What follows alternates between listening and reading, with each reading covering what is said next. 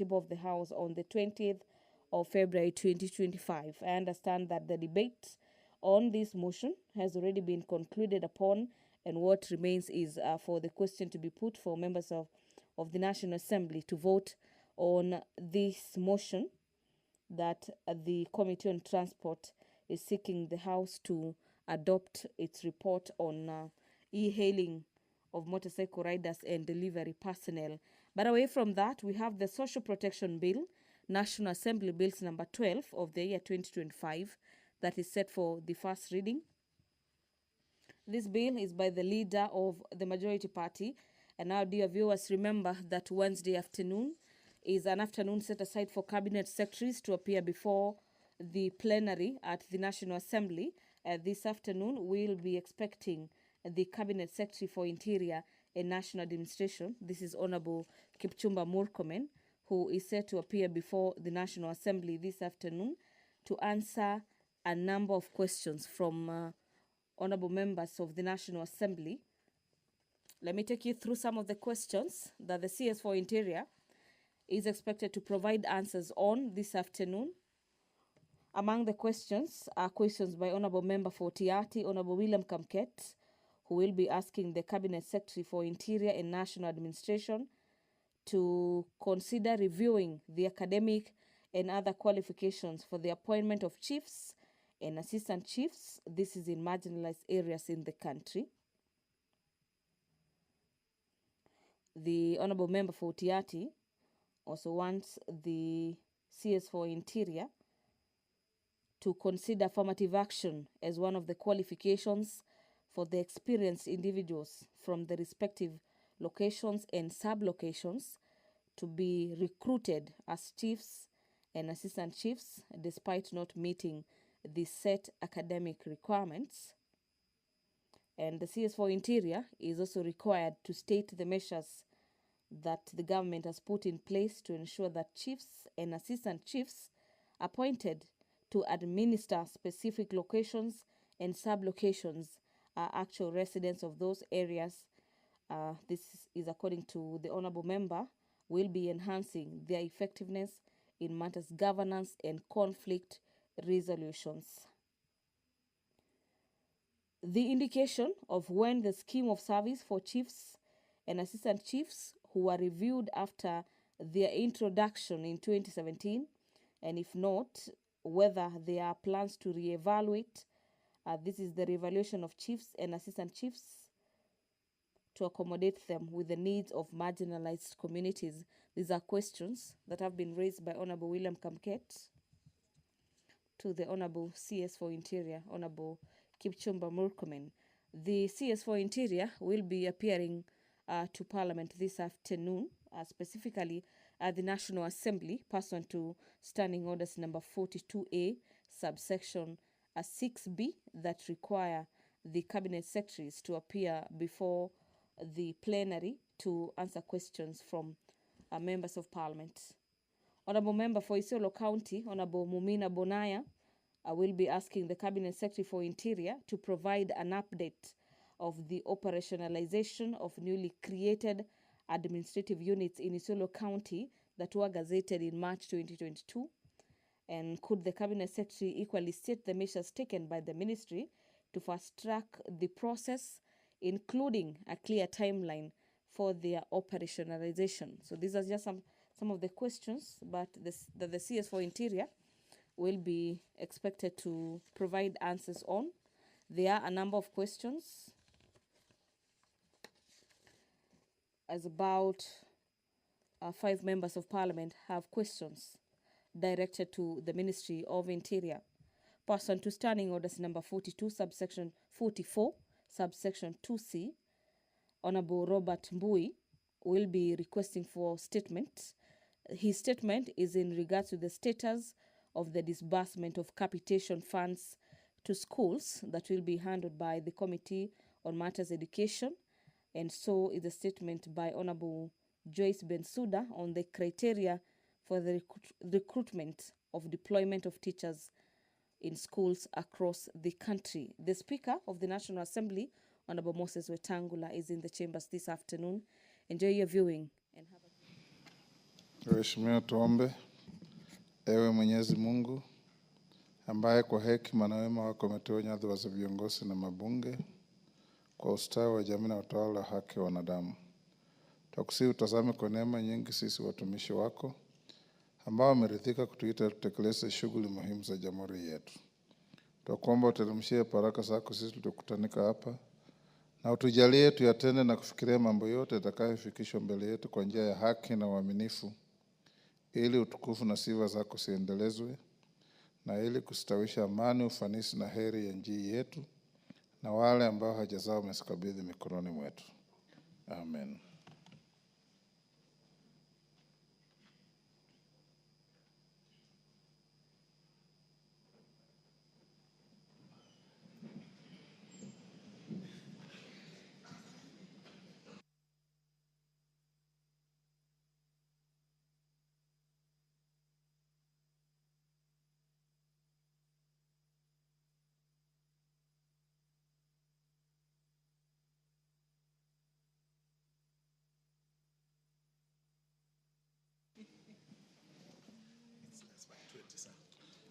Sergeant, ring the quorum bell.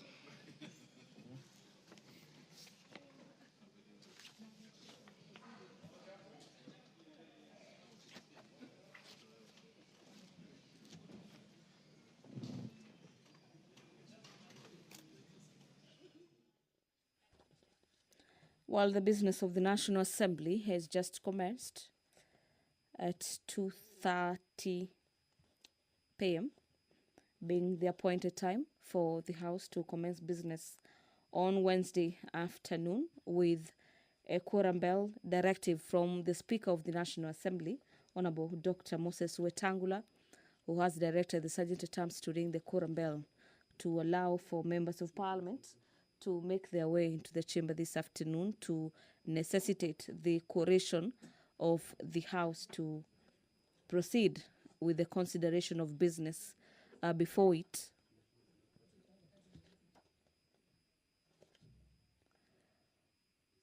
The Honourable Member for Homa Bay, Honourable Dr. Joyce Bensouda, will be requesting for a statement this afternoon.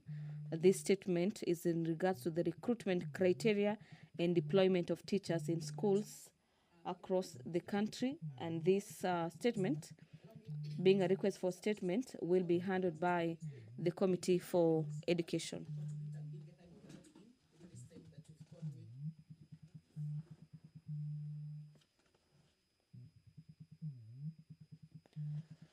The Honourable Member for Gilgil, Honourable Martha Wangari, equally has questions for the Cabinet Secretary for Interior. Honourable Member for Gilgil wants the Cabinet Secretary for Interior to provide a detailed report on the status of investigations into the death of Mr. Justus Omolo, who happens to be a local fisherman whose body was retrieved from Lake Nakuru on the 21st of February 2025. The CS for Interior is also required to outline the steps being taken by the ministry to ensure that the perpetrators are apprehended, including whether any arrests have been made so far. The quorum has been achieved. Allow me to hand you over.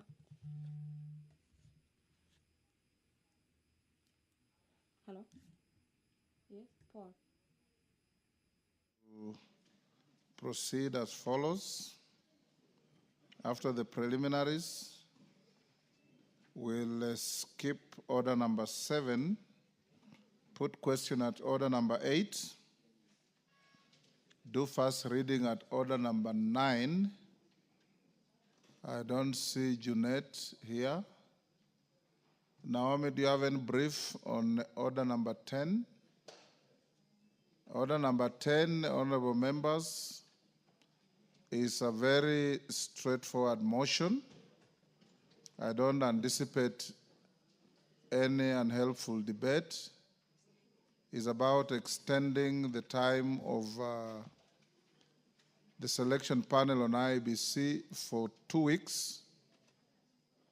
The request has been approved by PSC. It has been approved by House Business Committee. and I'll hesitate to allow unhelpful debate to interfere with the ongoing recruitment process, because the selection panel is interviewing candidates for chair and commissioners of IEBC, and I know many of us in front of the camera, we go sometimes overboard. I'll encourage that this motion be disposed of in the shortest time possible, because the organs of your house have agreed to extend for 2 weeks for them to finish their work. In good time, you will have an opportunity to debate their products when they come to this house. After that, then we'll go to questions, and the Minister for Interior is supposed to be here. So if we can deal with those preliminaries up to 3:30 latest, or 3:15 in fact, then we go to questions. So clerk, you can now call. Order number 1, administration of oath. Order number 2, communication from the chair. As we do so, those who are able to get the minority whip can call him, or Robert Mbui will be moving the motion on extension. Look for your boss. Who? Oh, Naomi Wako is there? Okay, fine. Honorable members, I have a short communication on the designation of member as the vice chairperson of the Committee of Powers and Privileges. Honorable members, as you may be aware, the National Assembly Committee of Powers and Privileges is constituted under Section 15 of the Parliamentary Powers and Privileges Act, Cap 6. In establishing the committee, the Act designates the Speaker as chairperson, but neither provides for the position of vice chairperson to deputize the Speaker, nor the manner of causing a member to take charge of the affairs of the committee in the absence of the Speaker, as is the case for other select committees. Given the nature of the work of the committee vis-à-vis the responsibilities and various hats worn by the holder of the office of the Speaker, it is not feasibly possible for the Speaker to be available to preside over the meetings of the committee on a regular basis. Further, it is not tenable for the Speaker to sit in the liaison committee as the chairperson representing the Committee of Powers and Privileges. In order to strike a fair balance and ensure that the Committee of Powers and Privileges is able to regularly transact its business unhindered and to also have representation in the liaison committee, I hereby designate the Honorable Joseph Lekuton, CBS MP, a member of the committee, as the vice chairperson of the Committee of Powers and Privileges. Further to his role as the vice chairperson, Honorable Lekuton will be the representative of the committee in the liaison committee. Honorable members, in the same vein, I also designate the Honorable Omboko Milemba, CBS MP, as the representative of the House Business Committee in the liaison committee. The designation of the Honorable Lekuton and Honorable Milemba takes effect immediately and shall remain in force until the lapse of the term of their respective committees or such other time as the appointing authority may deem fit. The relevant committees and indeed the House are accordingly guided. I thank you. Next. Order number 3, messages. Order number 4, petitions. Order number 5, papers. Naomi. Honorable Speaker, I beg to lay the following papers on the table of the House today, Wednesday, April 2, 2025, afternoon sitting.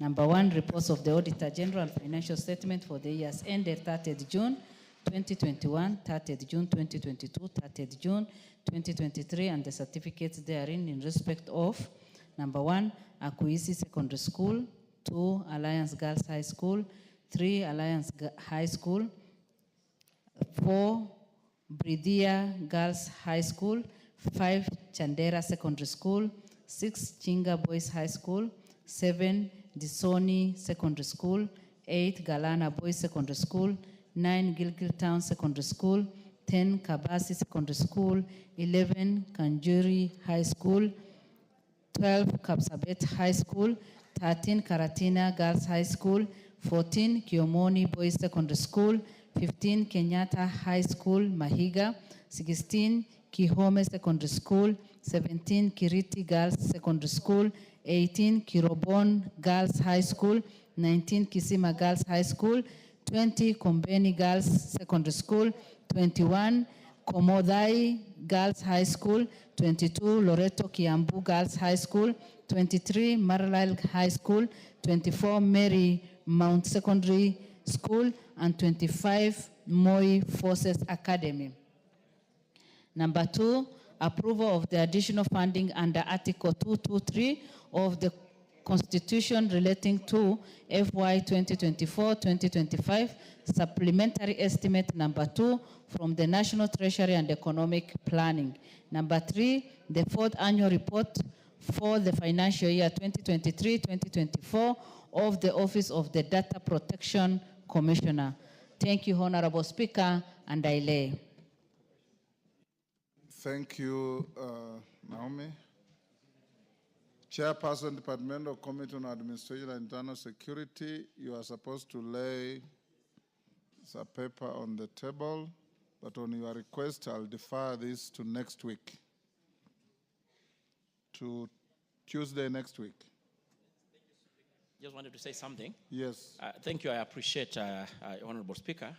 And as earlier indicated, being the sponsor of the bill as the lead of majority, and having had the members' consideration and deliberations, we wanted to have a bit more time so that we can able to reach more consensus on the same. So thank you so much for the consideration. Thank you. Honorable members, before the next order, allow me to acknowledge the following schools in the Speaker's Gallery. Nyambaria High School from Kitutu, Masaba, Nyamira. In the public gallery, Nziu Secondary School from Makueni. Isunguluni Comprehensive School from Kibwezi East, Makueni. Chemasis Primary School from Rongai, Nakuru. Kithingiesio Junior School from Kibwezi East, Makueni.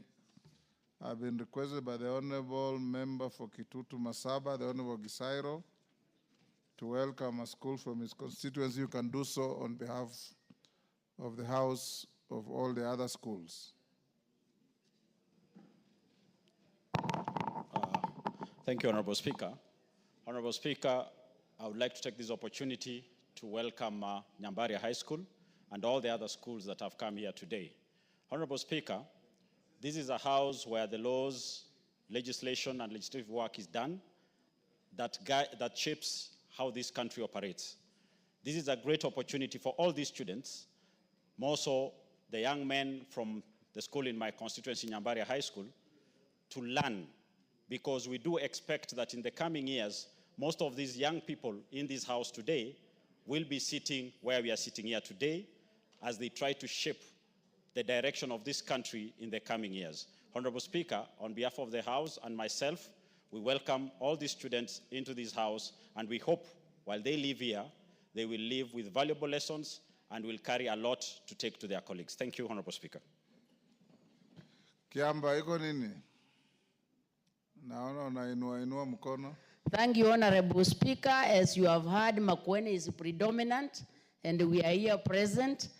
On behalf of the House, I also wish to welcome all the students of Parliament, and especially the much population from Makueni, including Nziu Secondary, which is one of the largest day school, performing day school. And we want to wish them all the best, all the students, and ask them, make day school work, because it makes education very cheap for us in this country and for our parents. Thank you, and wish you all the best. Thank you. Next order. Order number 6, notices of motion. Order number 8, motion. Public petition on legal recognition and protection of e-hailing motorcycle riders and delivery personnel. Question to be put. Honorable Member for Bumula, take your seat.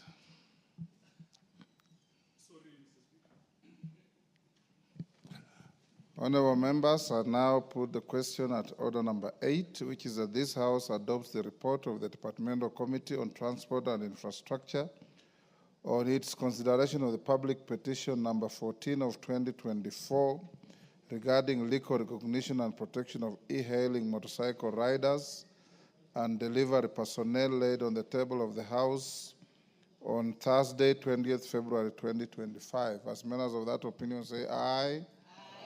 Will those of the contrary opinion say nay? The ayes have it. Next.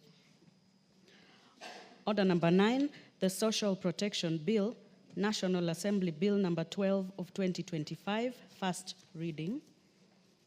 A bill for an act of parliament to provide a framework for the administration of non-contributory social protection interventions, to establish the National Board for Social Protection and for connected purposes.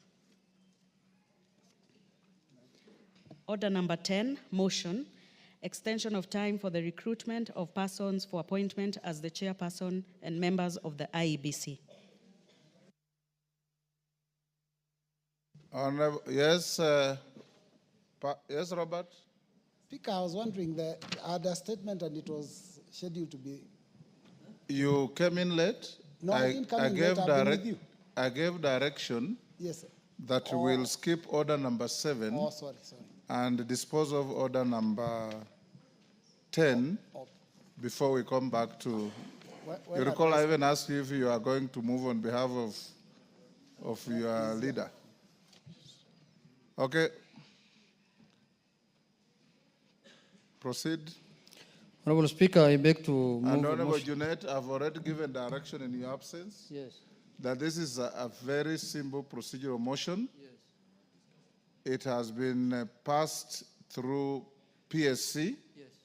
through the House Business Committee where you sit, and I'll not open debate to start speaking for or against the ongoing process of recruiting IEBC chair and commissioners. You'll have an opportunity to debate when the results come to the House. This is pure and simple extension of the time for 2 weeks. Go ahead. Thank you, Mr. Speaker. Mr. Speaker, I beg to move the motion on extension of the time for the recruitment of persons for appointment as the chairperson and members of the IEBC. Aware that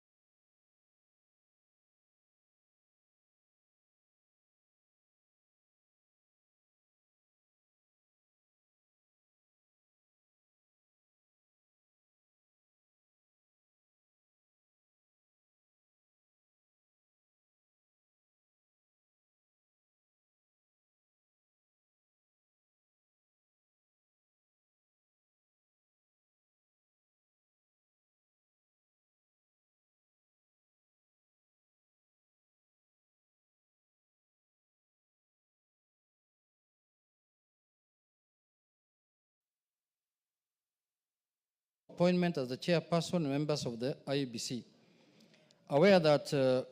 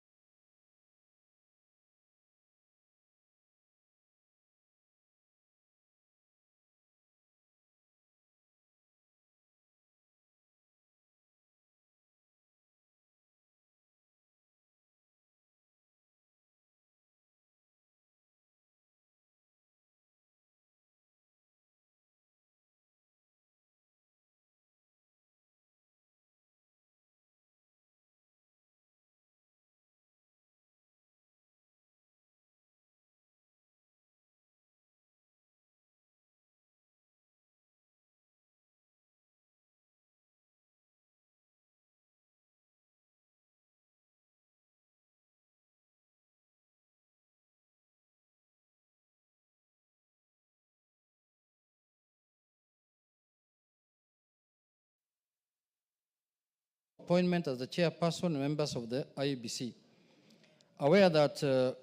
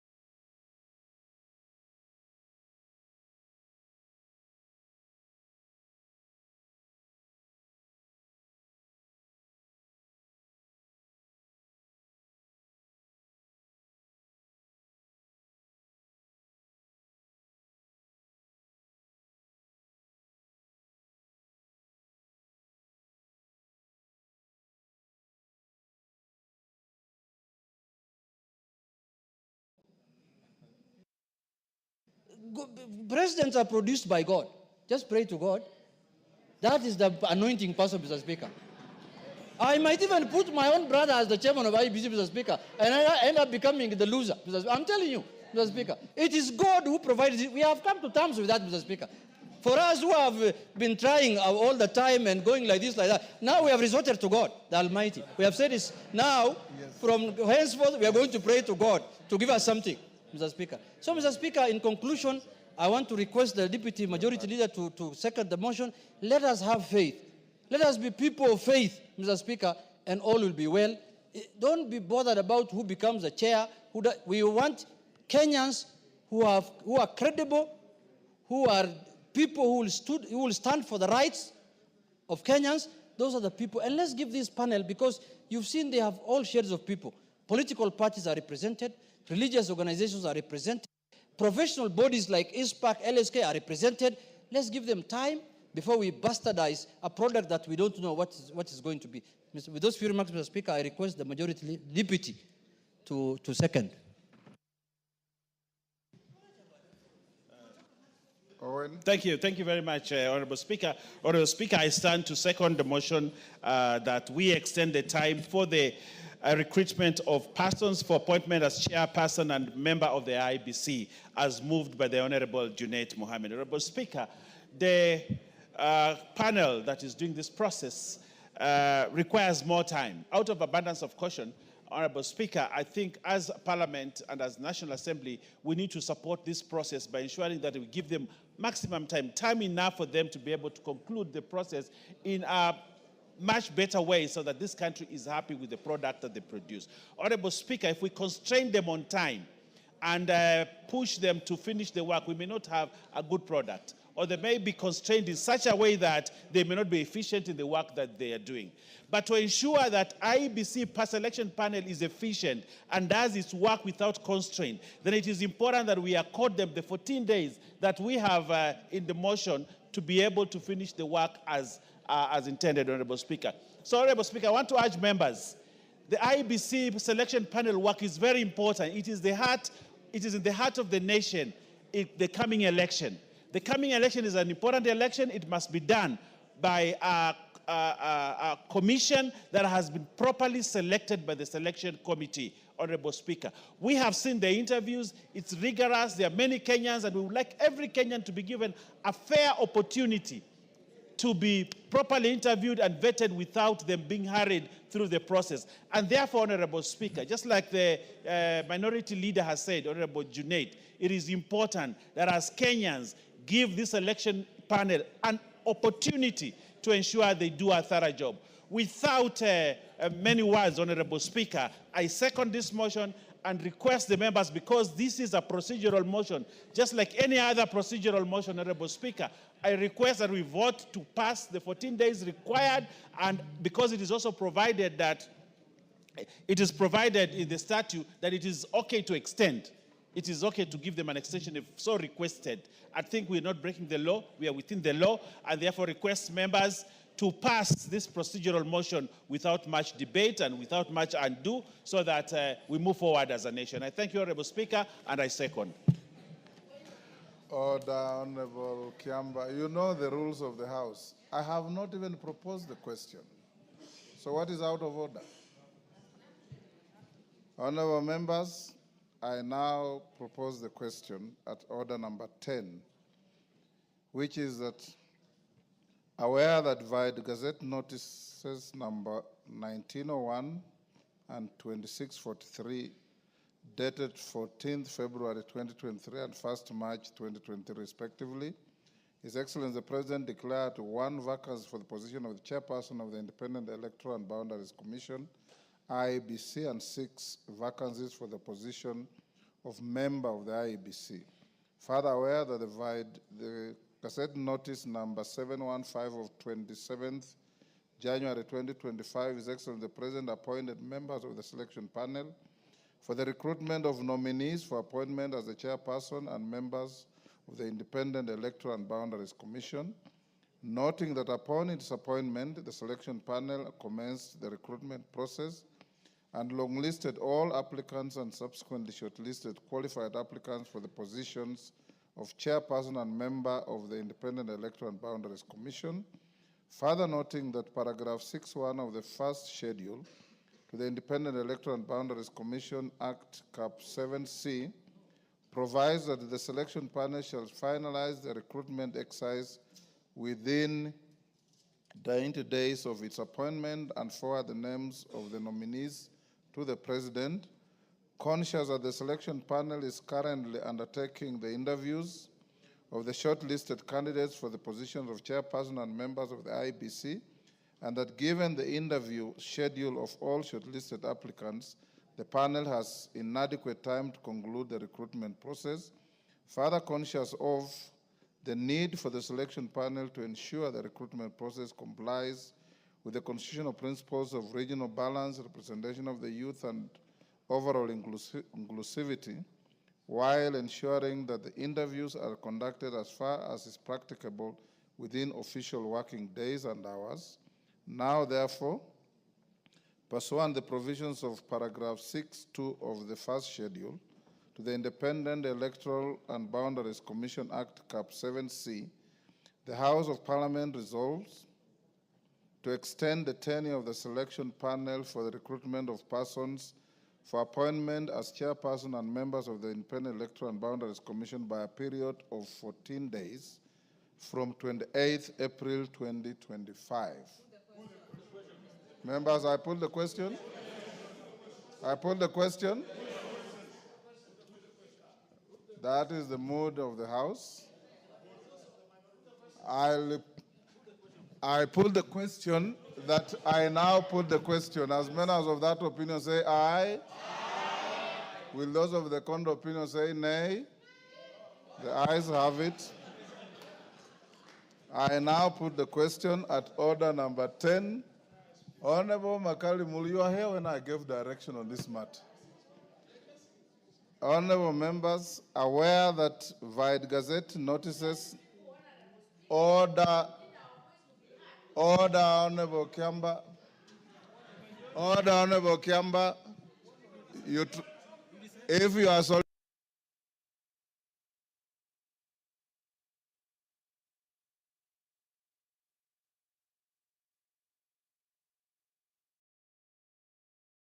listing to be sent out, I will not send you. I will now, order members, I'll now put the question.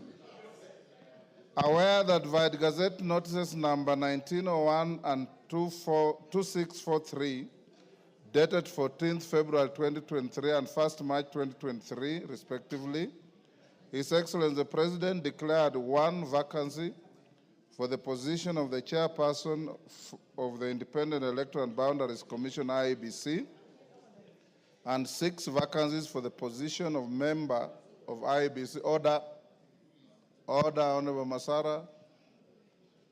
Further aware that via Gazette Notice number 715 of 27th January 2025, His Excellency the President appointed members of the selection panel for the recruitment of nominees for appointment as the chairperson and members of the Independent Electoral and Boundaries Commission, noting that upon its appointment, the selection panel commenced the recruitment process and longlisted all applicants and subsequently shortlisted qualified applicants for the positions of chairperson and member of the Independent Electoral and Boundaries Commission, further noting that paragraph 6.1 of the first schedule to the Independent Electoral and Boundaries Commission, Cap 7C, provides that the selection panel shall finalize the recruitment exercise within 90 days of its appointment and forward the names of the nominees to the President, conscious that the selection panel is currently undertaking the interviews of the shortlisted candidates for the positions of chairperson and members of the IEBC, and that given the interview schedule of all shortlisted applicants, the panel has inadequate time to conclude the recruitment process. Further conscious of the need for the selection panel to ensure the recruitment process complies with the constitutional principles of regional balance, representation of the youth, and overall inclusivity, while ensuring that the interviews are conducted as far as is practicable within official working days and hours. Now, therefore, pursuant to the provisions of paragraph 6.2 of the first schedule to the Independent Electoral and Boundaries Commission Act, Cap 7C, the Houses of Parliament resolved to extend the tenure of the selection panel for the recruitment of persons for appointment as chairperson and members of the Independent Electoral and Boundaries Commission by a period of 14 days from 28th April 2025. As members of that opinion say aye. Aye. Will those of the contrary opinion say nay? Nay. The ayes have it. Go back to order number 7. Order number 7, questions and statements. Honorable members, will Majority Leader is the minister within the presence of Parliament? Let him hold on, we clear. Robert Mbui. Robert Mbui.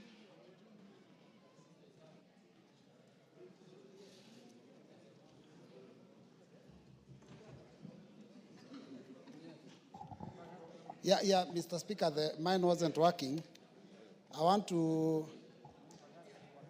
agree with the minority leader that as this team starts off their work, they do a good job for Kenya and ensure that when the product is finished, they implement NADCO report to the letter, especially on the issue of consultation with the principle of Kenya Kwanza and Azimio. Mr. Speaker, I rise to request for a statement regarding the status of disbursement of capitation funds to schools. Pursuant to the provisions of Standing Order 44.2c, I rise to request for a statement from the chairperson of the Departmental Committee on Education regarding the status of disbursement of capitation funds to schools. Honorable Speaker, in 2003, the government introduced the Free Primary Education Policy, FPE, in line with international efforts towards education for all. This was followed by the launch of a tuition-free secondary education policy in 2008 with the goal of making secondary school education affordable.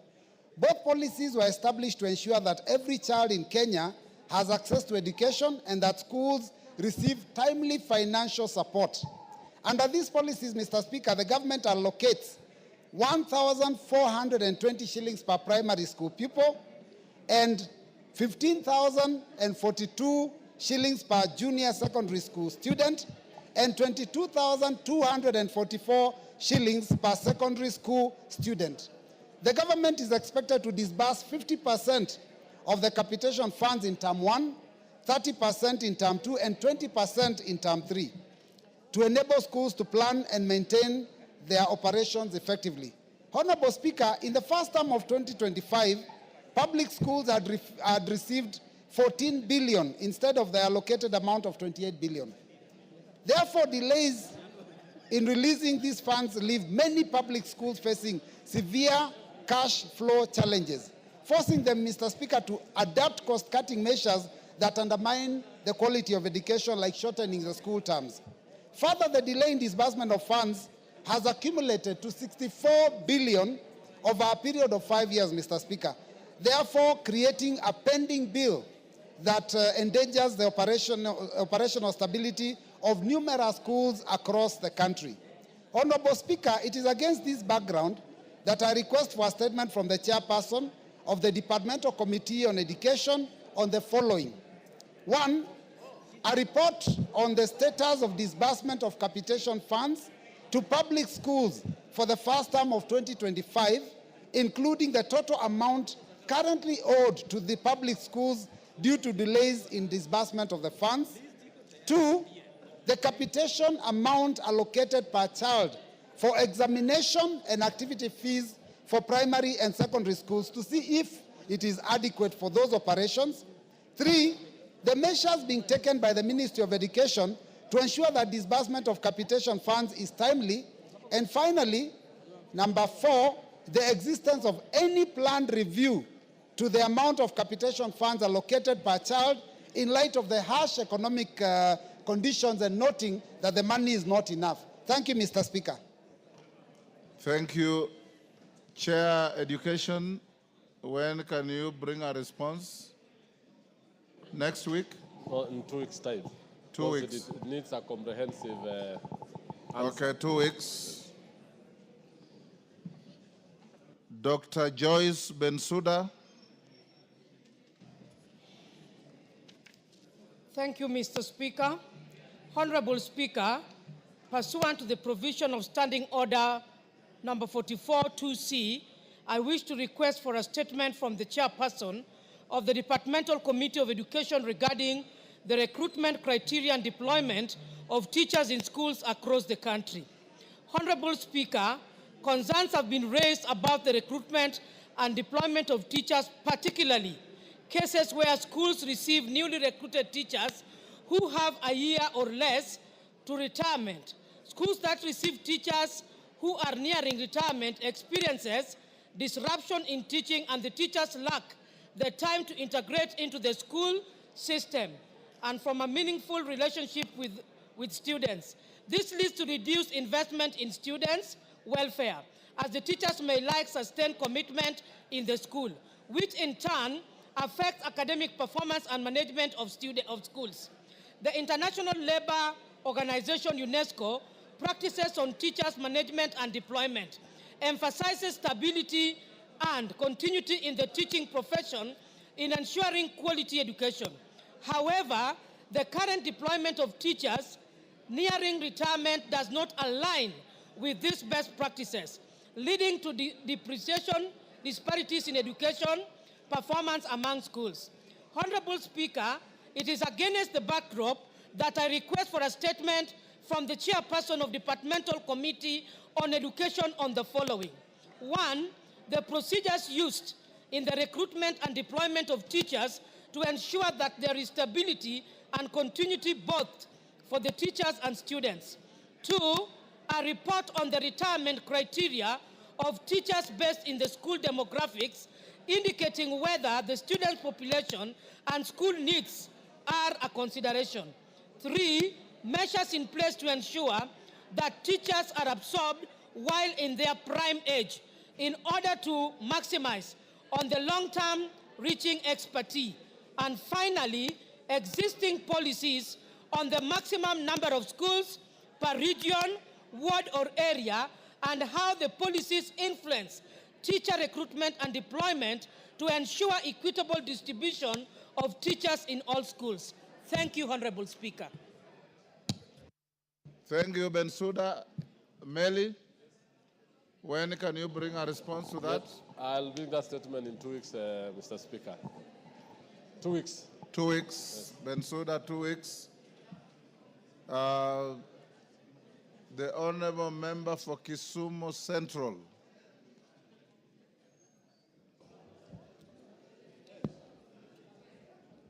Other members, Karemba, if you want to talk to Osoro, sit next to him and talk to him.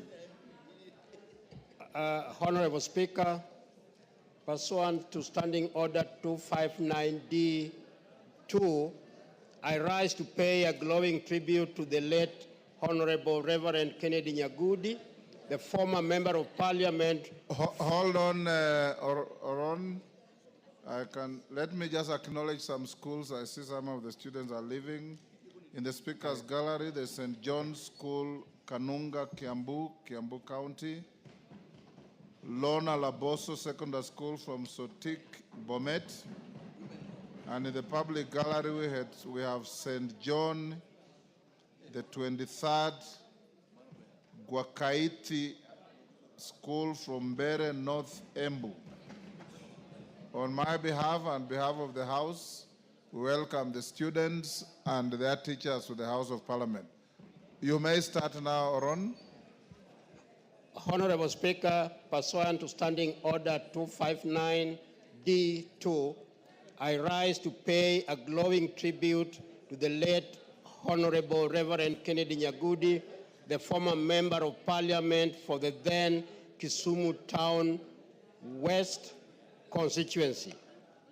Honorable Speaker, the late Honorable Reverend Nyagudi passed away on the Sunday, 23rd March 2025, while undergoing treatment at the Kenyatta National Hospital. The late Honorable Rev Nyagudi was born on 2nd July 1970 in Kisumu. He began his education at Haria Primary School, Kisumu in 1977, completed his O-level at Kisumu Boys High School in 1984, and later joined Sawagongo High School for his A-level, which he completed in 1989. He proceeded to Egerton University in 1990 to pursue Bachelor of Science degree in computer science, but later went to the United States, where he studied theology at Charter University. He authored a book, Light Shed on Darkness, in which he enlightens Christians on spiritual and physical knowledge to overcome spiritual warfare. Honorable Speaker, the late Reverend Nyagudi was a servant of the people who derived satisfaction in community empowerment. He successfully struck a strategic partnership with the Dominion Group of companies from the United States to invest approximately $4 billion in the rehabilitation of Yala Swamp in Siaya County through sustainable rice farming. He later served as the founding director of Dominion Farms, which it took over the management of Yala Swamp. Under his transformative leadership, Dominion Farms posted significant profits, creating employment opportunities for thousands of locals. He also mobilized funds for revitalizing stalled projects. Honorable Speaker, in January 2004, the late Honorable Reverend Nyagudi made his debut in elective politics, joining the 9th Parliament as the member for Kisumu Town West constituency through a by-election triggered by the passing on of the then Member of Parliament Honjob Omino. Although the late Reverend Nyagudi had a short but illustrious parliamentary service, he demonstrated dedication to legislative work and advocacy for the welfare of the people of this country.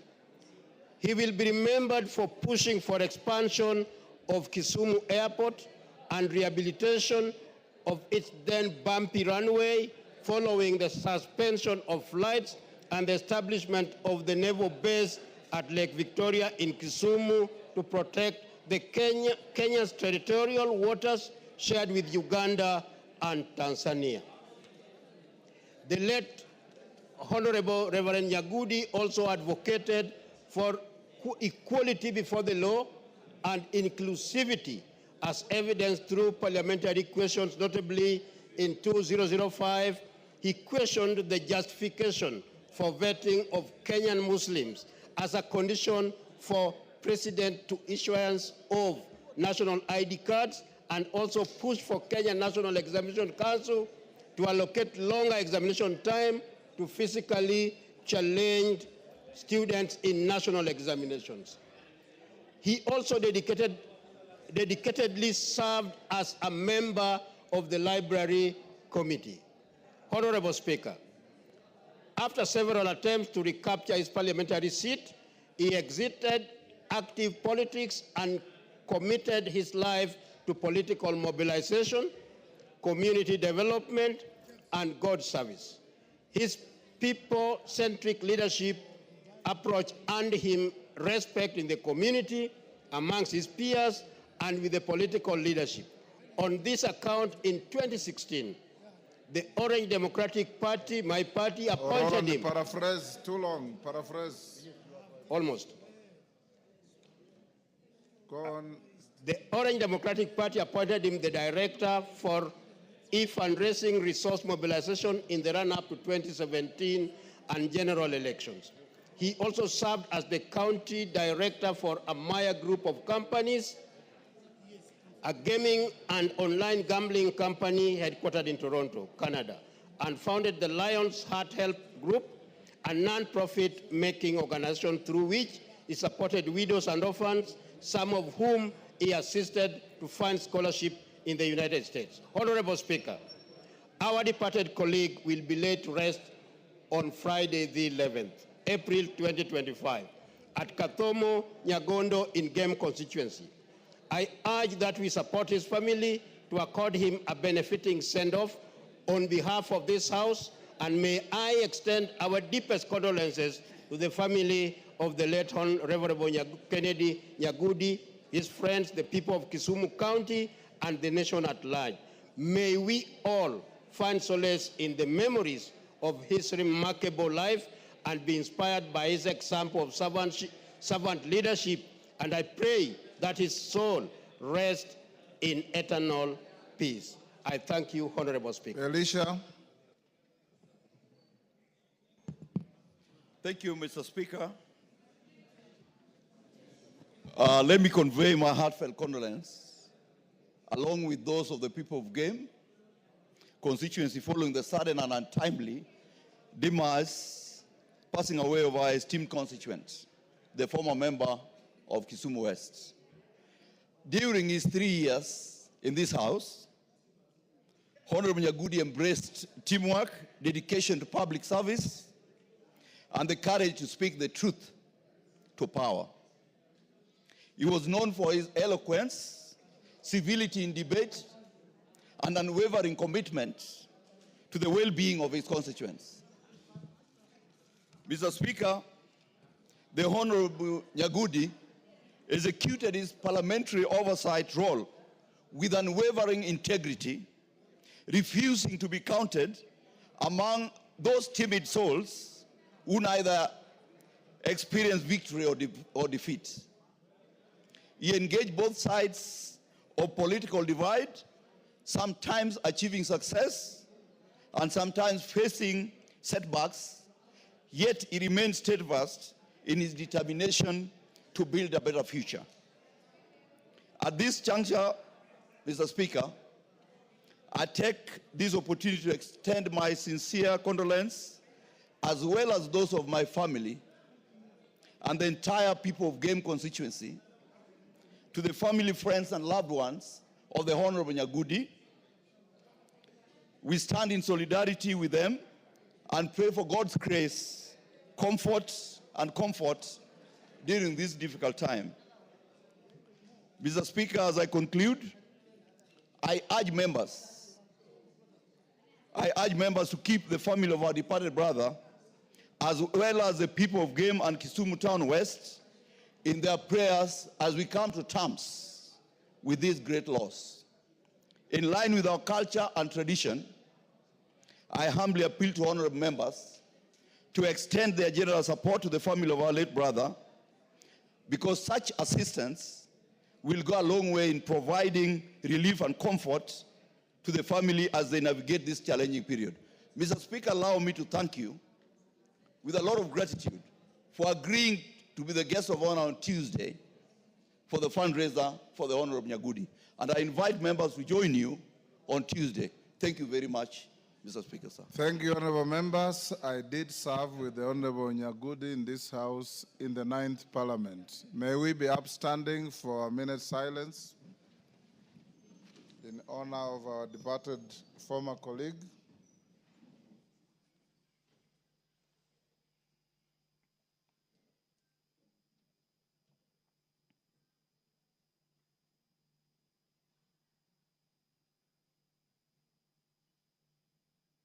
May his soul rest in eternal peace. Amen.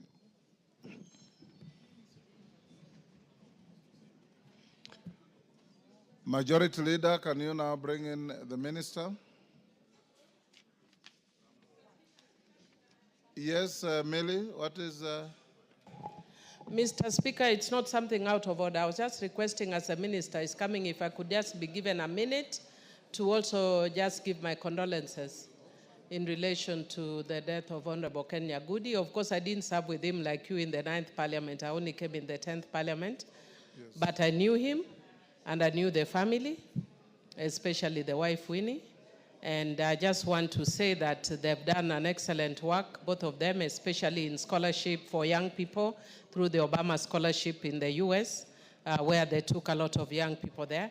And Mr. Speaker, because I know that the CS has come in, I'll cut my speech short, but I'm just thanking you also on behalf of the family for agreeing to support them, and also call on the other members, because this might be us in the future.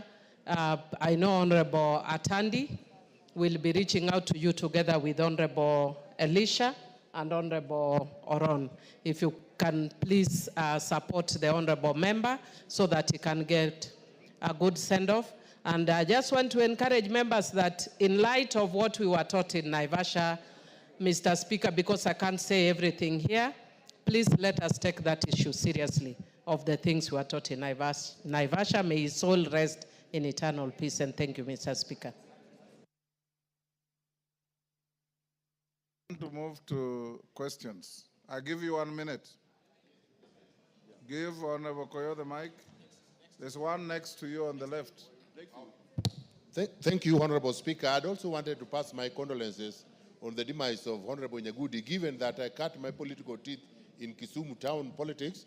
Mr. Nyagudi was the second member of parliament after the sad demise of Dr. Uko, and I understood his work very well. So quickly, I want to pass my condolences on my own behalf, on behalf of my constituents, for the family, and that we pray for God to look after his family that remains behind. Thank you very much, Honorable Speaker. Thank you, honorable members. We'll now go to questions under order number 7.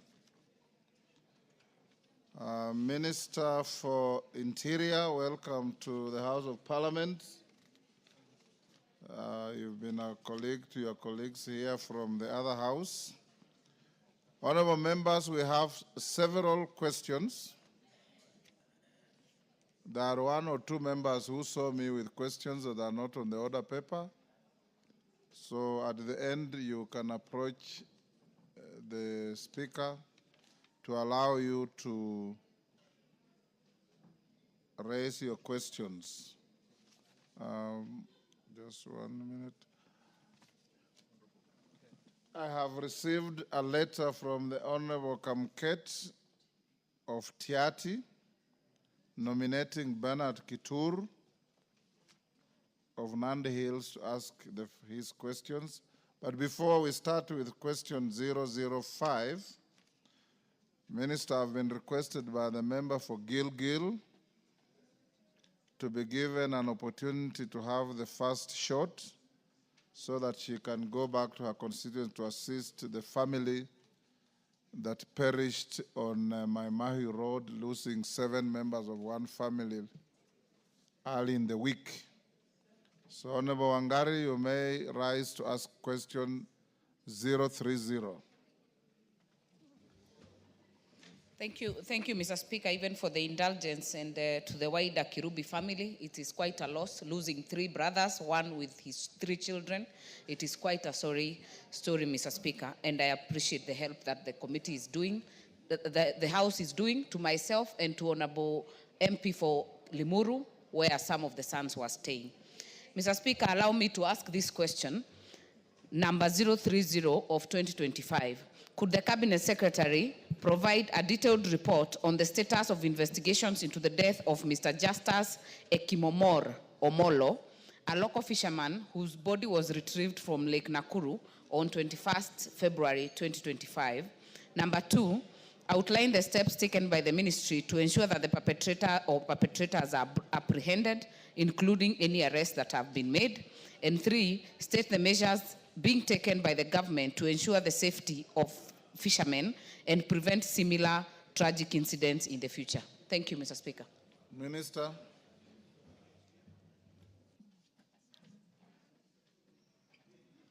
Thank you very much. Thank you very much, Mr. Speaker.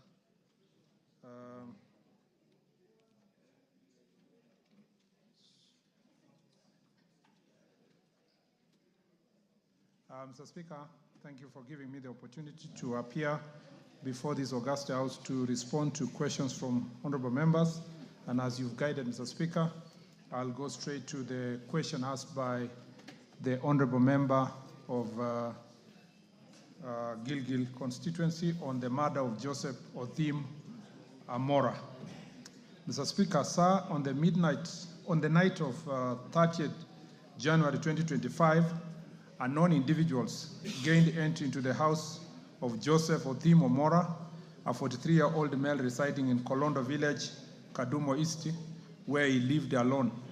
The assailants brutally attacked him, inflicting a deep cut on his belly, exposing his intestines, and killing him on the spot. The motive behind the murder is unknown. On 31st of January 2025, I think this is possibly, actually, I have read the one for Karachuonyo. The question is in. I was wondering. Yes. It's question 030. That is page.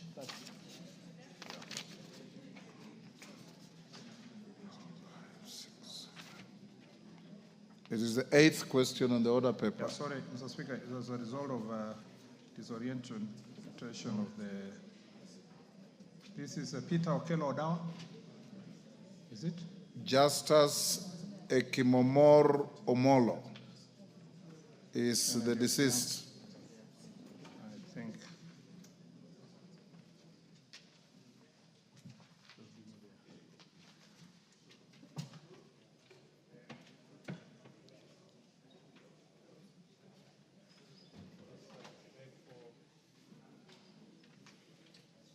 Speaker, sorry, because you changed the orientation, the flow, I could not be able to trace it quickly within my tablet. But let me read, luckily I have a backup copy. Mr. Speaker, on February 19, 2025, at approximately 12:20 hours, a report was made at Barut Police Station via OB number 7/19/2 of 2025 by Mr. Oyawa, the chief of the Lakeview Shores area. He stated that he had received information regarding a drowning incident at Lake Nakuru. Police officers from Nakuru West proceeded to the scene. They discovered the body of an unidentified male, clad in a life jacket, floating in the lake and entangled in a fishnet. Crime scene investigation personnel processed and documented the scene before transferring the body to Nakuru Annex Hospital mortuary for preservation, identification, and autopsy. On February 27, 2025, the deceased was identified by his family as Justus Ekimomor Purakwor, a 31-year-old Turkana fisherman from Nakuru County. The family confirmed that he had been missing since February 18, 2025. An autopsy was conducted on the same day at Nakuru Annex Hospital mortuary by pathologist Dr. Titus Ngulungu. The postmortem examination determined that the cause of death was hypoxic brain injury resulting from a carbon monoxide poisoning and circumstantial asphyxia. Regarding the steps being taken, Mr. Speaker, investigations are ongoing on the matter under inquest file number 1/2025. Statement has been recorded from 2 witnesses, and efforts are ongoing to identify the deceased colleagues who are reportedly fishing with him on the day of the incident to obtain further information. Samples collected from the body have been submitted to the government chemist for analysis, and the results are still pending. At this stage, no arrests have been made. The case is pending as under investigations. Mr. Speaker, on question number 3, question subsection 3, the National Police Service has implemented several measures to enhance the safety and security of fishermen. The aim is to create a safer environment for fishermen while promoting responsible and sustainable fishing practices. Number 1, Mr. Speaker, is the increased police patrols and visibility, strengthening both foot and mobile patrols along the lakes and other water resources while maintaining a strong police presence is key fishing zones to deter criminal activities. Community engagement in fishing regulations, promote responsible fishing practices and protect marine resources. Regular meetings are held with the local fishing community. These sessions focus on educating fishermen about restricted fishing zones and the standardized nets permitted for use. Additionally, fishermen are encouraged to adhere to designated fishing boundaries to prevent conflict arising from intrusion into other fishing jurisdictions. Number 3, fast tracking of investigations, ensuring timely handling of all reported cases with prompt legal action against the perpetrators to deter future offenses and enhance public confidence in law enforcement. 4th is the establishing collaboration with neighboring countries on security. Mr. Speaker, collaborating with neighboring countries that share common lakes or fishing zones to prevent conflict and competition over fishing resources, ensuring peaceful and sustainable utilization of shared water bodies. Finally, enhancing crime reporting mechanism, Mr. Speaker, by encouraging the fishing community to share critical intelligence anonymously via the Fichua Kwa DCI toll-free number 0800-722-208, guaranteeing confidentiality and the safety of whistleblowers. I thank you, Mr. Speaker. Ongare. Honorable Ongare. Thank you, Mr. Speaker. And I will just say that, of course, this answer is really below par because there is no single arrest that has been made on this death. And Mr. Speaker, this family stays in an area called KCC, just on your way on the highway from Delamere, and they are still wondering who exactly wanted their son killed. But Mr. Speaker, allow me to make a follow-up question, which is going to be a global question that we have even asked the former CS of Interior.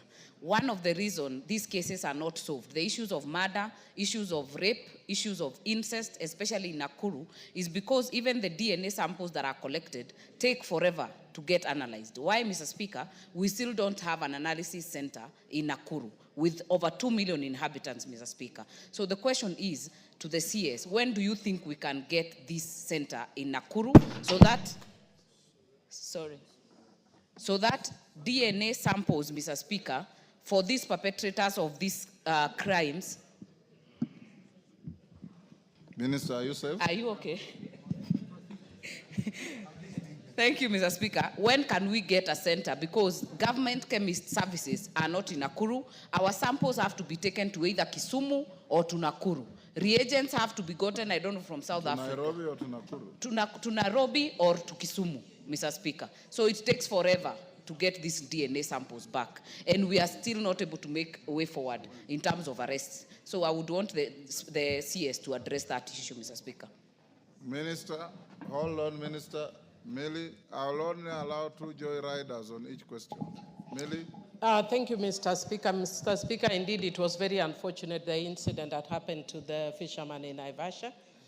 And I want to agree with my sister that we have a lot of gaps in the way that issues that deal with personal incidents of security are being dealt.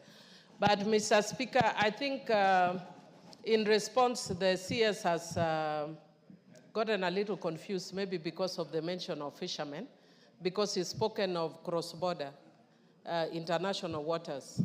I don't know what international waters are in Naivasha. But that aside, Mr. Speaker. He was okay because the last question Wangari is asking about the safety of fishermen generally. Thank you, Mr. Speaker. Yes. I just said thank you for that clarification. But now, having raised that, Mr. Speaker, there's a very critical issue that affects fishermen. And in Naivasha, this was actually a case of murder. In Suba North and the neighboring, a lot of fishermen are fighting and killing each other because of the space. And I've heard the CS saying, let them go to demarcated areas. On land, we have title deeds. There's no title deed in water. So when you tell people to go to demarcated areas, where do they go to demarcated areas? Could the CS consider setting up a team that would look at emerging issues in the lake? Almost every month, there's a fisherman that is killed because people are fighting over scarce resources, and much more so, especially now, because we have internationalized. We're actually having people that are doing aquaculture from other countries within the water. So the water resource has become extremely small, and unless this is sorted out, we are going to have a major crisis. And so maybe if the CS can tell us what the government is seeking to do in that, before we even talk about Uganda, because we're always attacked by Uganda and Tanzania. But now we are attacking each other because water has become very scarce. Rueda. Asante Bwana Spika. Mwanzo ni kupongeze wewe kutambua sisi wenye wavuvi wa samaki. Bwana, swali langu kwa waziri. Muna mikakati gani mumepanga ya kusaidia hao wavuvi kuboresha usalama wao? Kwa sababu Bwana Spika, wavuvi hawajazingatiwa hii Kenya. Hivi karibu siku 3 tu Lamu, boti imepata shida hapo mbele ya Mkokoni, wakapiga simu waende wakasaidiwe. Hawakusaidiwa, wakabidi waogelee wao wenyewe, wakafika huku chombo ikabidi imebeba mizigo mingi, mawimbi yakaja ikazamisha. Na ingelikuwa rahisi, ingekuwa wangefikiwa kwa haraka. Na si mbali na station, kuna kambi nyingi za forces ziko hapo karibu. So ni mikakati tu haijapangiliwa. Tafadhali waziri, tuambie hao wavuvi na wao ni wa Kenya na wanachangia pakubwa. Bwana Spika, utanisaidia, sijui niseme ni iko kwao kwa usalama au kwa transport au kwa blue economy, lakini kwa popote hawa ni wa Kenya, watafutiwe njia, wasaidike. Asante. Rescues ziweko. Asante. Yes, so Waziri will take Nabwin, the last one on this. Nabwin. Thank you, Mr. Speaker, sir. Just on the same note, Mr. Speaker, fishermen in Lake Turkana who fish around Sibiloi have either been arrested, killed, or sometimes they disappear in those waters. The reason given, and we brought this, Mr. Speaker, to before this house before. The reason given is that fishermen go fishing in areas that are not supposed to. But the problem is, around Sibiloi, there is no demarcation that has been done. Can the CS tell us when they are going to do the demarcation so that our fishermen will be aware on areas where they are supposed to fish or not to fish. Thank you, Mr. Speaker. Minister. Mr. Speaker, thank you very much for the very incisive follow-up questions.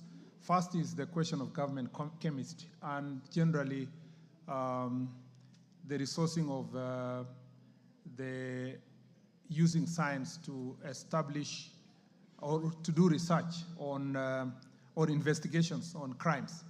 Mr. Speaker, we have as a ministry established that both the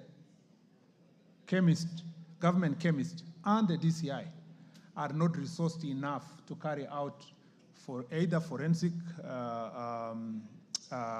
investigations or to ensure that they deal with these samples that are given to the labs. Why? It's because, like the government chemist is centralized. It's only one lab across the country, based in Nairobi.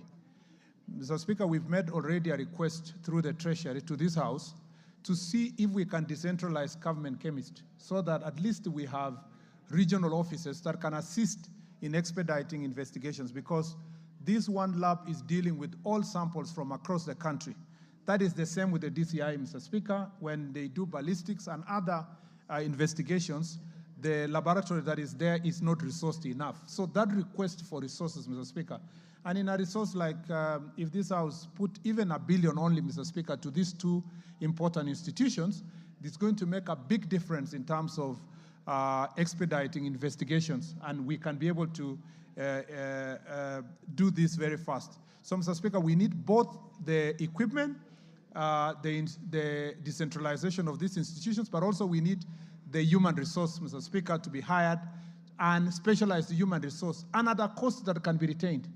Mr. Speaker, when I visited the DCI office, for example, the DCI lab, they told me that the struggle they have is that the scheme of service that is given to the DCI to retain these specialists, Mr. Speaker, is so low that they are unable to maintain their salary and allowances and keep them with this government. And every time they get opportunity in the private sector, we lose them. Mr. Speaker, there is need for support to these two institutions to hire and retain investigators.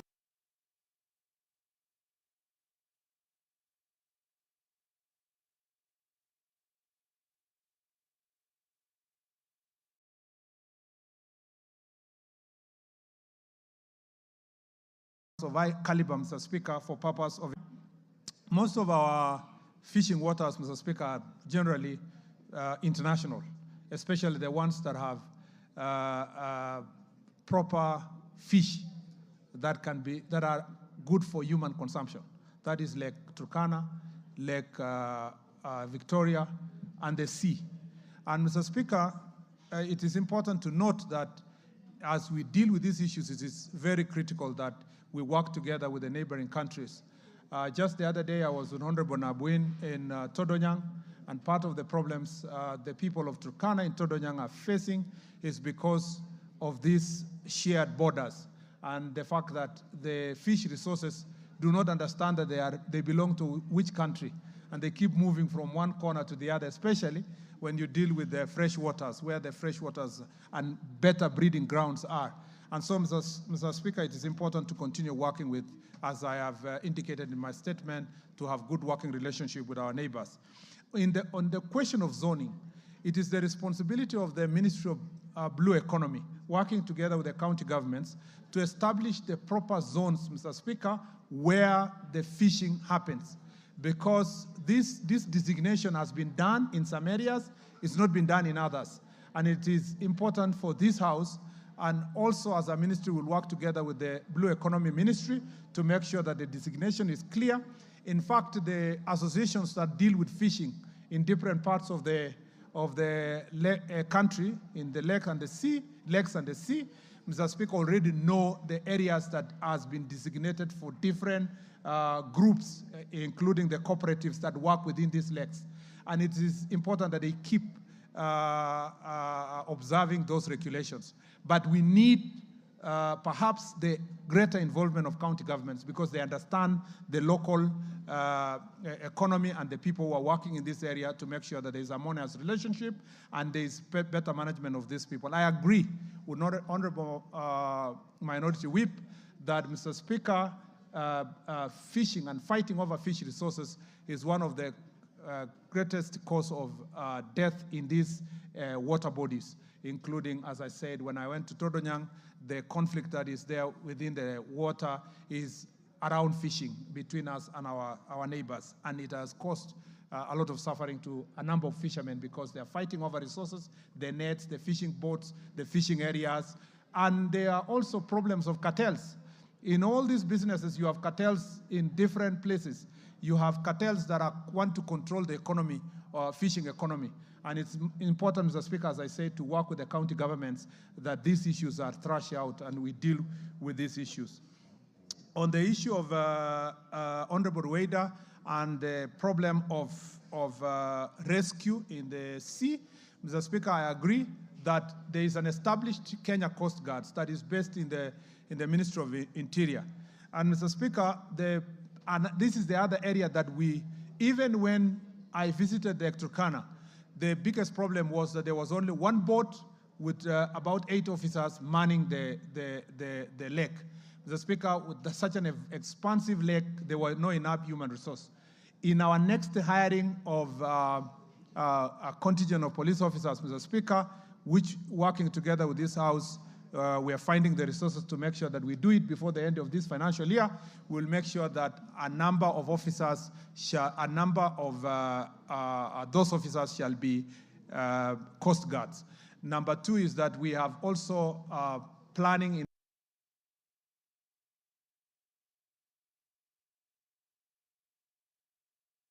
the next financial year to increase the number of boats that will be bought to help in rescue, but also patrol and security issues within our inland and international waters. And then finally, Mr. Speaker, I think I have summed up together this question with the one for Honorable Nabuin on the question of our waters. Thank you, Mr. Speaker. I did so, Mr. Speaker. I have responded to Honorable Wada. Thank you. Question 005 and 006, Minister, will be asked together. They are all from the Honorable Kamket. David Kitur, you are permitted to ask on his behalf. Thank you, Mr. Speaker. Bernard Kitur. Bernard, sorry. Not And David. thank you for accepting that I talk over this question on behalf of my colleague, Honorable William Kamket, MP for Tiati, who was not able to be here because of some official duties out of town. However, I hope I'll be able to prosecute the way he wanted it to be. Mr. Speaker, could the Cabinet Secretary, one, consider reviewing the academic and other qualifications for the appointment of chiefs and assistant chiefs in marginalized areas in the country? Secondly, could you also consider affirmative action as one of the qualifications for experienced individuals from respective locations and sub-locations to be recruited as chiefs and assistant chiefs despite not meeting the set academic requirements?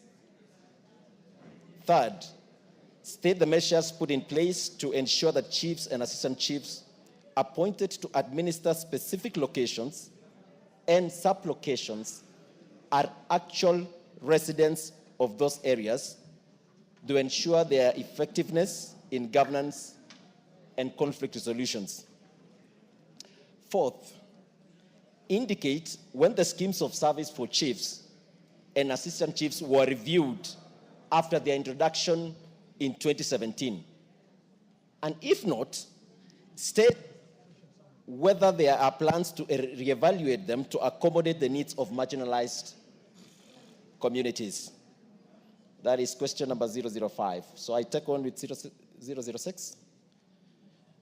The second question, Mr. Speaker, said to the Cabinet Secretary, provide a detailed explanation on the circumstances that caused police officers from Karenge Choto Operation Camp to indiscriminately shoot and kill cows belonging to Mr. Tesio Chepanda of ID number 34184906 in Lemuyek Village, Chemuro sublocation, which was reported as OB number 08/30/01/2025. Secondly, state the action the ministry is taking against the officers involved in the incident, particularly given their alleged misuse of an armored personnel carrier to carry out these acts. Lastly, could you consider compensating Mr. Tesio Chepanda, given their significant loss he suffered following the shooting of his cattle, valued at approximately 2 million shillings, and clarify whether there is a framework for restitution in such cases? Thank you, Mr. Speaker. Thank you. CS, you can answer those two. Thank you, Mr. Speaker.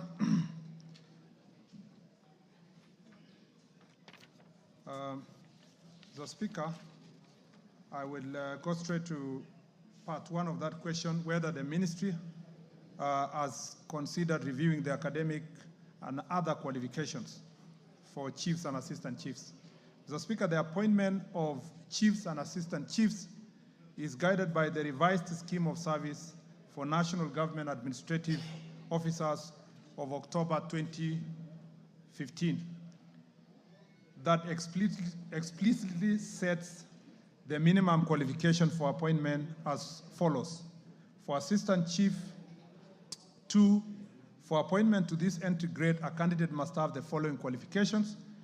Have Kenya Certificate of Secondary Education, which is a mean grade of a C- or its equivalent from a recognized body, be not less than 30 years of age, be a resident of the particular sublocation, police clearance certificate, have good communication skills, and have a certificate in computer application skills from a recognized institution. For the chief, Mr. Speaker, Chief 2, for appointment to this entry grade, a candidate must have the following qualifications: have Kenya Certificate of Secondary Education, mean grade of C-plane, or its equivalent from a recognized examination body, diploma in any of the following disciplines: public administration, management, social work, community development, education, governance, conflict management, or its equivalent from a recognized institution, be not less than 35 years of age, be a resident of a particular location, and have police clearance certificate, have good communication skills, and have a certificate in computer application skills from a recognized institution. However, in specific circumstances where the advertised position do not attract qualified candidates, the ministry, on a need basis, requests the Public Service Commission for academic waivers to fill the vacancies in marginalized areas. Whereas a review of the current scheme of service may be necessary, it is important to note that the Public Service Commission always grants academic waivers upon request by the ministry. On part 2, Mr. Speaker, on whether the ministry can consider affirmative action, Mr. Speaker, whereas possession of experience in socio-political, economic, and cultural aspects of communities is important in public administration at the grassroots, all cadres and all positions in public service are subject to particular minimum academic requirements during recruitment and selection process. Currently, academic waivers of particular qualification are granted to attract experienced applicants in special circumstances. This affirmative action ensures that citizens in the marginalized areas are not discriminated against, but have equal access to the chiefs and assistant chiefs positions. Mr. Speaker, question 3 is regarding the measures in place to ensure that chiefs and assistant chiefs appointed to administer specific locations and sub-locations are actual residents. Mr. Speaker, sir, it is a requirement in the scheme of service that the prospective applicants for the positions of chiefs and assistant chiefs should be resident of particular locations or sub-locations. The deputy county commissioners as chairpersons of sub-county recruitment and selection panels, have been guided through circulars to conduct due diligence and vetting of all the applicants' places of residence to ensure that candidates recommended for appointments are bona fide residents and of good standing in society. Besides, the National Intelligence Service usually conducts comprehensive background checks and vetting of all shortlisted candidates before interviews. The vetting reports of candidates include known place of residence, personal details, marital status, education and professional qualification, present and previous employment history, character, ability, and public relations, relationship with the community, clan dynamics in the respective administrative units, and involvement in any criminal activities. Regarding the time the scheme of service for chiefs and assistant chiefs was reviewed after the introduction in 2017, Mr. Speaker, the current scheme of service for chiefs and assistant chiefs were reviewed in 2015 and implemented in effect from 29th of October 2015. Previous other schemes of service for chiefs and assistant chiefs existed and have been reviewed over time to establish the required standards of recruitment and selection. The revised scheme of service for national government administration officers, October 2015, is currently undergoing review and will explore the possibility of appreciating the academic needs of the marginalized communities. On question 2, Mr. Speaker, I will respond as follows. First, on the explanation of circumstances that led police officers from Karenge Choto operation camp to indiscriminately shoot and kill cows. Mr. Speaker, sir, on 29th of January 2024, Assistant Chief Chemuro, sublocation of Loruk location, reported via number 0830/1 of 25 that an armored personnel carrier belonging to one of the formed W units stationed in Ngaratuko allegedly fired at cattle belonging to Mr. Yalokel Tesio Chepanda, a resident of Chemuro sublocation. The sequence of events occurred during routine patrol of a multi-agency security team in volatile Ngaratuko area where officers came under fire from suspected bandits. The assailants positioned themselves behind a herd of cattle, using the animals as shield while engaging security officers in shootout. In response, the officers returned fire, eventually overpowering the bandits, who then fled to the nearby thickets. As a result, 4 cows were confirmed dead, 9 sustained critical injuries, and 6 others suffered minor injuries. Due to the intensity of the exchange of gunfire, it remains unclear whether the deaths and injuries of the animals resulted from the police gunfire or from the rounds fired by the bandits. A comprehensive investigation is currently underway to establish the facts under the file number 1 of 2025, case pending under investigation. Number 2, Mr. Speaker, is the action that the ministry is taking. Mr. Speaker, sir, a thorough investigation into the matter is currently underway, and upon its conclusion, any individual found responsible, whether a police officer or otherwise, will be arraigned before the court of law to face appropriate charges. Number 3, compensation of Mr. Tesho Chepanda. Mr. Speaker, the ministry is not in a position to compensate the victim, as there is no scheme of service for compensation of victims of banditry or in the situation of such attack. Mr. Speaker, on question 7,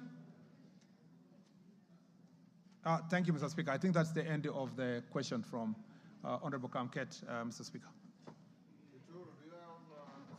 To ask any supplementary? Yes. Go ahead. So first of all, Mr. Speaker, I want to appreciate the fact that the Cabinet Secretary has indicated indeed that in 005, in specific cases, they may be able to do academic waivers, particularly for regions that are marginalized in our country, because many times to get qualified individuals is a challenge. And there was a case in that particular constituency where I think it was hard for them to have been able to get those who could qualify to be the chief. So I would wish that now that the CS, you've made that commitment, I hope that will be action, because there was a challenge indeed in the past about the same. I appreciate the fact that you've indicated that residents from a particular region should be nominated or selected to be the chiefs and assistant chiefs to cover particular areas because they understand those particular areas. Finally, that is in 005, that there is currently a review on scheme of service, particularly for marginalized regions or communities, because of the circumstances of the regions where they come from, the challenges that happens in those particular places. So in all of those, you've been positive about the kind of questions that we've asked.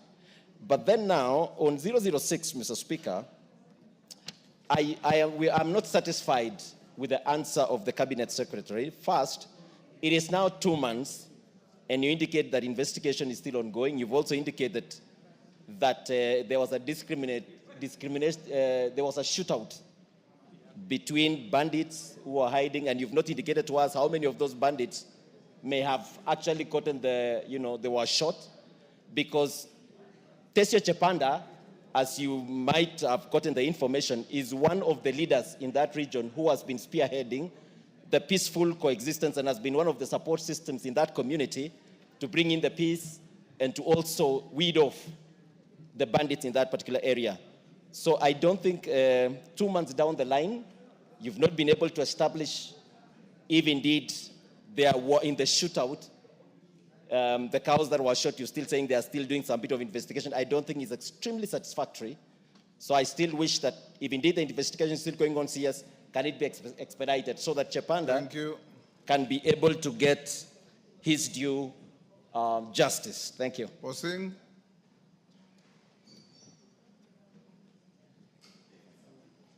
Posing. I thank you, Honorable Speaker. And by extension, I also thank Honorable Kitur from Nandi. I think he has prosecuted that question from Pokot very successfully. And I think this is how we should move as a country, that this country is one.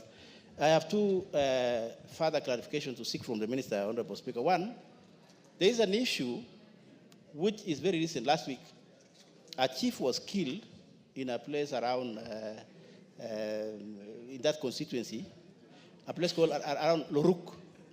And Honorable Kamket, as we speak, Honorable Speaker, is actually undertaking that burial as we speak now. He's actually doing the burial of that chief. And I'm certain that the minister knows or he has heard about it. I wanted the minister to clarify and tell us what is going on in terms of whether there's anybody who has been arrested. Because the assumption or allegation on the ground, Honorable Speaker, is that that chief was killed by security agencies, NPR, from a neighboring community. And that might cause a spillover or a ripple effect in terms of retaliation and so on and so forth. Because you know that enclave, Honorable Speaker, is very insecure and sensitive. And I'm sure the minister knows that. I want the minister to be able to clarify whether he arrested people so that even the people in Chemolingot, as we speak now, who are watching, can be able to listen to the minister addressing the most current issues. Secondly and last, is that issue of chiefs, waivers, and chiefs recruited outside the sublocation, Honorable Speaker. Those are related. And that's why Honorable Kamket brought that question, because it's very rampant in the places where we come from. That a sublocation, there's no chief that's qualified or assistant chief. So people who apply come from different locations, and then they claim that they come from these locations. When they get the jobs, they live in towns, live in the places and administer, Honorable Speaker. So that is a comment to the minister, that the minister should pay attention and know that that question of waiver and chiefs recruited outside locations is actually interlinked or married, Honorable Speaker. I thank you. Last on that, Kangogo.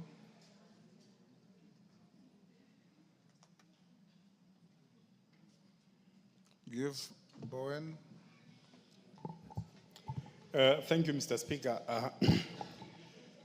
Mr. Speaker, I just want to ask the minister, which is part of these security issues, what the government is doing to stamp out the banditry in Kerio Valley. Mr. Speaker, some 2 weeks ago, two students. In Kerio Valley? Yes.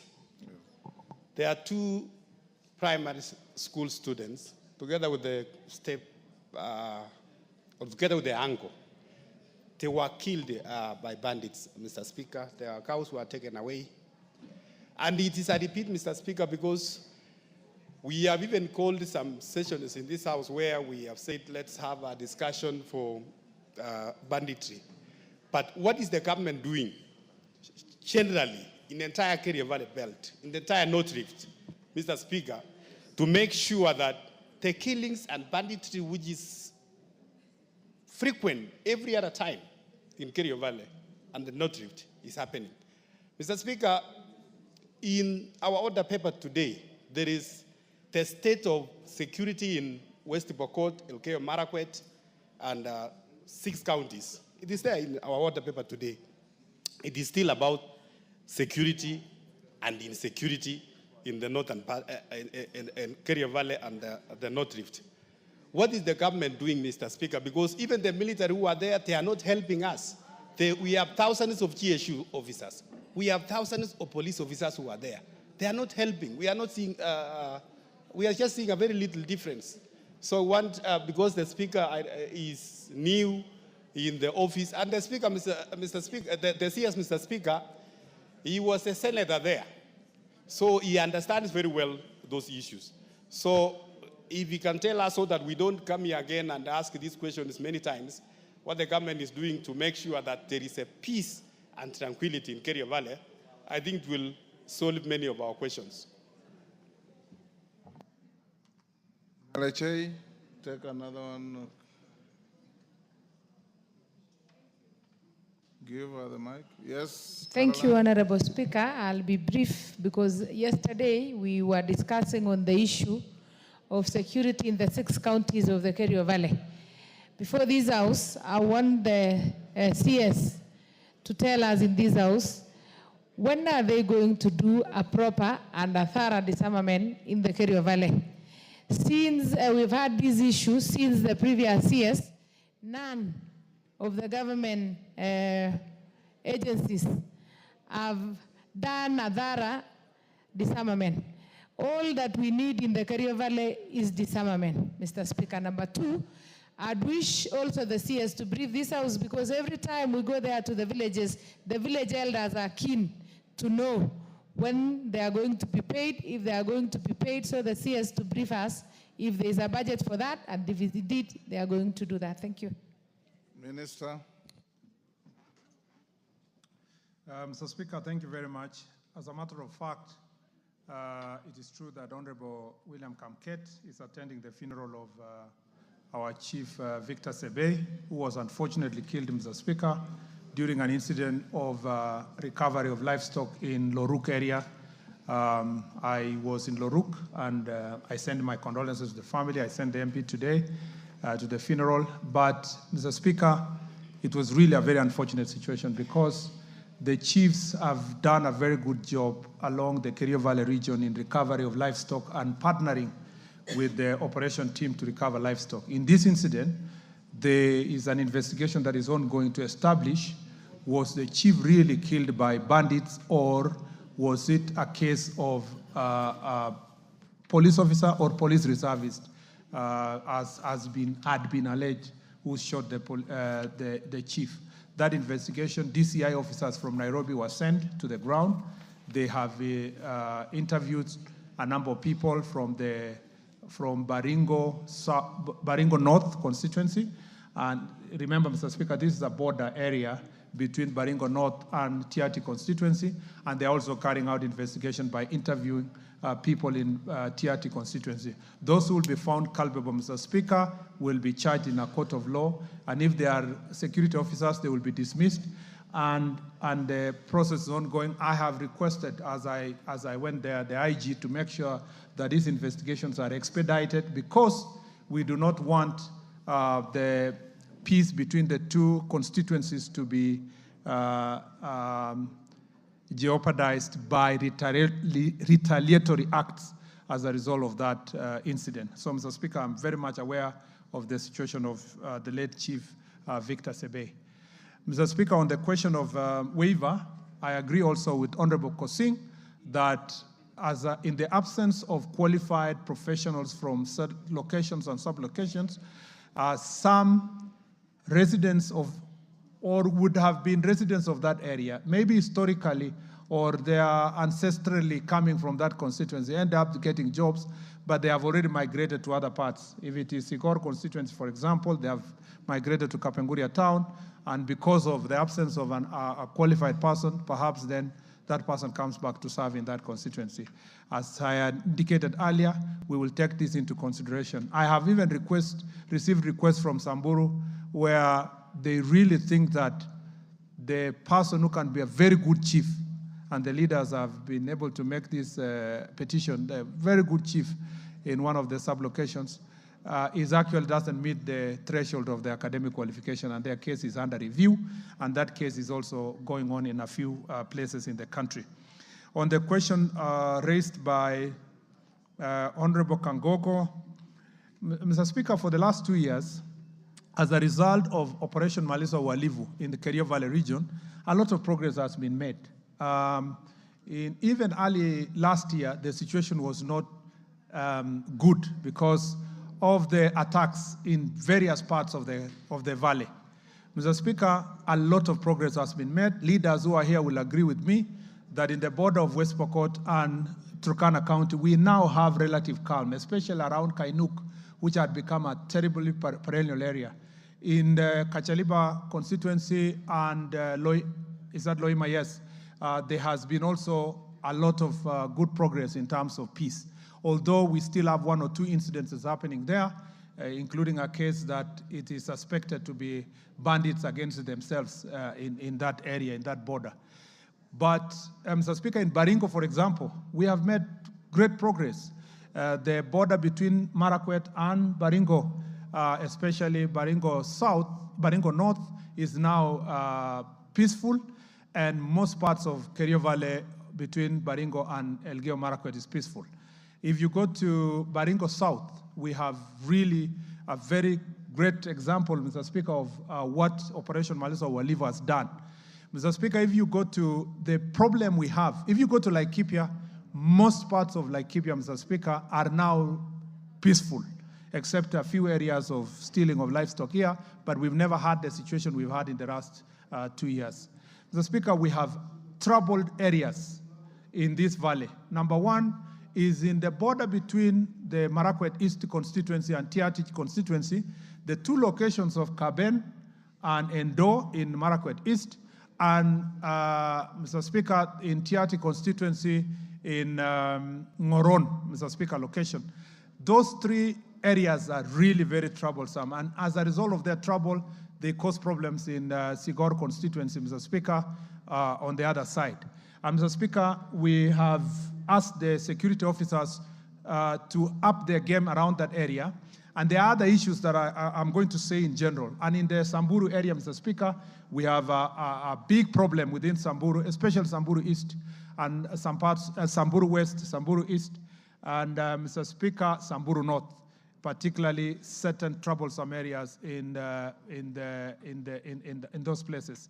Mr. Speaker, because of that, a week ago, I was in Laikipia North, in Kirimon area. We have established a new operation base for Operation Malisa Walivu that will only focus in Samburu, Laikipia, and, Mr. Speaker, some parts of Isiolo and Meru to get rid of these bandits who are hiding, especially, Mr. Speaker, in some parts of Tiati constituency and Mukokodo Forest, Mr. Speaker, which has become a safe haven for many of these criminals that are attacking communities around this belt.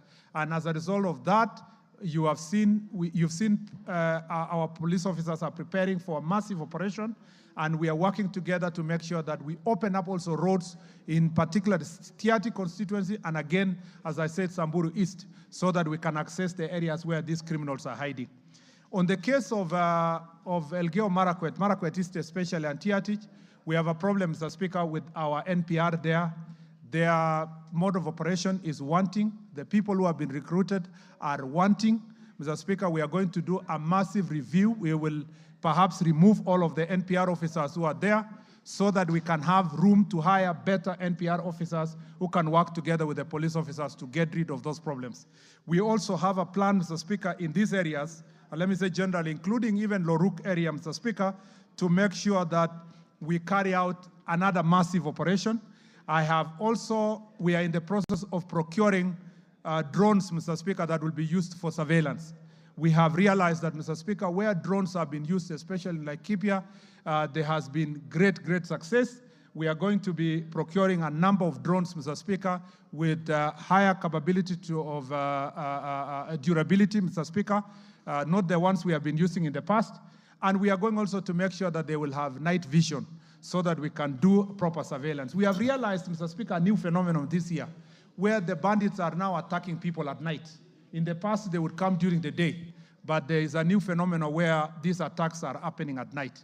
What request I would make, because my colleagues here, members of parliament, we have suffered looking for peace in this valley, is that where leadership is required, I would really love to see most of the members of National Assembly, Mr. Speaker, participating in making sure they help us sort this problem. And I want to thank them for what they have done so far and the fact that they have been on the ground.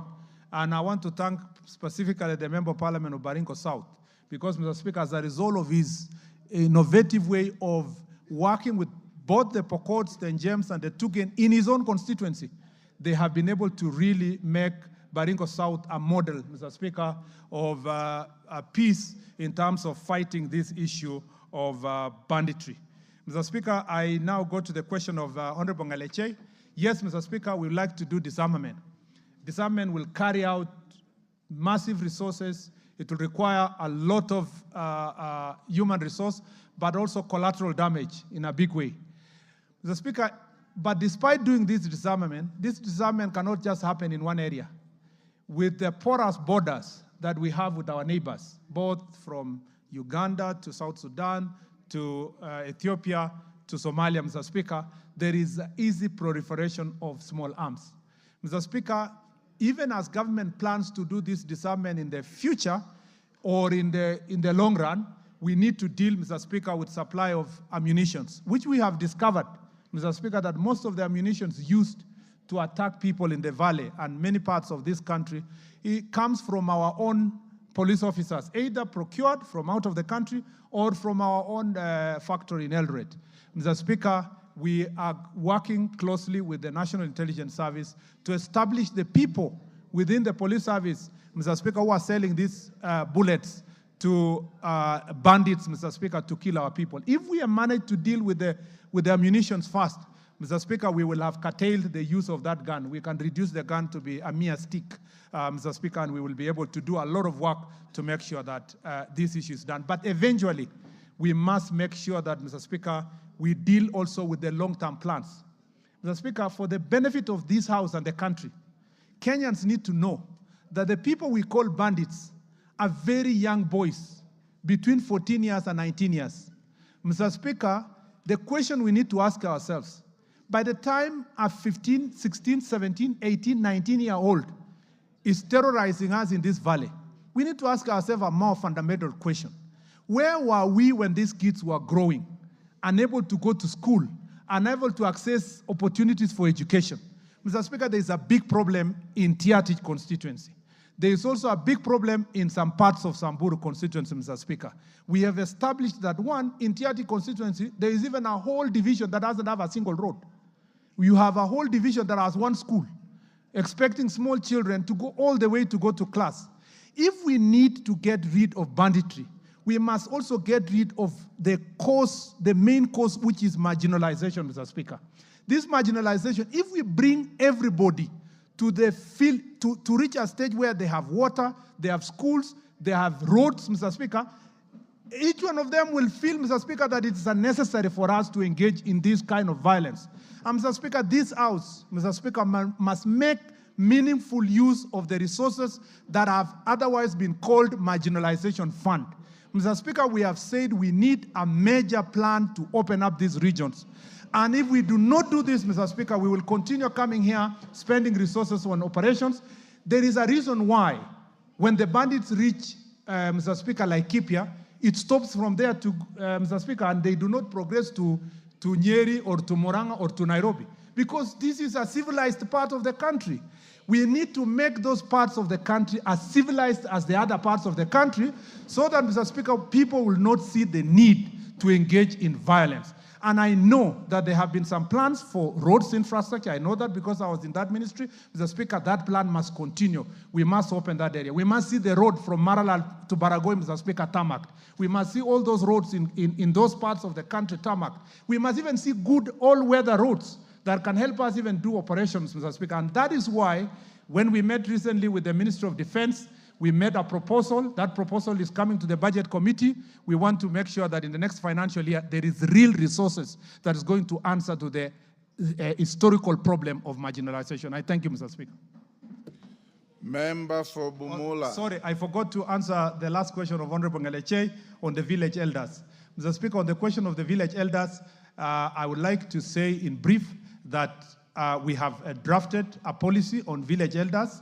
It is now going through public participation. When it is done, Mr. Speaker, not just policy but regulations, it will be brought to this House. Then we can collectively decide how we are going to take care of our village elders, Mr. Speaker, and perhaps give them some honoraria that will make them proud, Mr. Speaker, as they also continue supporting us in conflict resolution and peace building, Mr. Speaker, and security operations. I will be coming back to this House, and I want to thank Honorable Ngaleche. She's a member of the committee. They have done a fantastic report on the question of banditry. That report I watched yesterday. It was debated in this House.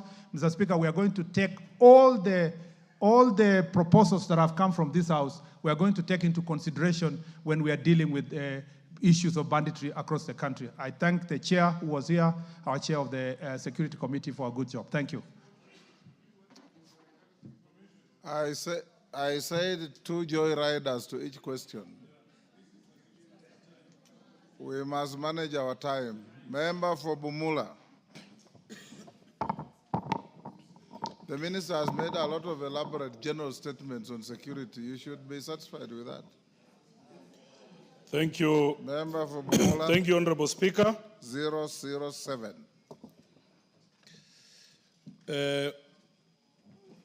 One, could the Cabinet Secretary indicate how much money the government has spent to acquire and implement the electronic travel authorization system? Two, provide the certified list of the technical service providers responsible for the system's operations and state whether the platform is hosted and managed within the country. And three, explain how ETA system has impacted Kenya's tourism and business travel, particularly in comparison to the previous visa policy. Thank you, Honorable Speaker. Thank you, Mr. Speaker. Mr. Speaker, I will respond as follows. On part one, on the amount of money that the government has spent to acquire and implement the electronic travel authorization system, ETA system, otherwise known as ETA system. Mr. Speaker, following the presidential directive of making Kenya a visa-free country with effect from 1st of January 2024, the State Department of Immigration and Citizen Services introduced the electronic travel authorization system, ETA. ETA provides advanced security screening of the travelers before they arrive in the country. The State Department of Immigration and Citizen Services engaged a consortium of MES, Trivisory Border Security, SA, and Convergence Network Solutions to undertake the implementation of ETA under a self-financing public-private partnership piloting framework. For the standard ETA, which costs $30, the service provider was paid $8.5, while for the United States multiple ETA, which costs USD 160, the service provider was paid $15. As of 25th of February 2025, total number of ETAs applied were 1,596,799, generating amount of $50,568,810, out of which the service provider is entitled to $12,255,013. This was a pilot project as the State Department explored ways of localization of the ETA solution.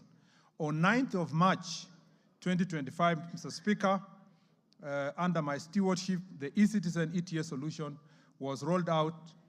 As of 25th March, the eCitizen ETA solution, which is a local solution and the ministry solution, was rolled out.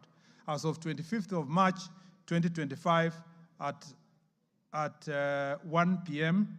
at 1300 hours, 38,634 ETAs had been applied and paid through the eCitizen platform.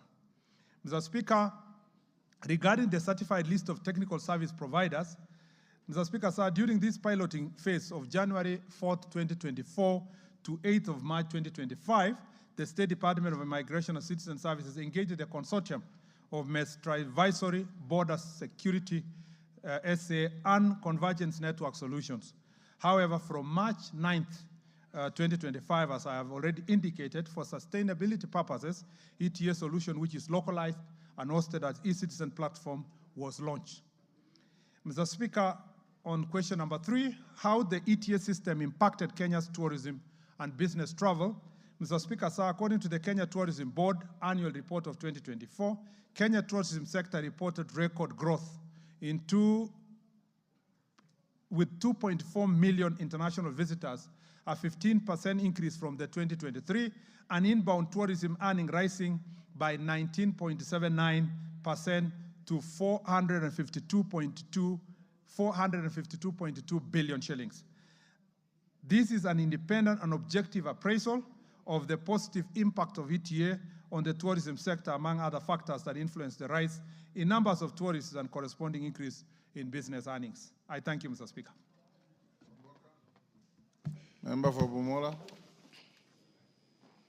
Thank you, Honorable Speaker, and thank you, the Minister, for answering most of these questions.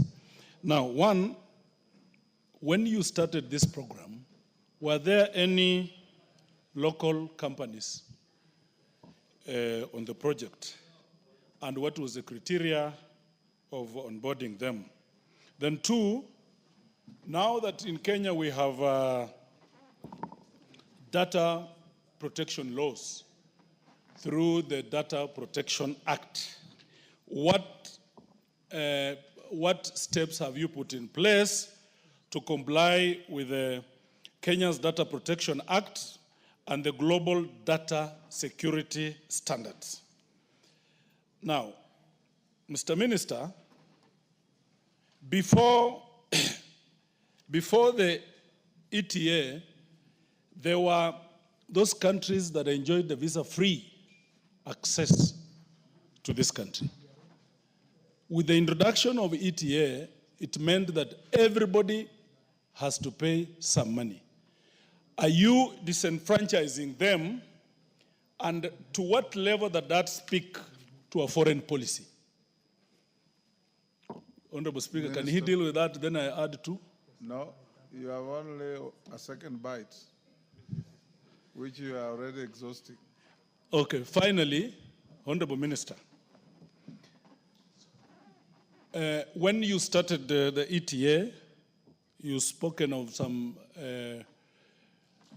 companies, some of which are foreign companies. Where was the servers of these companies hosted? Were it in Kenya or in any other country? And how much in total revenue has been generated out of this since you started?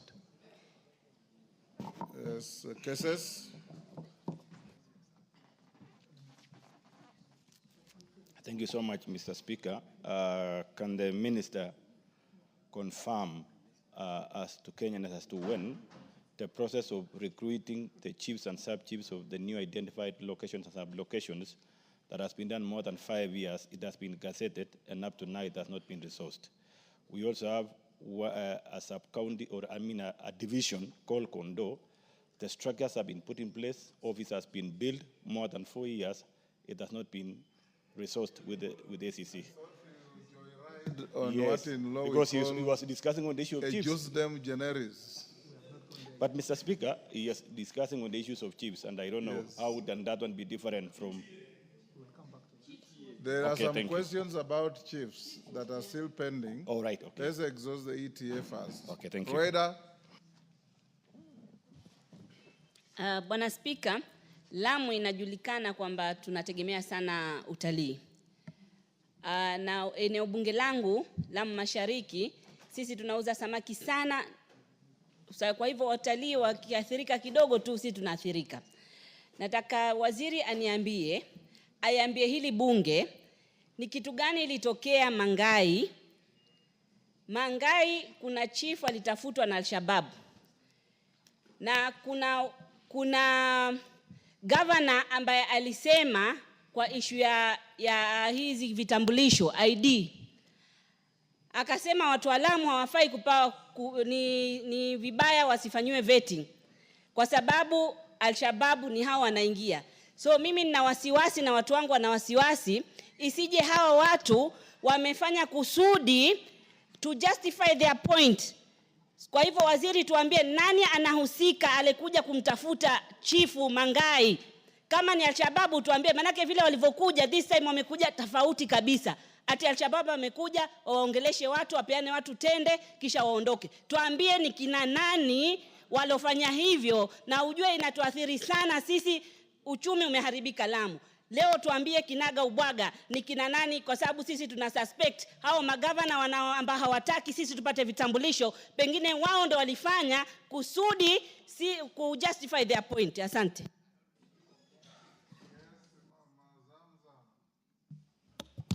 Asante sana Mheshimiwa Spika. Kwanza nikupongeze waziri, ulivyokuwa katika transport ulifanya kazi safi sana. Na niweze kuuliza Mheshimiwa Spika, utaniruhusu kwa sababu ni swali ambalo limenisumbua sana. Ndani ya Mombasa County, Mheshimiwa Waziri, tumekuwa na ukosefu wa usalama. Na vijana wadogo kama ulivyosema miaka yao ni 14 mpaka 19, wameshika vipanga wanakatakata watu. Juzi waliingilia watu pale Makadara ground wakati wa Ramadhani, na kisha tumepata hata cruise ship ya watalii. Watalii wamekuja ndani ya Mombasa, wametuletea pesa Kenya. Wale vijana walienda wakawaibia vipochi vyao, wakawapiga, mpaka watalii waliamua kugeuza meli imerudi kwao nyumbani. Kwa hiyo hapo mtaji tumeukosa ndani ya taifa hili. Na juzi pia umeona kule Likoni wajukuu wa bibi wako wengi wanakatakata watu mapanga, yani inakuwa hata mchana huwezi kutembea, usiku huwezi kutembea. Waziri, nataka utusaidie ama utuelezee Mombasa utatusaidia namna gani ili tuweze kuwatoa hapa. Nimeona Kwale mmeshika watoto paka na wazazi wao. Je, Mombasa mmetupangia kitu gani, manake imekuwa donda sugu? Asante sana Mheshimiwa Spika. Minister, yes, Mama Kwale.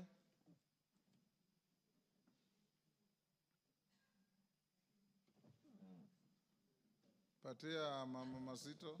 Asante sana Mheshimiwa Spika kwa kunipatia fursa hii ili na mimi niweze kutoa hisia zangu, nimuulize Mheshimiwa Waziri. Kwanza nikupatie kongole Mheshimiwa Waziri kwa kupata wizara hii, na mimi najua wewe ni mtendakazi na utawatendea watu wa Kenya kazi hii. Kila wizara unayopewa una perform au unawajibika, unafanya kazi yako.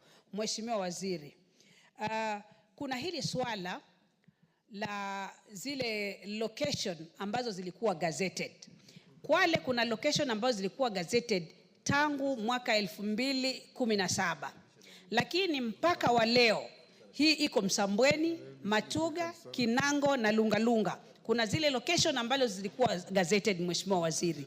Lakini mpaka sasa hivi bado hatujapata machifu, hatujapata wale wa chini wa machifu. Serikali ina mikakati gani ya kuhakikisha watu hawa wameweza kuajiriwa ili kuweza kuwajibika na kuwafanyia kazi watu wa Kwale County?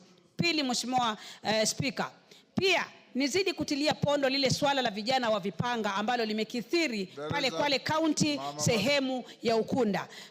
Wanajaribu askari kuweza kudhibiti, lakini we need more enforcement, au tunahitaji nguvu zaidi ya kuweza kukabiliana na swala hili. Tunajua ni swala ambalo litaathiri pakubwa. Kuna hoja ya nidhamu hapa. Yes, mbunge wa Bumula. Honorable Speaker, the intention of having joyriding questions is that we remain relevant so that we can dig deeper into the issue that a question a member has raised.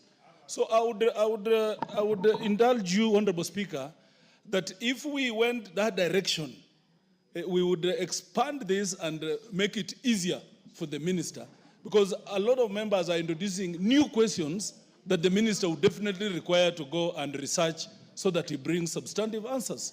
Thank you, Honorable Speaker.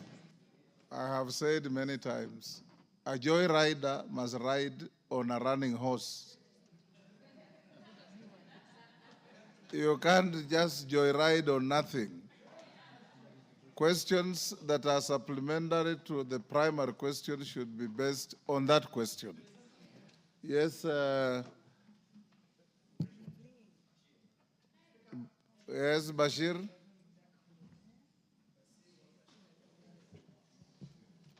Thank you, Honorable Speaker. And I want to, the foremost, appreciate and thank the Waziri for coming up.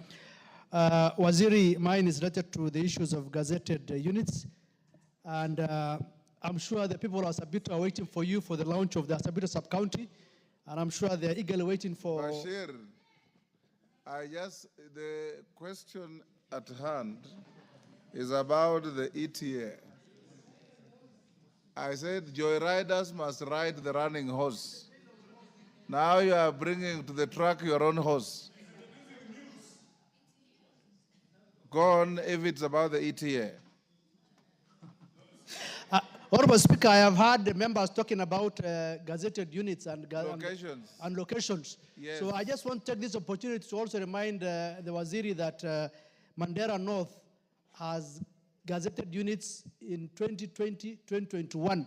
And I will actually appreciate that those units are operationalized. And as I said, we have a date with him. The people of Sabito are waiting for him for the launch of the Sabito sub-county.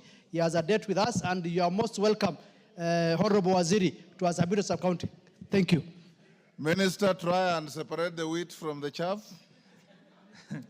Mr. Speaker, with your permission, I'm sure you can, all these are questions relevant to your ministry. Concentrate on Wamboka's question, but then as an orbiter, deal with those issues. Because, Mr. Speaker, there is a specific question on the other administrative units. Yes. If you allow me, I will respond at this point on ETA, and then when I am answering the other question, I then... you will then respond to... I have noted all the questions raised by the honorable members. To Keses, you respond to Bashir and Fatuma. Mama Masito.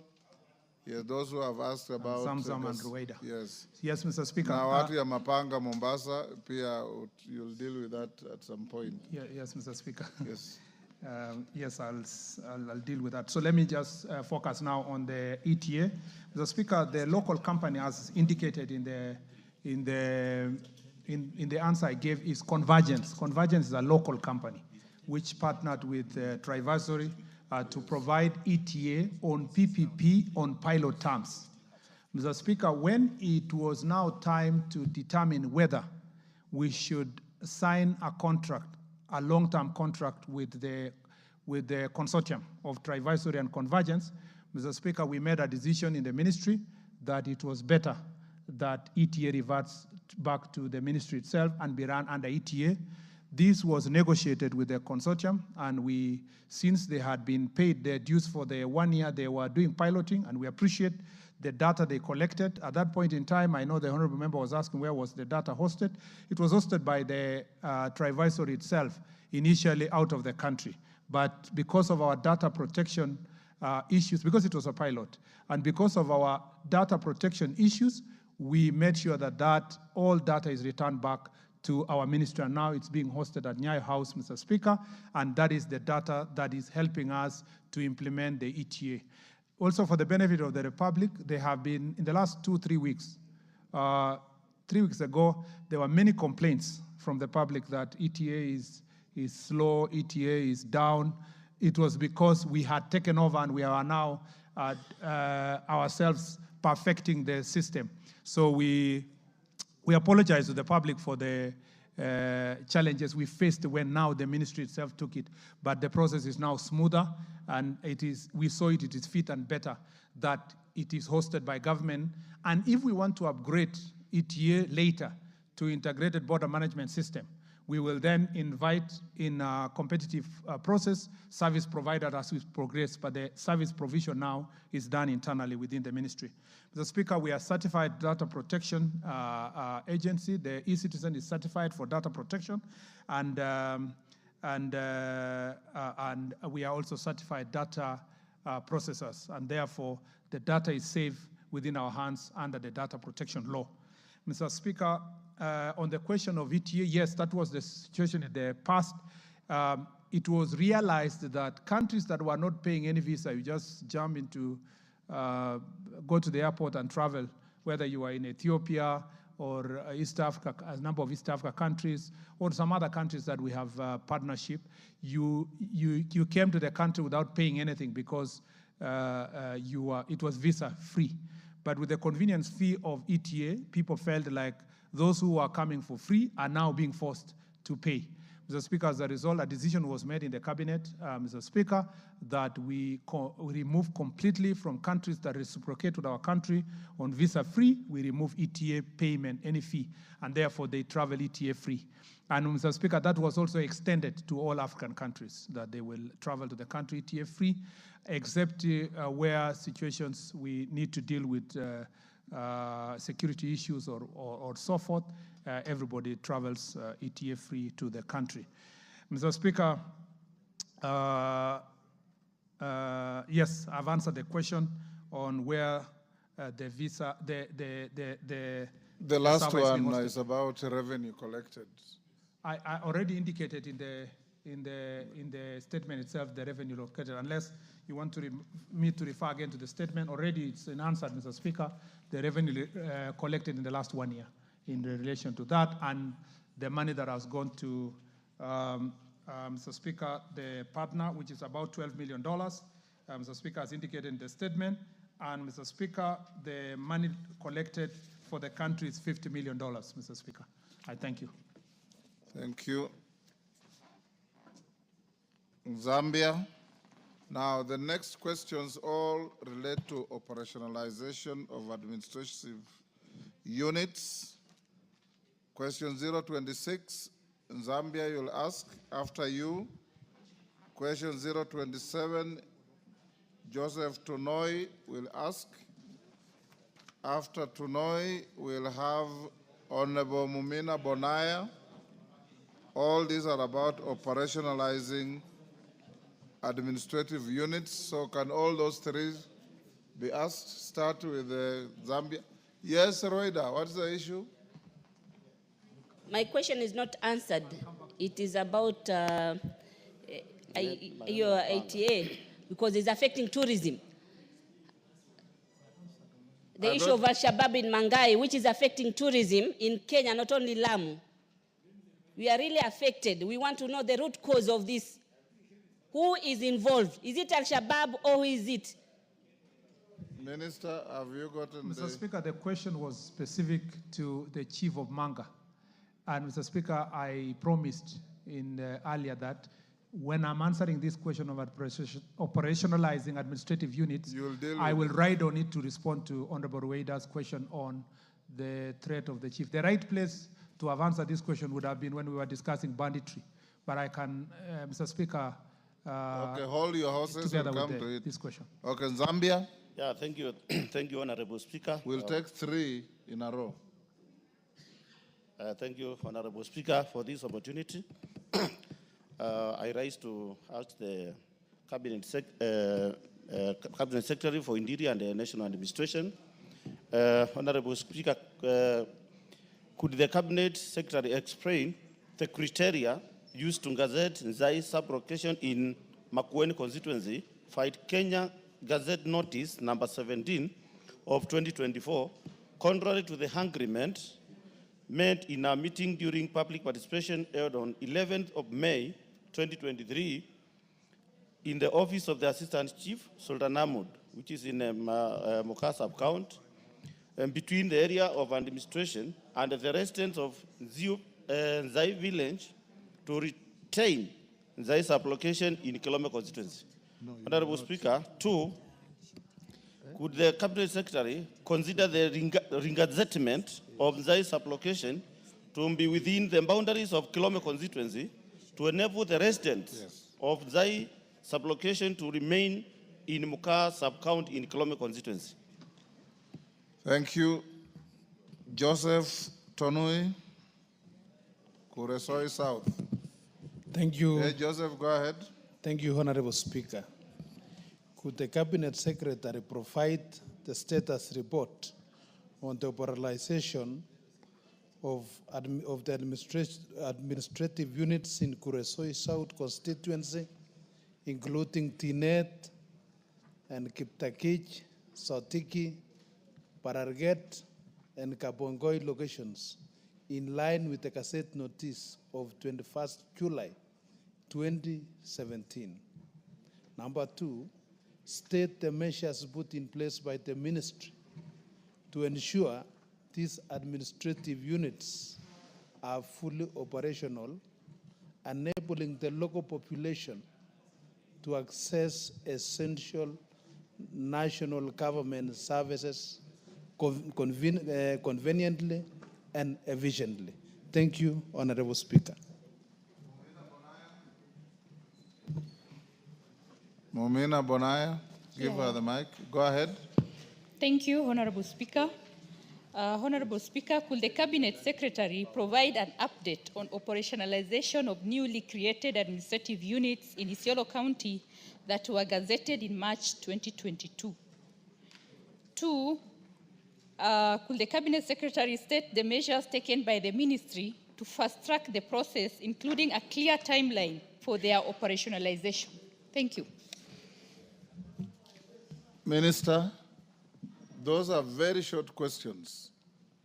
When are you operationalizing? And Zambia seems to be disputing the manner in which the location is created and so on. So let's save time. And then you can combine with the Mama Wala or Kwale and those who ask questions earlier about operationalizing the areas, cases, and so on. Mr. Speaker. Let him answer this, then I'll allow a few joyriders. Mr. Speaker, before I delve into the individual questions, it is worth noting that 4 of the 11 questions that were brought here today relate to the establishment and operationalization of the new administrative units. This is of great interest to majority of the members, and rightfully so, because many administrative units, some dating back to 2017, have been gazetted and not operationalized. Therefore, Mr. Speaker, with your leave, I would like to bring before the House the current status of administrative units as follows, before I go to the specific question. The current number of operational administrative units in the country is as follows. We have 8 regions. We have 47 counties, which are administrative units for national government. We have 409, Mr. Speaker, sub-counties. That, of course, should clearly show that sub-counties are not equivalent to constituencies. Some constituencies have more than 1 sub-counties. We have 988 divisions, which, Mr. Speaker, just to mention, is less than the number of wards, because we have 1,450 wards, yet we have 988 divisions. And then we have 4,003 locations, and we have 4,003 locations, and 9,112 sub-locations. The gazetted and not operationalized administrative units, which are subject of most of these questions, are as follows. We have 45 sub-counties.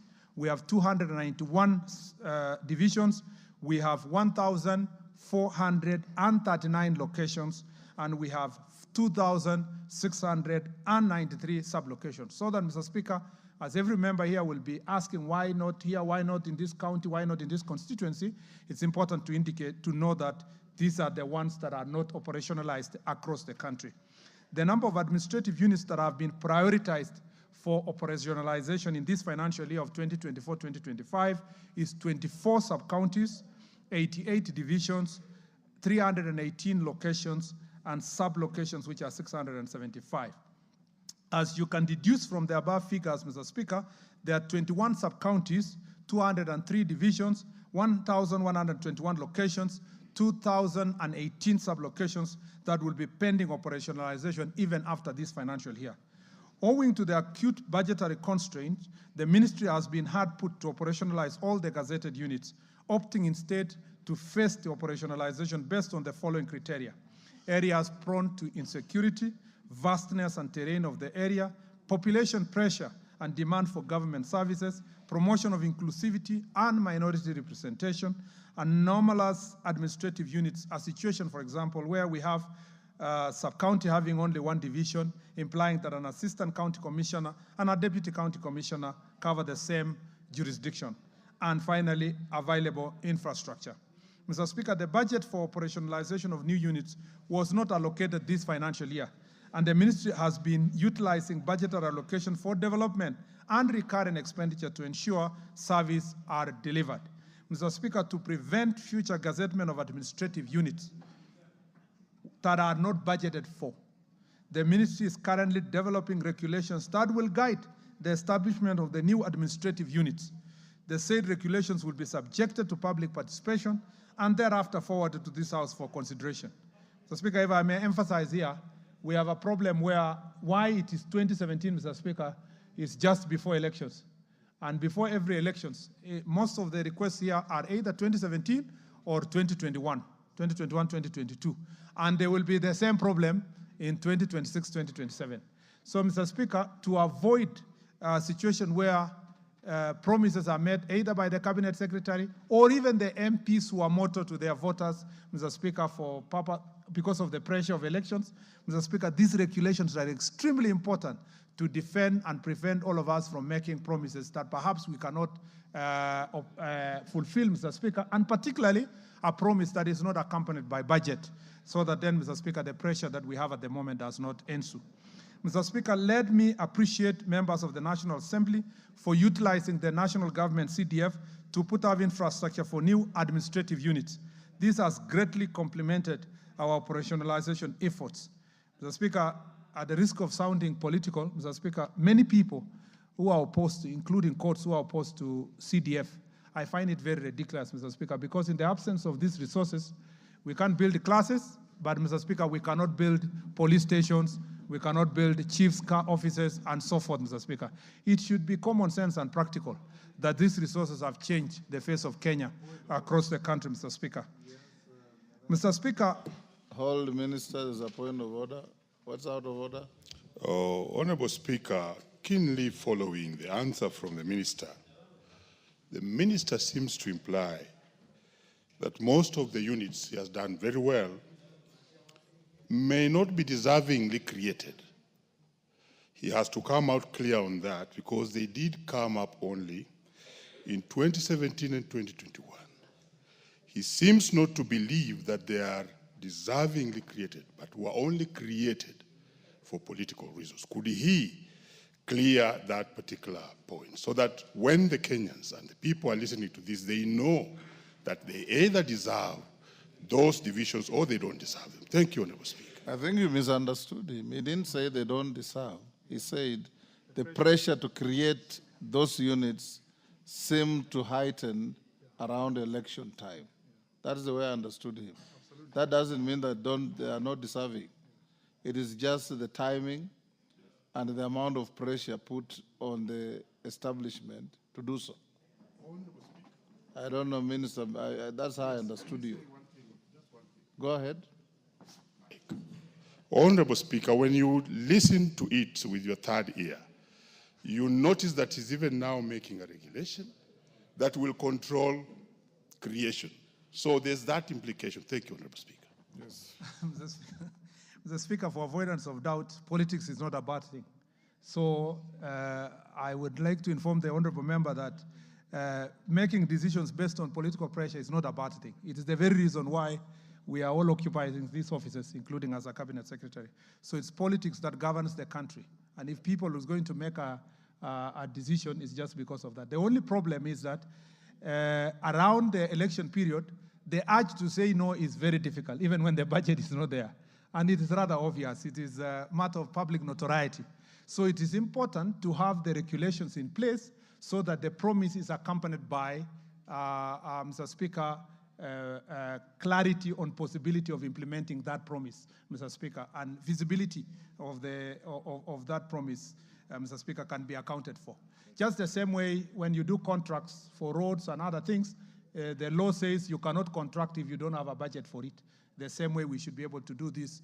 And then, Mr. Speaker, the criteria and the process of public participation, because in some areas, it takes shorter time, in others, it comes very fast, Mr. Speaker, so that it avoids favoritism and standardize the process. It's important to have the regulations so that everybody is covered across the country. Now, let me go to the specific answers, Mr. Speaker.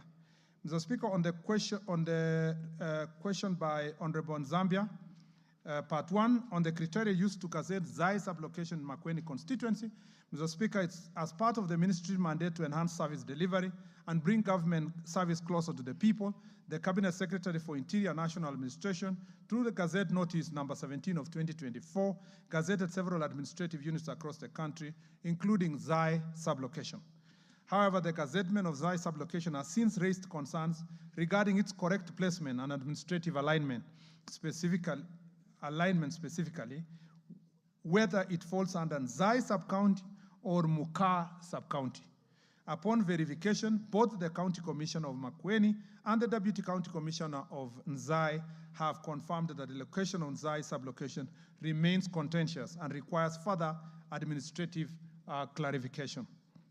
Mr. Speaker, on whether the ministry will consider regazetting the Nzai sublocation, Mr. Speaker, in light of the concerns raised by the Member of Parliament, the ministry acknowledges the importance of aligning administrative units with public consensus and existing frameworks. To this end, the ministry upholds the principle of engaging in the consultative public participation with a view to develop a proposal for amendment if necessary. Once consensus is achieved and a proposal is submitted, the ministry will proceed to table appropriate action, thereby ensuring that the administrative structure accurately reflects the will and the needs of the affected residents. The ministry remains committed to ensuring that administrative units are created and aligned in a manner that promotes efficient service delivery, reflect public participation, and reflect aspirations of the public served. We welcome constructive engagement and submission from this committee, from this House, Mr. Speaker, from the relevant committees and local leadership to resolve such matters amicably. And Mr. Speaker, we shall be seeking the support of the Honourable Member to make sure that this also is achieved amicably.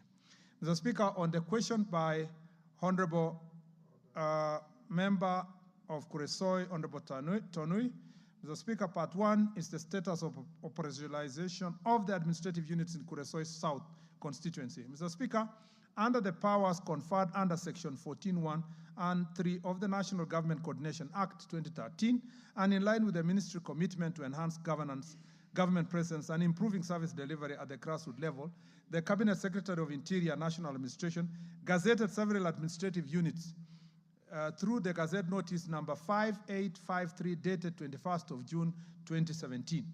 Tinet and Kiblagich were gazetted as divisions but have not been operationalized.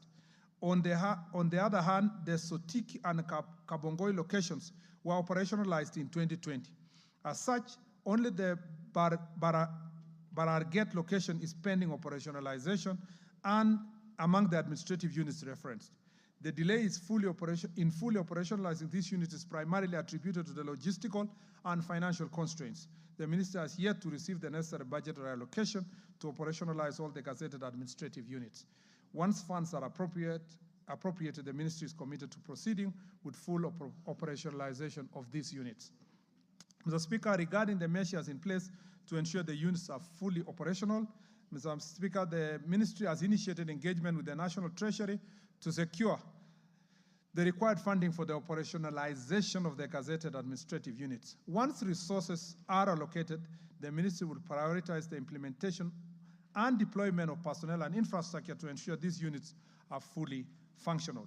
In conclusion, the ministry remains fully committed to ensuring that all gazetted administrative units are operationalized to strengthen government presence and improve service delivery, particularly underserved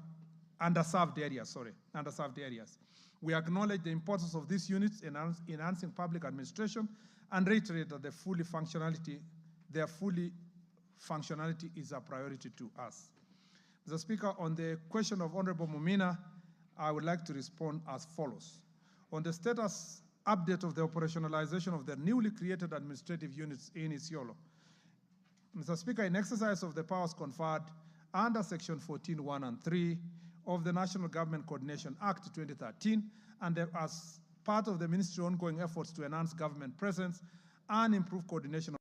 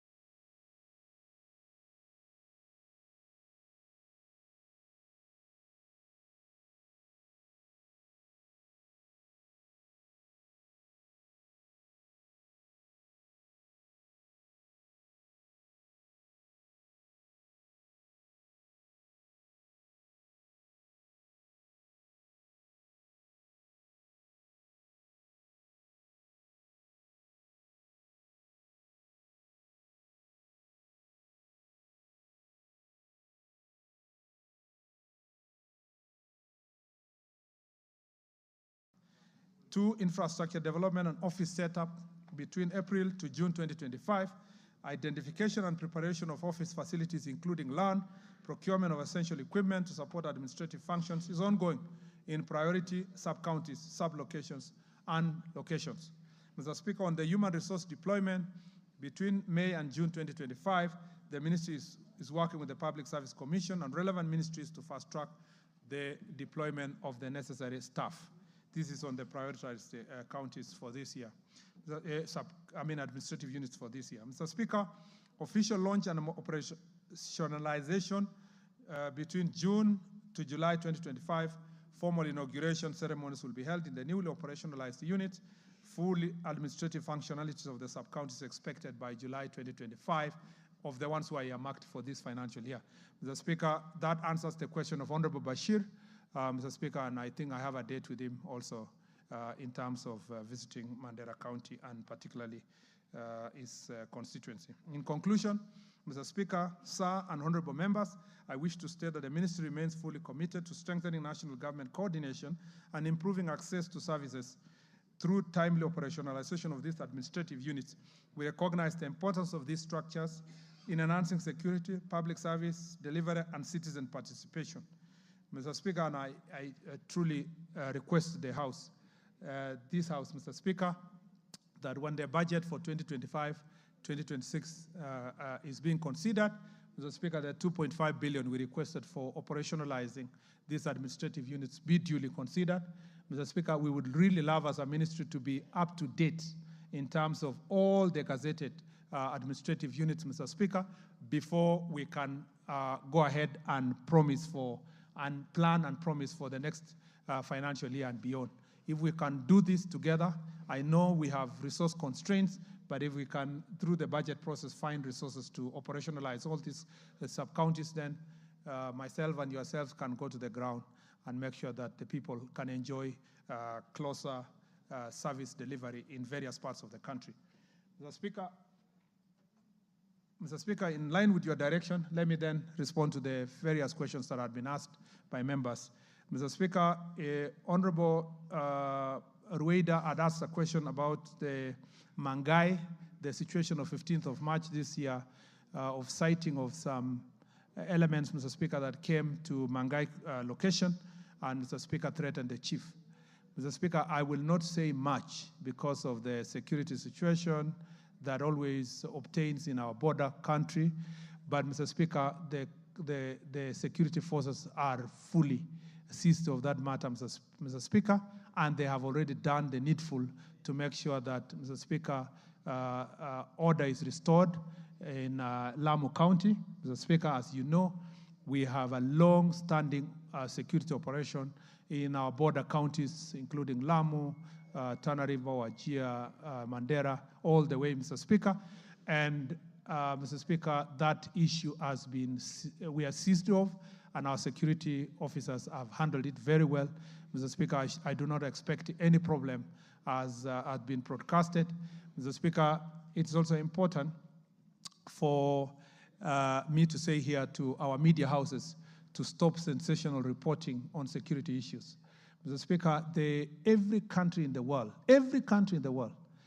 they put security reporting at a different, Mr. Speaker, plane from any other political reporting. And the sensationalization of the security situation across our borders is not warranted.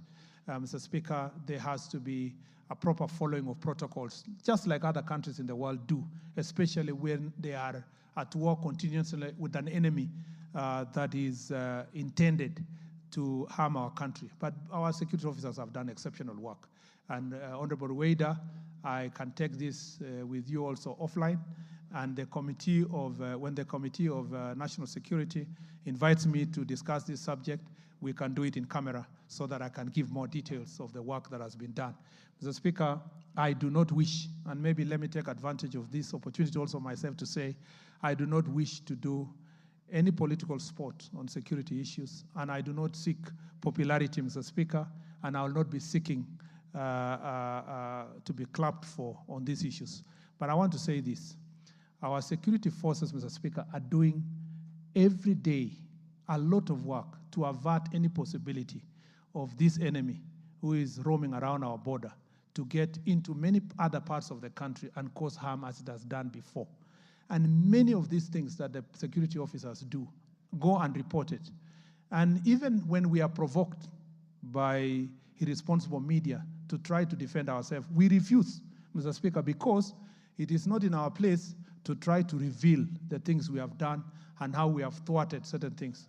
But I want to thank especially MPs in border counties, all those border counties, for the work we do together, and the citizens of the border counties for the work they do to help us prevent resurgence of any acts of terrorism or actors in that sense to keep our country safe. And I want to thank our security officers for the sacrifice they make. Even when sometimes we get casualties, it's because they make the greatest sacrifice to deal with this enemy that is intended to cause harm in our country. Mr. Speaker, on the question of Mombasa and the Panga boys, as asked by Honorable Zamzam, I went to Mzambweni and I sat with the security forces because of the early this year, as soon as I was appointed, to deal with questions from Mr. Speaker across the country of gangs. And I made a public pronouncement, and we embarked on operations, Mr. Speaker, to deal with all criminal gangs, from Panga boys in Coast, Mr. Speaker, to confirm, Mr. Speaker, and Watizedi in Nakuru, to the all characters, Mr. Speaker, in Matungu, to all these other characters like Chingororo in Kisii. Mr. Speaker, we are on top of this. And Mr. Speaker, you remember the politicians had tried to use gangs in Matungu constituency and caused havoc. Mr. Speaker, you must have seen that in the last few weeks, as a result of our security operations, there is calm in that part of the country. There was also resurgence of these gangs in Trans Nzoia, where heightened political activities, Mr. Speaker, by local politicians were trying to recruit young boys to also being gangs, Mr. Speaker, to these gangs. Mr. Speaker, specifically in the Coast Province and the Panga boys, I want to thank the Regional Police Commander, Mr. Nuno, and the security team, Regional Commissioner, and the team for the work they have done to round up all these boys that are engaging in criminal activities, wielding pangas in both Mombasa and Kwale counties. Mr. Speaker, in Mombasa, just 2 days ago, we arrested 120 of them. And Mr. Speaker, a good number have been arrested also in Kwale. I will be going to, in my tour to the Coast region from Monday next week, Mr. Speaker. One of the top in our security agenda is complete eradication of these panga boys who have actually terrorized residents for many years, Mr. Speaker. And this is an issue that we will give greater priority in the meetings we will have. We will also have local leaders. I want to acknowledge the elected leaders of these both counties because they are really cooperating with us. And Mr. Speaker, without their cooperation, we could not have dealt with a number of these issues. Mr. Speaker, I'll be meeting the chiefs and the assistant chiefs and all the security people in the 6 counties for the next 6 days next week. And this issue will be of great priority. And I will be inviting directly all the leaders to attend these meetings in their county headquarters. Mr. Speaker, and I saw also the cruise ship issue that was reported today in the news, and Honorable Zamsam has raised that issue.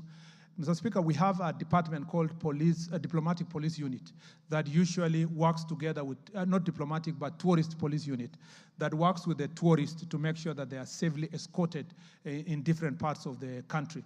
Particularly this cruise ship, Mr. Speaker, there was a lapse of operational procedure because the county security team were not informed of the team leaving the port to come to town. And it was during Eid, Mr. Speaker, at the time when the security team were covering various parts of the coast region during Eid because of the bigger population.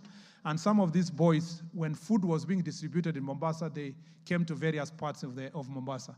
And on their way, Mr. Speaker, one tourist was attacked and the phone was stolen and the tourist was bruised. Luckily, Mr. Speaker, none of them was seriously injured, and investigations are ongoing to make sure that we arrest those people. Mr. Speaker, in the last 3 months, we have had 3 cruise ships that have docked in Mombasa, and the tourists were properly facilitated and no incident occurred.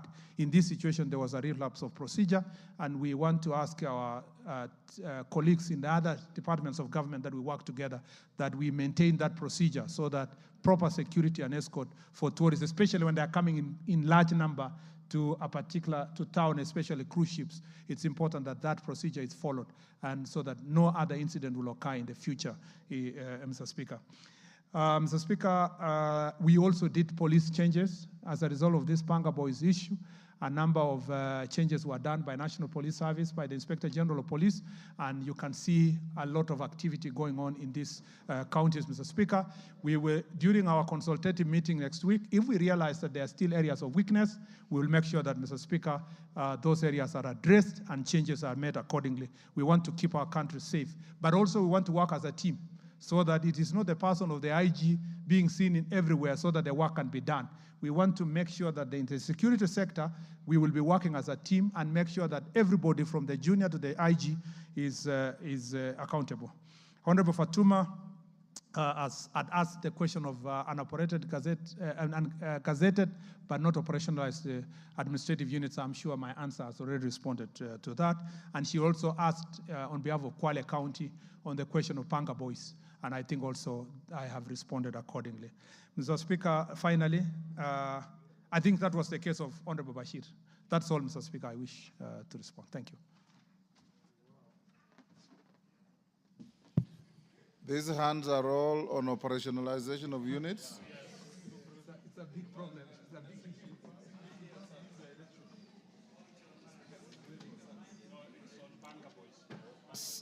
Zambia, take your seat. It's out of order to be upstanding with your hands in the air.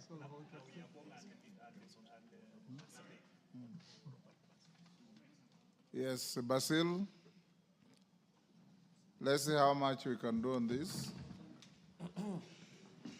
Thank you, Mr. Speaker. And don't make speeches, just ask your question. And one Okay, each. I'm going direct to the question. So could the CS explain to the Parliament why the Yatta sub-county administrative units were omitted from Gazette Notice 1766, dated 14th February 2024, despite timely submissions from the people of Yatta? Thank you. Thank you. Ferdinand? One question, no speeches.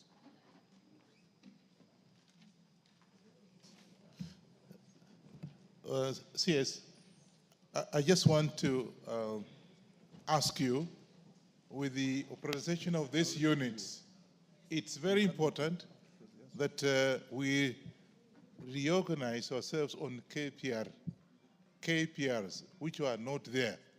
They were there those days, but now they're not there. Now the new units, what are you doing about it? Because KPRs actually are very important units in terms of security because they are localized people. What have you done about it? Thank you. Kwenya. Thank you, Speaker. My question goes again to, I want to ride on the established questions. And I had the Speaker, the Cabinet Secretary say that they have a list of the administrative units that are going to operationalize. And the priority is based on one, security, insecurity, population, and the like. And Mr. Speaker, I have administrative units in Kinangop that were gazetted, and I happen to represent one of the biggest constituencies in East and Central Africa. Among the 7 constituencies that are very big, huge in the Republic, Kinangop is one. I only have 2 sub-counties. The population is deserving. They have been gazetted, but have not been operationalized for a long time. I would wish to know, Mr. Speaker, whether engineer, sub-county, and the units that follow are part of what the CS is proposing to have operationalized. Thank you. Makali Mulu. Yeah, thank you, Honorable Speaker. Honorable Speaker, my question will be a follow-up to what Honorable Basila said. Generally, in the Eastern region, Honorable Speaker, a number of the proposed administrative units were not catered for as they were considering other areas. I would want to know already what happened.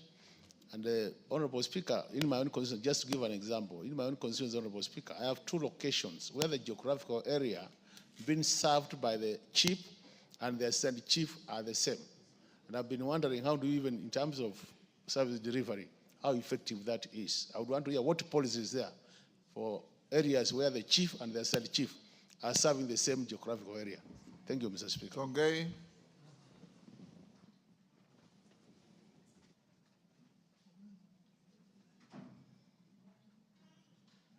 Give her the mic. You're wasting Thank you. Thank you, Honorable Speaker. Honorable Speaker, the Cabinet Secretary has indicated that there are some administrative units that are not going to be operationalized because of a lack of funds. And there are some factors that he has given us that will ensure that those administrative units are not going to be operational. Honorable Speaker, I want to ask the CS, can he provide for us some of those units that will not be operationalized in this the coming financial year? Because Narok County is affected. We have a Malo sub-county that was created. We have Narok North sub-county, which was created also, and has only a DCC and an ACC serving because there are no divisions. So, Honorable Speaker, if you could provide for us a list, then we'll be in a better position to answer our constituents. Thank you. Farah. Minister, you are noting all those? Yes. Farah Malim. Mr. Speaker, I have just some 2 issues. Only one. Mr. Speaker, I was around and you were around when chiefs and sub-chiefs in security, high security areas used to be given paramilitary training and used to be given guns in APTCU. The chiefs who were abducted the other day in Mandera, if they had the guns, would have defended themselves, would have had a chance of fighting back. Will the government consider arming chiefs and sub-chiefs and giving them the paramilitary training so that they're able also to become the first line of defense of our people? Mr. Speaker, there are 2 areas in Garissa County where Al-Shabaab has just taken roots. In Fafi constituency and on the periphery of my constituency. And I remember when the late Ogle was leading a paramilitary force those days called Anti-Shifter. These people cannot be fought by using vehicles and running around with it. Why don't we create that special force that tracks them on foot? Point made. Nicholas.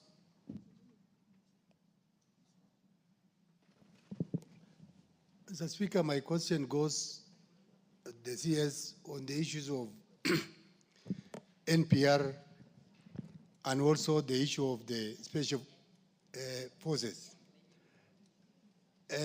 On a CS, the issue of creation of the special units in this country to address insecurity issues in some areas. But areas like Turkana, West Pokot, Baringo, and Samburu, when are we going to have a special unit to address the issue of insecurity in those areas of the North Rift? Thank you. Naisula.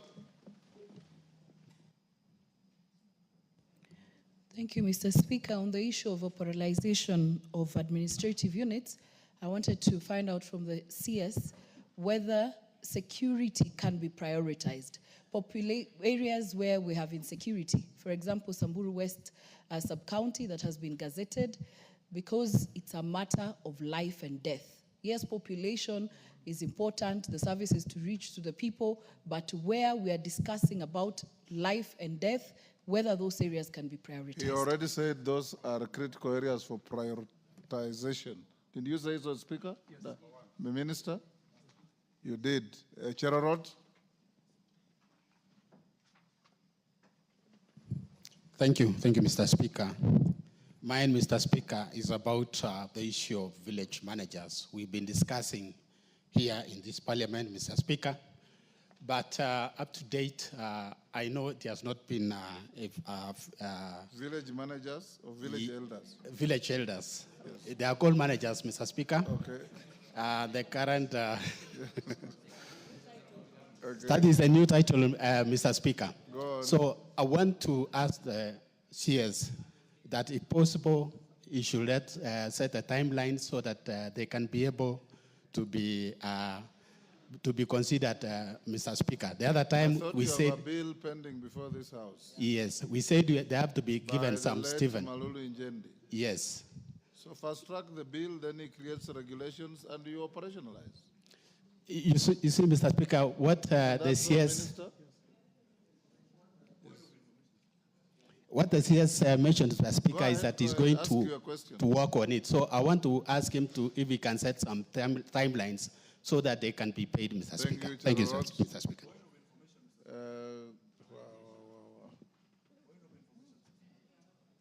Zambia, I thought people are riding on your question. You want to ride on your own question? Oh, thank you, Members are riding on your question. Thank you, Honorable Speaker, for this opportunity. Honorable Speaker, I want to be a bit specific to the CS. Order, McLeod, who do you want to inform? I want to inform the Minister. Who? The Minister is not a participant in debate in this House, so you can't inform him. Under what standing order? Yes. He is not a participant in the debate. Take your seat. You cannot, he is not a participant in the debate of this House. Zambia. Thank you, Honorable Speaker. Honorable Speaker, I will be very brief and specific to the Cabinet Secretary.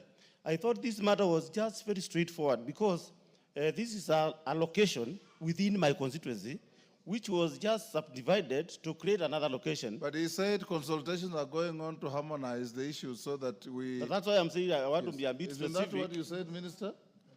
What I'm trying to say is that, Honorable Speaker, the time this gazettement... You want a timeline? Yes. Okay. He will give you any answers? Mandazi?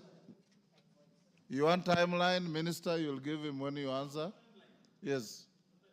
Give Zambia the mic again. Honorable Speaker, I'm very specific because the time this gazettement was being done, the county commissioner is now the secretary to the interior and she's seated here. Honorable Speaker, these are just a straightforward matter which I thought it would be sorted right here, not talking about public participation and all that. The minister will respond right now. We cannot keep on spending public money when we have straight answers, Honorable Speaker. I think I should get direct answer that the gazettement should be done henceforth. Point made. Mandazi? Yeah, thank you so much, Honorable Speaker. I would like to ask the Minister, based on the fact that he knows Nyongores very well, Nyongores ward is a ward that is at the border of Bomet East, Bomet Central, and Chepalungu.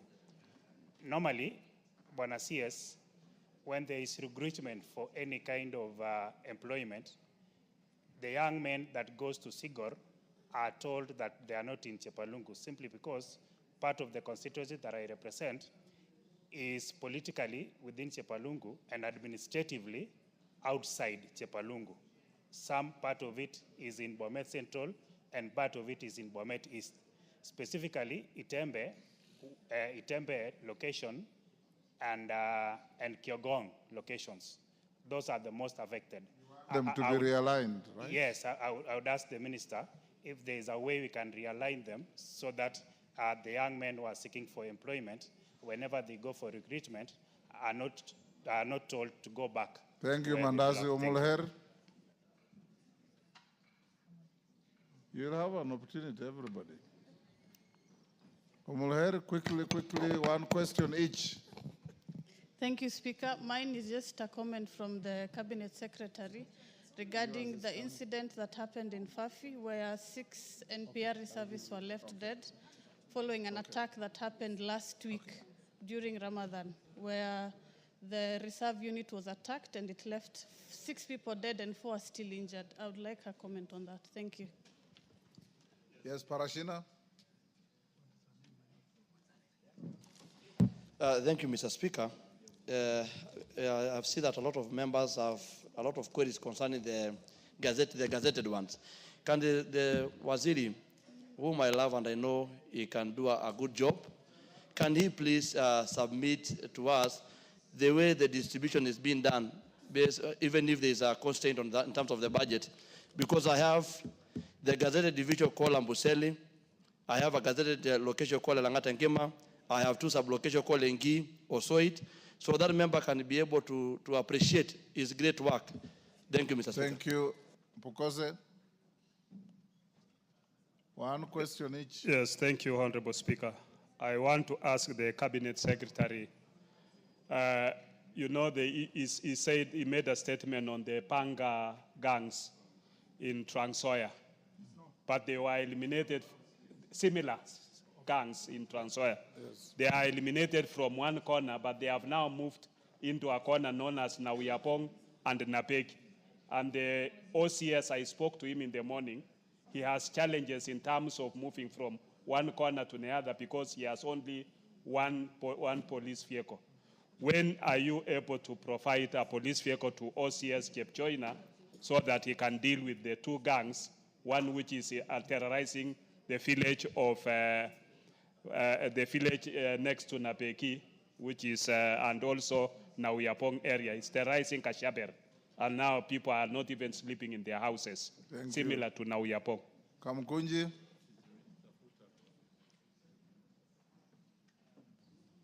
Thank you, Mr. Speaker, for the opportunity. I just wanted to raise one particular question, but in that context, there has been a growing insecurity in the Majengo area of Pumwani in Kamkunji. And on the 5th of... Raise your voice. On the 5th, there has been a growing insecurity in the Majengo Pumwani area of Kamkunji. On the 5th of March, a policeman shot dead a young person from that neighborhood, Ibrahim Rabadan. And following the shooting, there was a protest that led to the killing of another young person, Dennis Mudui. What happened in that particular day was that all businesses closed down, the schools were closed down, and there is a particular feeling that there was a failure of leadership, the Ngau and the police leadership in the constituency. On that particular day, they were not able to resolve those issues through reconciliation. I'm sure, I hope that you have reviewed the particular incidents and the leadership deficit that we have noticed. What action are you taking to address this particular failure? Or are we waiting for another disaster? Is it business as usual? Thank you. Thank you. Minister, are you able to absorb more? Or you deal with those?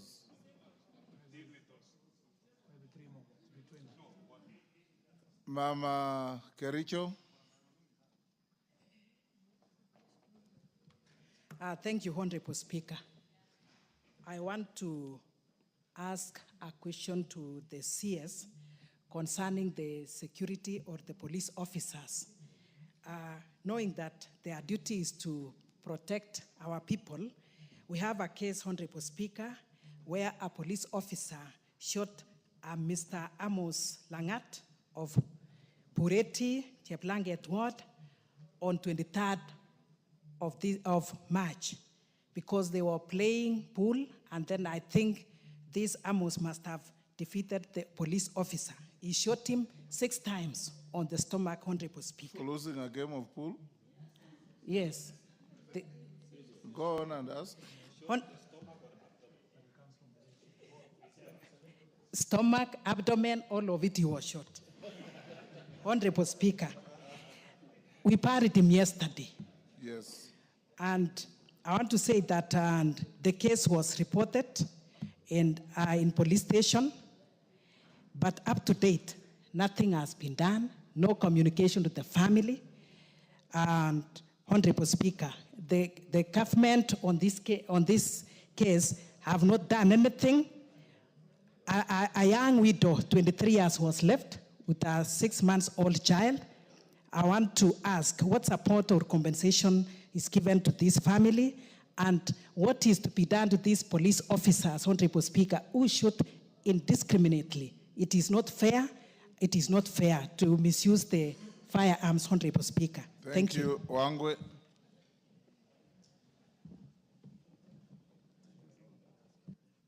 Thank you, Honorable Speaker. Honorable Speaker, allow me to ask 1 or 2 questions. Only one. One question dealing with the administrative units, Honorable Speaker.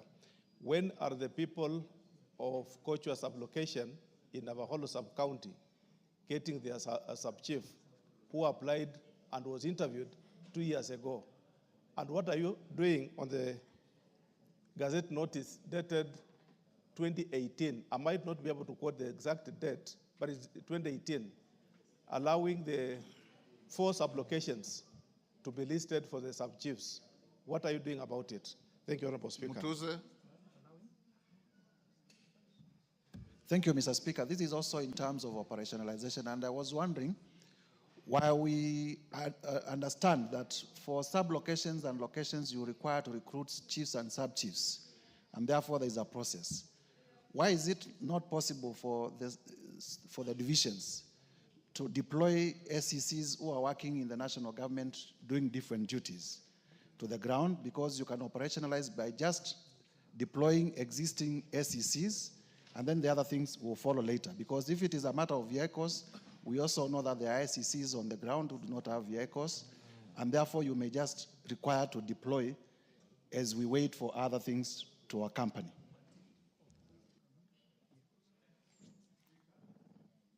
Okello. Honorable Speaker, indulge and pardon my peripheral question, but this regards the hardship classification. You will come to that later. We'll come to that later. Right. Thank you. Yes, Kikaria.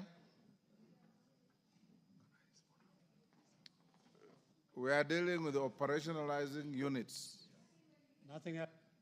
Nothing else. I have a very honorable Speaker. Mine is to ask Waziri what he's doing to the KWS officers who are refusing DCI to go and do investigation concerning the disappearance of one Brian Odhiambo in Lake Nakuru National Park, because the wardens are not allowing investigation to go on. Actually, every time the DCI wants to move in, they are denied access to the park. And it is a big concern, Honorable Speaker. McLeod. Then Minister after that. Thank you. You Thank you, answer Mr. them Speaker. as quickly as they were asked. Thank you, Mr. Speaker.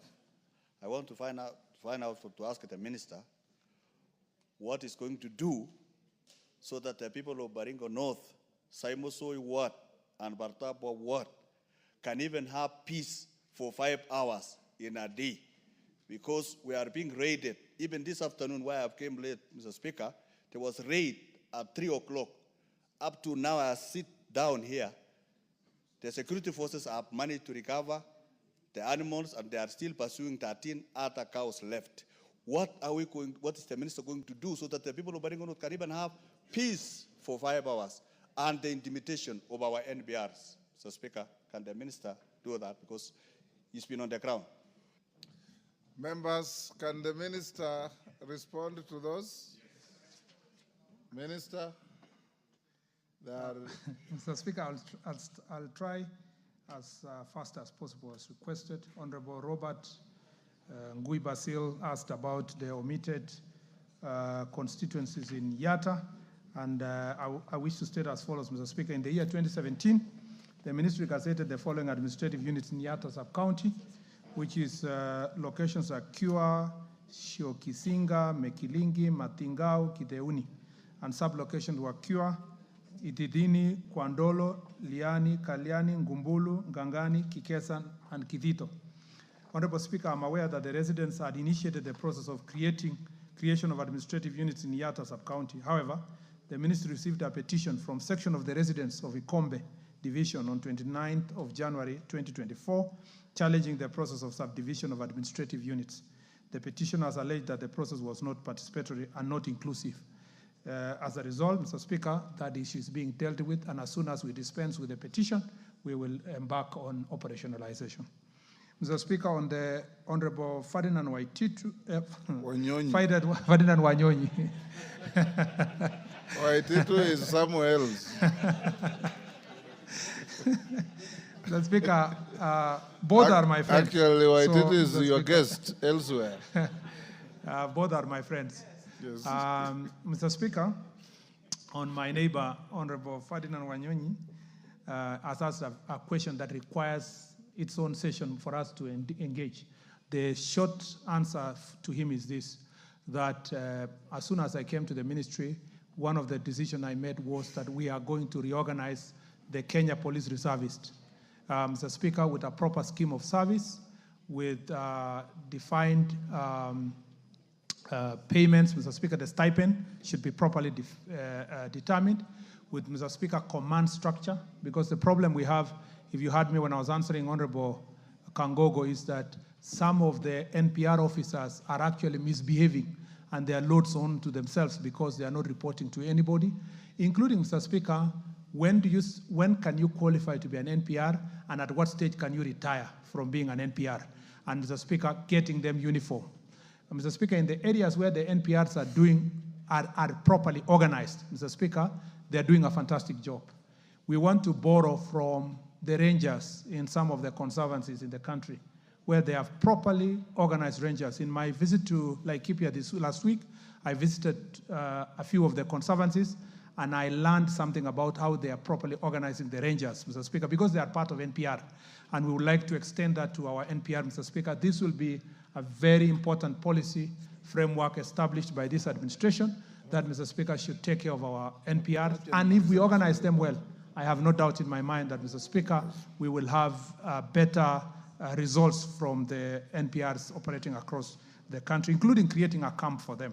So I will be seeking, once I'm ready to come back, either to the committee, and I want to thank the committee because of their report again. The chair is here on the issue of banditry, because that issue was also captured so that we make sure we deal with it.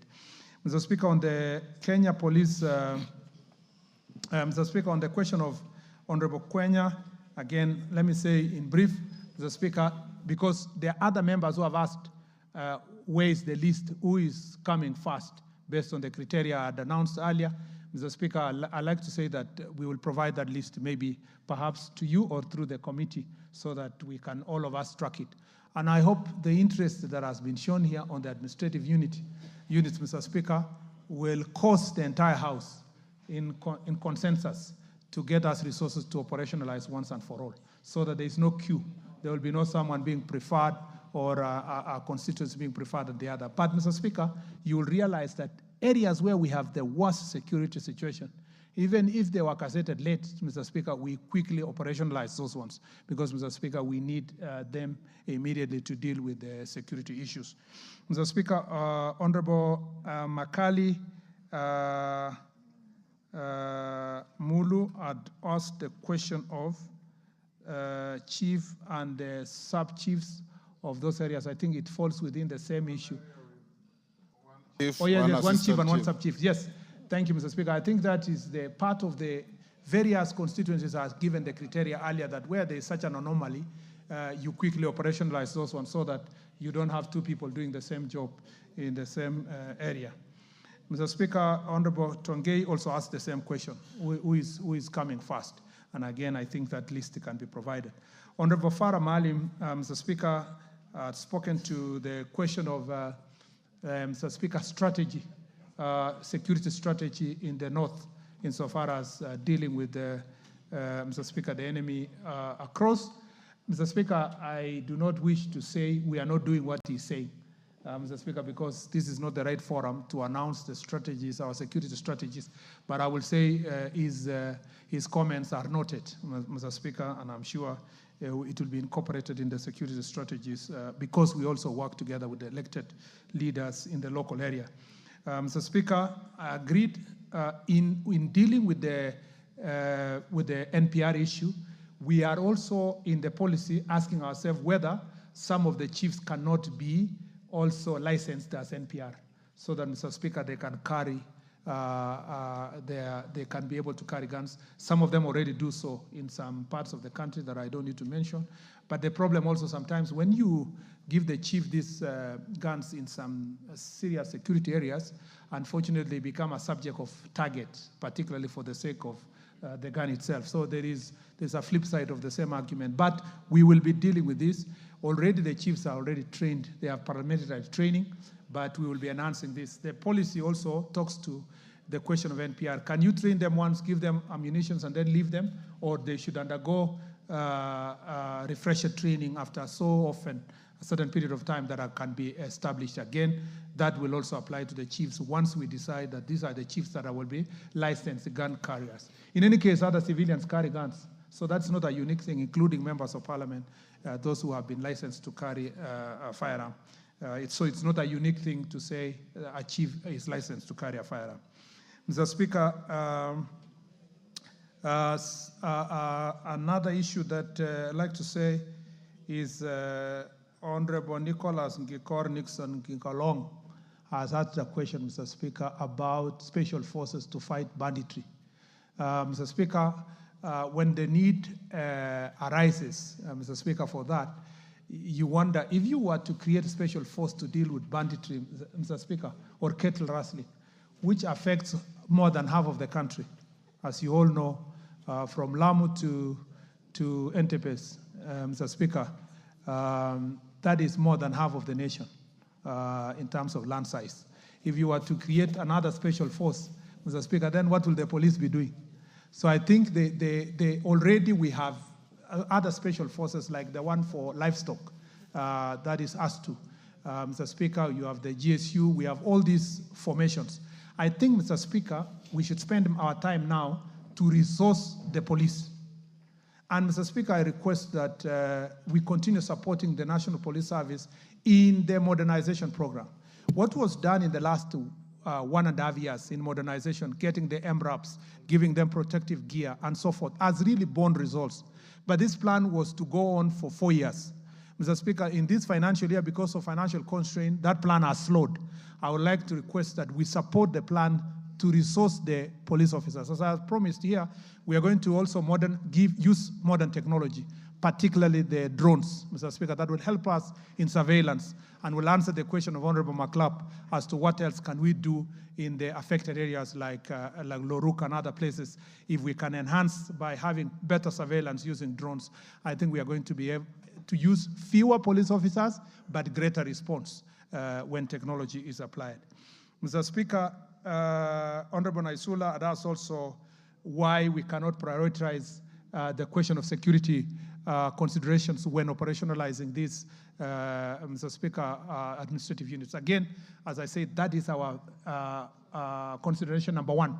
And Mr. Speaker, considering what's going on in Samburu at the moment, Mr. Speaker, that remains our priority number one, to do as much as we can to take government closer to the people and make sure that, Mr. Speaker, and that should be done as well for TRT constituency, Mr. Speaker, to make sure that government is closer to where the source of some of this banditry, both in Samburu, TRT, Turkana, Elgeyo Marakwet, West Pokot, and other parts. Mr. Speaker, Honorable Cherorot mentioned something very important here. Maybe as very few people know that, there is an administrative structure in the counties, and you know this very well, Mr. Speaker, because we drafted this law while we were in the Senate to create village councils for the counties. As a result of that law, very few counties have operationalized the village council. It's only Samburu that I know that they have the village council. And Mr. Speaker, in the national government, we are trying to propose the village elder and see how that village elder can work together with the administrative units, while at the same time, there is the village council that is in county governments. And because of resource constraints, counties are unable to create the village council because it's more than 10 people who are called to establish this village council. During this process of looking at this village elders issue, that issue needs to be harmonized, and that law, together with the village elders issue, needs to be harmonized so that we can benefit from the resource. It also needs to be harmonized with the Nyumba Kumi strategy, so that we know where the village elder will be in the structure of the Nyumba Kumi, so that this can work properly to provide resources. So I look forward also to all of us providing this solution, both in terms of our friend, the late Honorable Malulu Injendi's proposal, which shall be progressed by members of this House in the way you will guide, Mr. Speaker, and also in the regulations we are still working on the rest of the administrative units to see if that can be achieved. Mr. Speaker, I think this covers the same question of Honorable Amuha Mohammed she was asking on the NPR attack of the NPR. Again, Mr. Speaker, you know that these criminals from neighboring country target the NPR because they are targeting the guns and the ammunitions, Mr. Speaker. And they know that the NPR have been very, very instrumental in dealing with this crime, Mr. Speaker. And they know that the NPR know the local routes that they are using. So unfortunately, our NPR were attacked this period. You know, Mr. Speaker, how these terrorist groups operate. They look for significant period of time for them to do something that is significant. And Mr. Speaker, why there was heightened activity around Ramadan is because the intelligence report was already there that they wanted to take advantage of Ramadan period. And we are always alert in anniversaries that other attacks have happened in the past, because we know they would like to use those opportunities to make a statement and instill fear in the country. And as I said earlier, our security forces are up to the task. Unfortunately, because of these targeted chiefs and the NPR, we have lost some of them, and a few of them also have found themselves in the other part in Somalia. And Mr. Speaker, everything is being done to address this issue. On the question of my friend Honorable Parashina, it's the same. I think he wanted transparency on the distribution of the ones that are being operationalized now and those that will come after. And the question is still the same. As I said, the information will be given. This is another issue that Honorable Pukose has raised.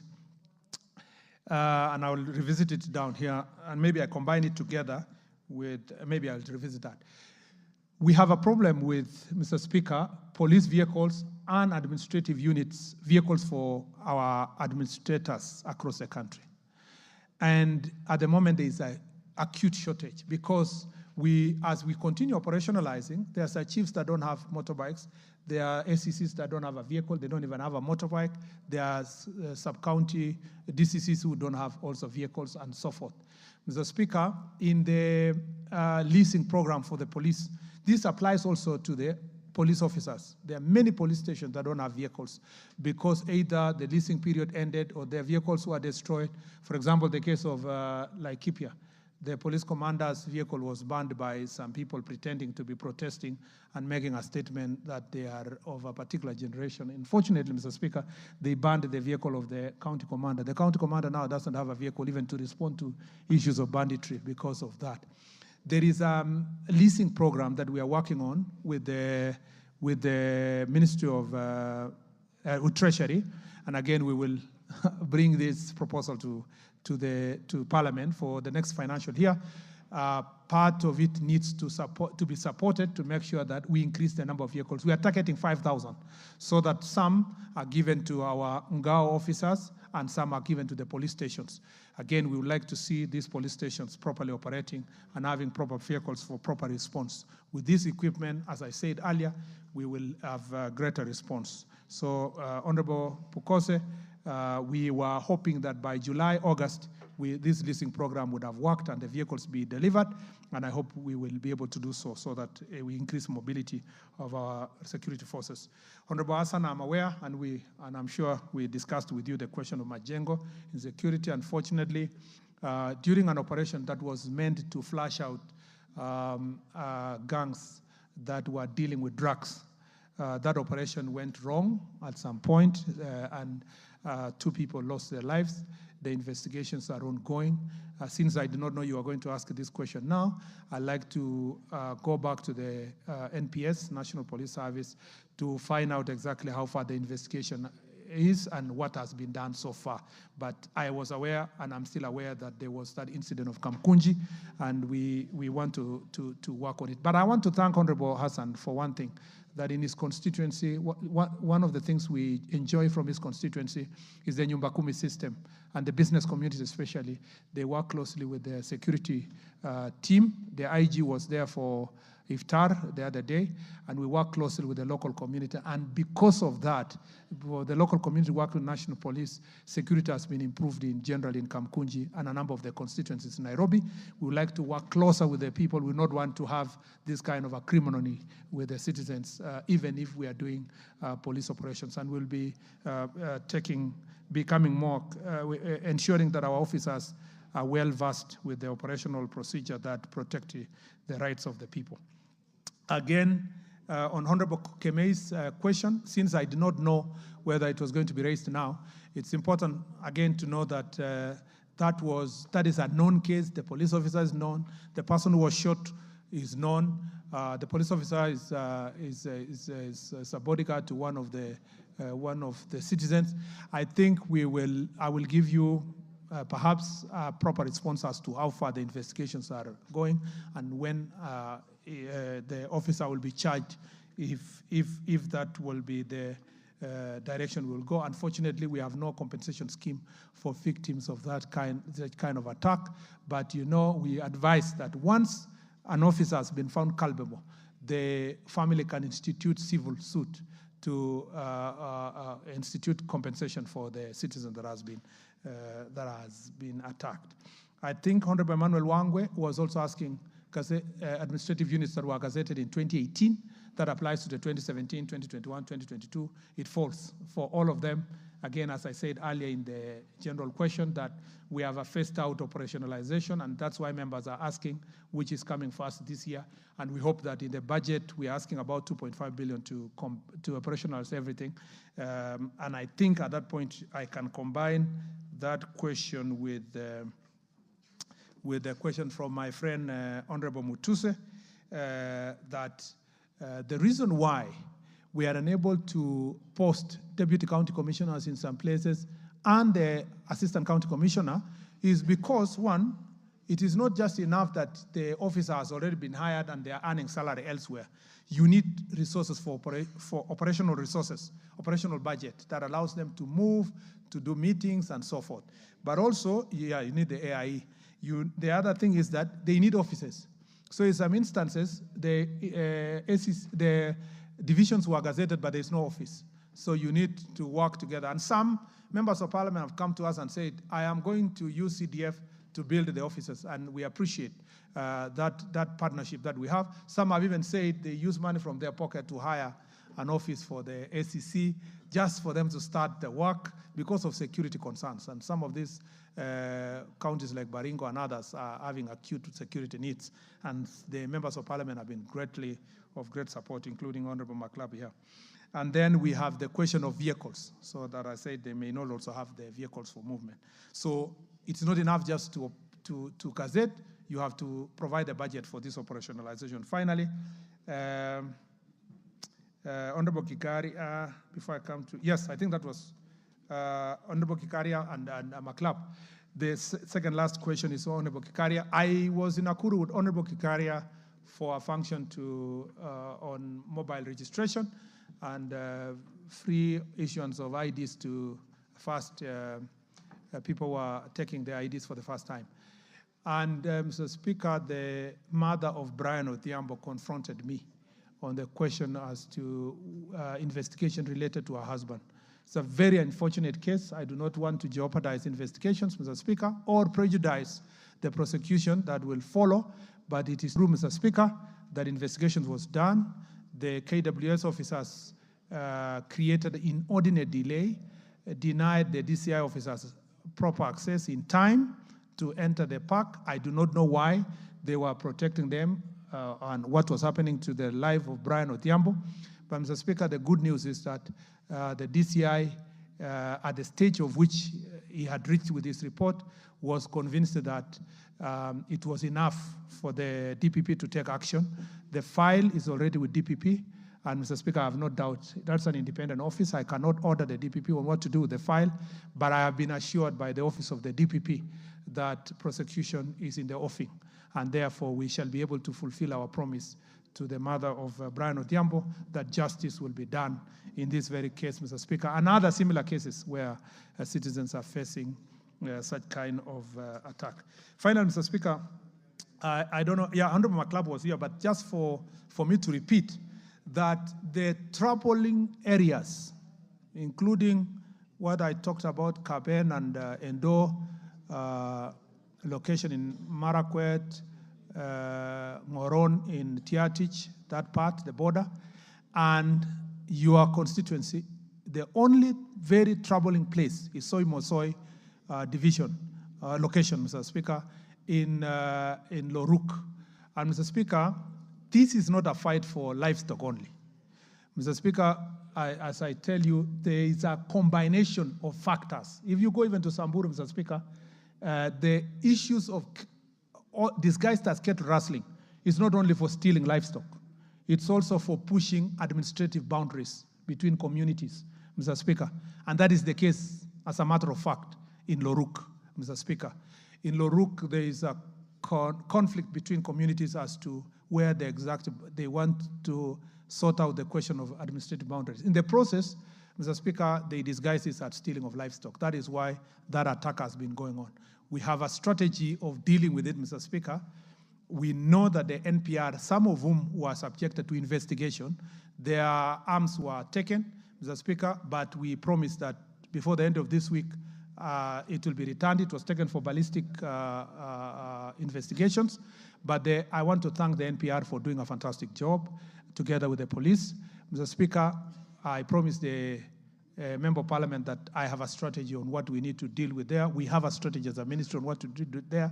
National Police have a strategy. We will deal with that corner and the other corner in the border of Marakwet and Tiatich. And also now Samburu, which is the troubling place, Mr. Speaker, at the moment. Mr. Speaker, on the same issue, the Member of Parliament is asking whether we are doing recovery. Mr. Speaker, you must thank. You know, in all these reports that we get, people don't thank our police officers because we are doing more than 90% of recovery. More than 90% in all the attacks that have happened in the recent past. In all these cases, whether it is in Samburu, whether it is in Baringo, whether it is in Elgeyo Marakwet or West Pokot, there has been nearly 90%, and like Kipi as well, there's been nearly 90% of recovery. In some instances, in some cases, 100%. And we said that as long as you continue making these recoveries and facing these bandits, Mr. Speaker, we will make it very painful for them because, Mr. Speaker, they do not benefit from their acts. Unfortunately, in that area of Loruk, we have lost two lives, Mr. Speaker, the chief and a resident of Loruk also who was attacked. But we want to make sure that we work so hard to minimize loss of life, Mr. Speaker. But thieves will always be there, here and there. But if our police officers are going to be as alert as they have been, we can make it painful for them and eventually either arrest or, Mr. Speaker, they die in line of duty, because what will the police do when they're facing a person who has a gun? That will do. I think, Mr. Speaker, I think that is all. Minister, you may Speaker, take, including today, we are going to recover all the livestock. Thank you. take your seat. Members, order Mandazi. Order. Sorry, I didn't answer the Honorable Mandasi's question. No wonder. Yes. Mr. Speaker, I think that's the only. Yes, Mandazi. Yes, Yeah, Mr. we are Speaker. going to that. Mr. Speaker, he had asked about the overlap of his constituency. Part of his constituency is in Bomet Central. Mr. Speaker, He wants you to realign the I think it is boundaries. what is important is to get in constituencies and counties like Bomet, where they don't face the challenge that Honorable Maklap and Honorable Kamket have in Loruk and other places, where there is a consensus between the two constituencies and they know their constituency boundaries. There is no reason why we should not align them to either side. So if I can get, we can get specific petition on this area, Mr. Speaker, we can send our officers to the ground to make sure that this issue is sorted in Bomet County. I thank you, Mr. Speaker. Members, you know we have division of revenue bill pending.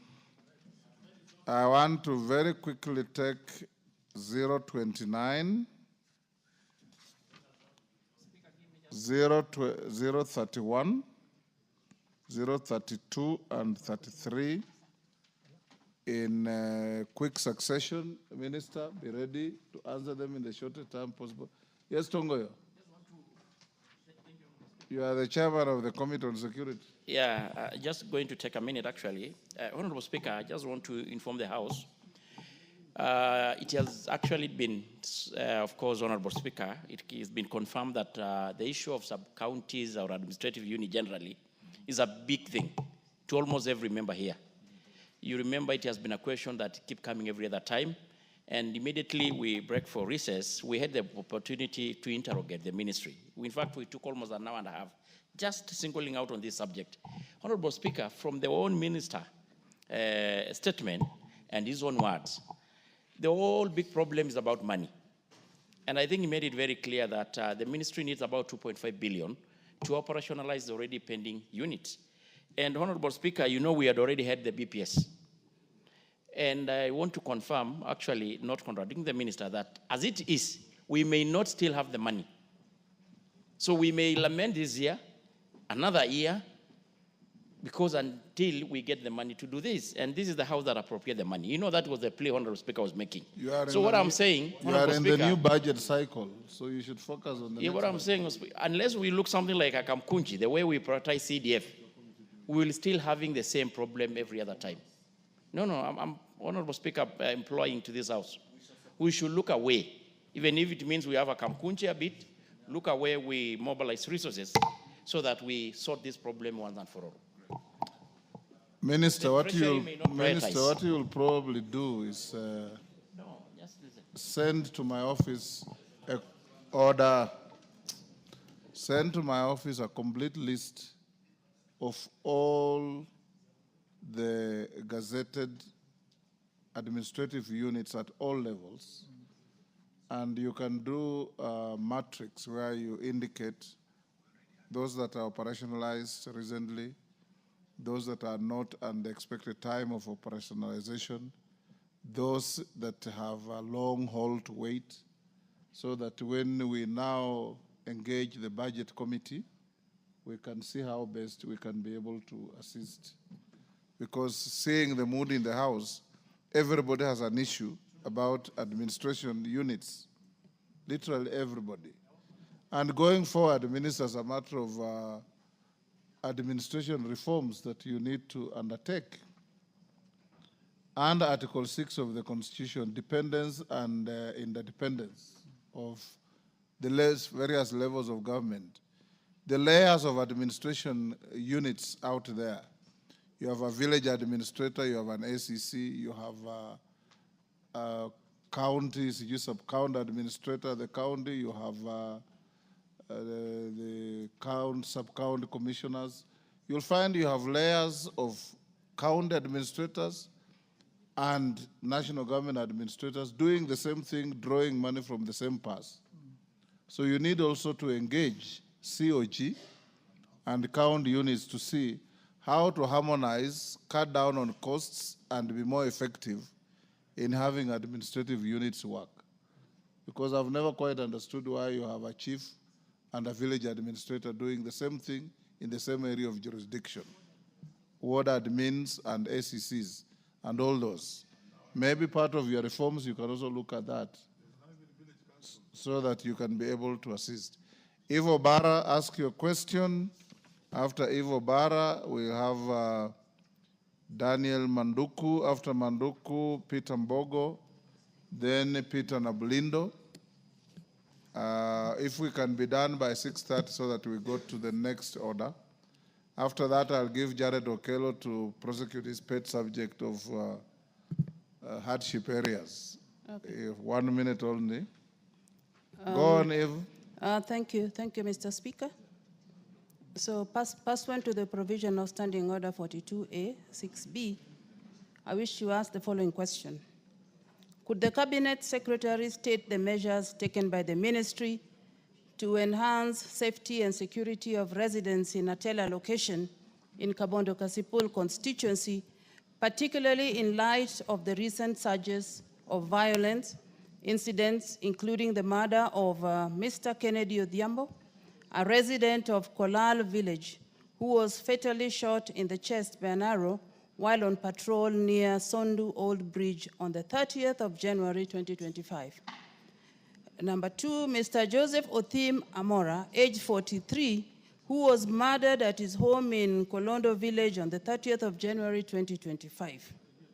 The other one is Mr. Peter Okello Odao, age 60 years, who was attacked and killed in his home over a boundary dispute on the 3rd of February 2025, and attempted stock theft, which was reported in Kawere village, where two individuals, Ms. Milka Owio and Mr. Tony Owio, were injured by arrows during the incident on the 2nd of January 2025.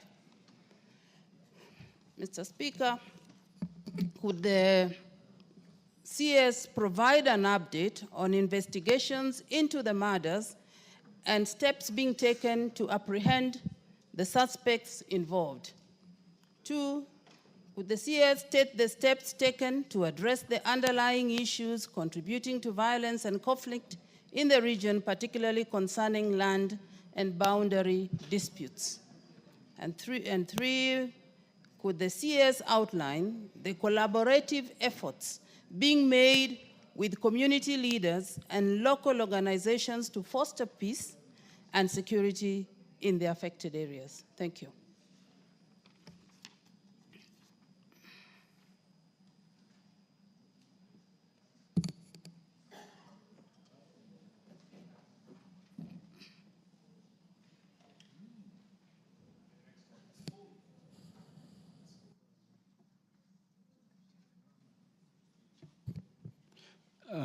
The next question.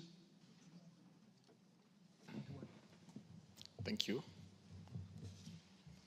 Could the Cabinet Secretary explain the status of gazettement and deployment of security personnel to Ichuni Police Station in Ichuni Ward, Nyaribari Masava constituency, which is in Masava South sub-county? Two, could the Cabinet Secretary please state the steps taken by the ministry to address the operationalization of the police station, considering that residents have to travel long distances up to Ramasha Police Station, which is at the end of the constituency, to access police services, leading to delays in addressing security concerns? Thank you very much.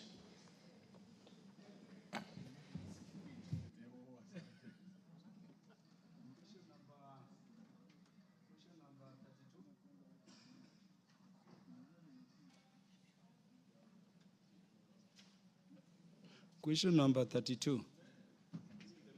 The Honorable Peter Mbogo. Thank you, Mr. Speaker. Could the Cabinet Secretary provide a report on the status of investigation into the incidences of insecurity, such as Mrs. Mariana Shali Chow of ID number 278-97833, who was found dead at a satellite site around Rianchore hillside with multiple cut wounds. 2, Mr. Silas Silo Mengo Mwachanga, a border rider who was found dead on 28th May 2024, and Mr. Sylvans Mwanjala Mvoi of ID number 370-234-29, who was attacked and severely injured on 2nd September 2024 within Sagala Ward in Taita Taveta County. Could the CS state the actions being taken to ensure the perpetrators of the crimes are arrested and prosecuted without delay? 2, could the CS outline measures put in place to curb insecurity in the region? Thank you, Mr. Speaker.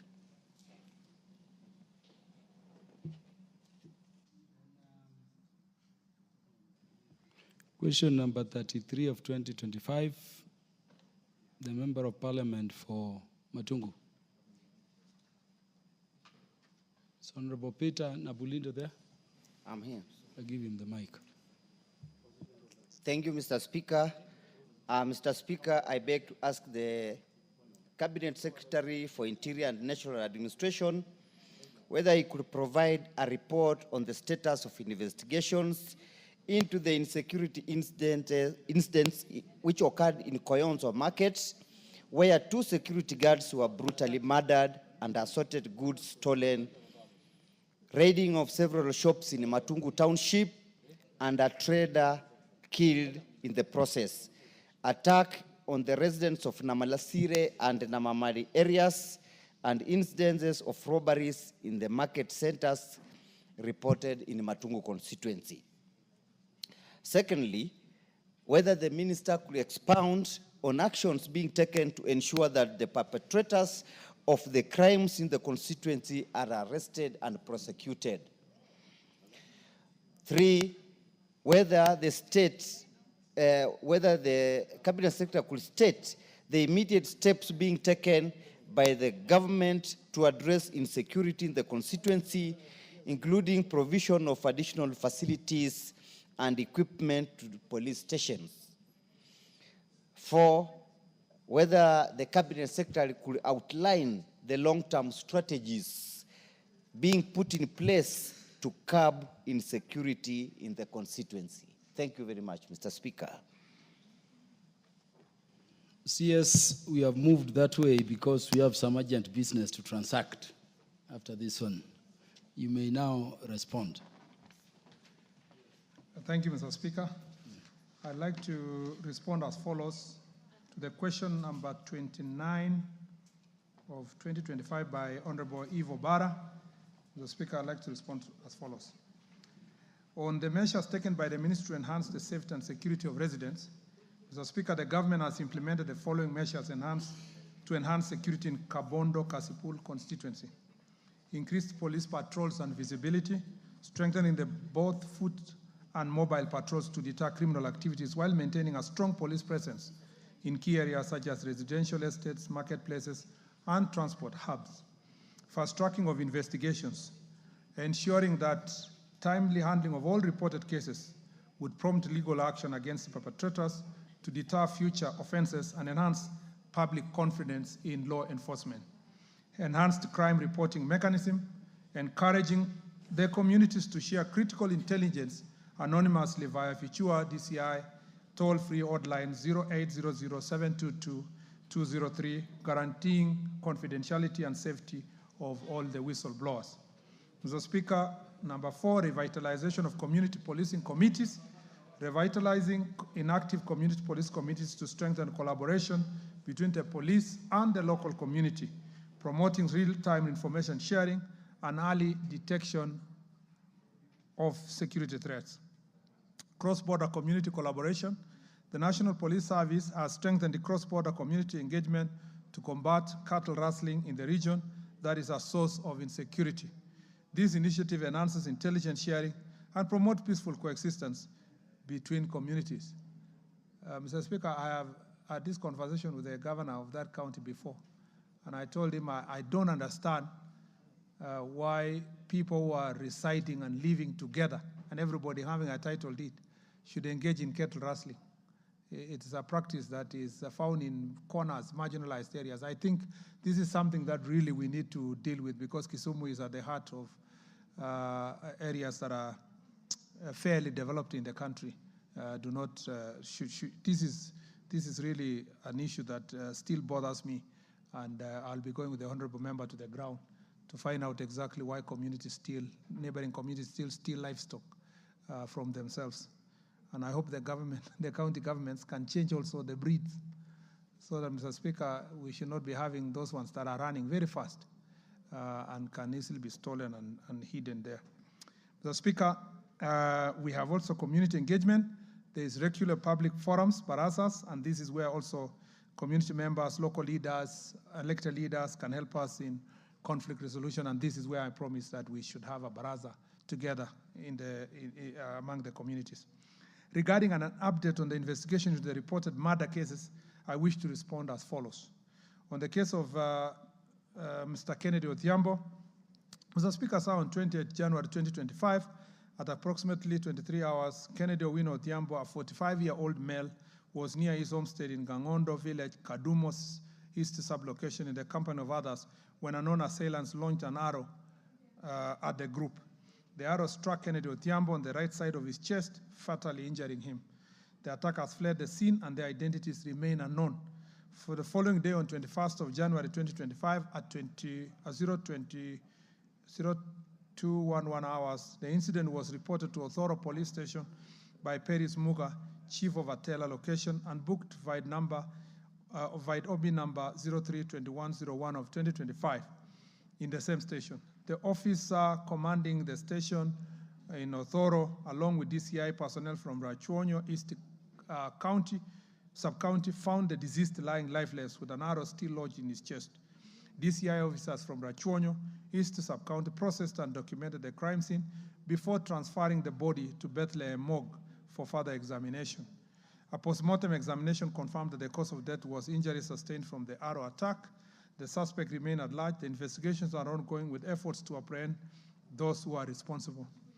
Mr. Speaker, on the murder of Mr. Peter Okello Odawa, on 3rd February 2025, at approximately 1840 hours, Peter Okello Odawa, a 60-year-old male, was slashing grass within his compound in Kamwagi village, Kodumu West sublocation, when he was attacked by two individuals, namely Eric Okoth alias Mzee and Ibrahim Jacob Onyango. The suspects, who are the deceased's nephews, fatally injured him due to family land boundary dispute. The attack left the deceased with 2 deep cuts on the head and chin, as well as fractures on both wrists. Joseph Ndege, chief of Ramba location, reported the murder incident to the OCS, Othoro Police Station. Detectives from the Directorate of Criminal Investigation, Rachuonyo East, to process the scene. The incident was officially booked via OB number 30/3/2 of 2025 at Othoro Police Station. The body was transferred to Jawabu Funeral Home for a post-mortem examination. The post-mortem examination was performed at the Jawabu Funeral Home, confirming that the cause of death was directly linked to the injuries sustained during the attack. Police successfully arrested one of the suspects, Eric Okoth Odera, alias Mzee, on 6th February 2025, while his accomplice, Ibrahim Jacob Onyango, remains at large. Eric Okoth Odera was arraigned in Homa Bay High Court and charged with murder under criminal case number 688/7/225 and High Court criminal case 07/2025. Efforts to locate and arrest the second suspect, Ibrahim Jacob Onyango, continue, with police actively tracking his whereabouts to ensure he faces murder charges in court. The murder of Joseph Othimo Amora. The Speaker, on the night of 30th January 2025, unknown individuals gained entry into the house of Joseph Othimo Mora, a 43-year-old male residing in Kolondo village, Kodumo East, where he lived alone. The assailants brutally attacked him, inflicting deep cuts on his belly, exposing his intestines, and killing him on the spot. The motive behind the murder remains unknown. On the 31st of January 2025, at 0550 hours, Peris Muga, chief of Atela location, reported the murder to Othoro Police Station and booked via OB number 033001/2025. Police officers from the Directorate of Criminal Investigation, Rachuonyo East, visited the scene, processed and documented the evidence, and initiated investigations. The body was later transferred to Bethlehem Morgue for a post-mortem examination, which confirmed that he succumbed to his injuries resulting from the attack. No arrests have been made so far, and the case remains under active investigation as the police work to establish the motive and the identity of the attackers. Attack of Mithka Odhiambo in Sondu area.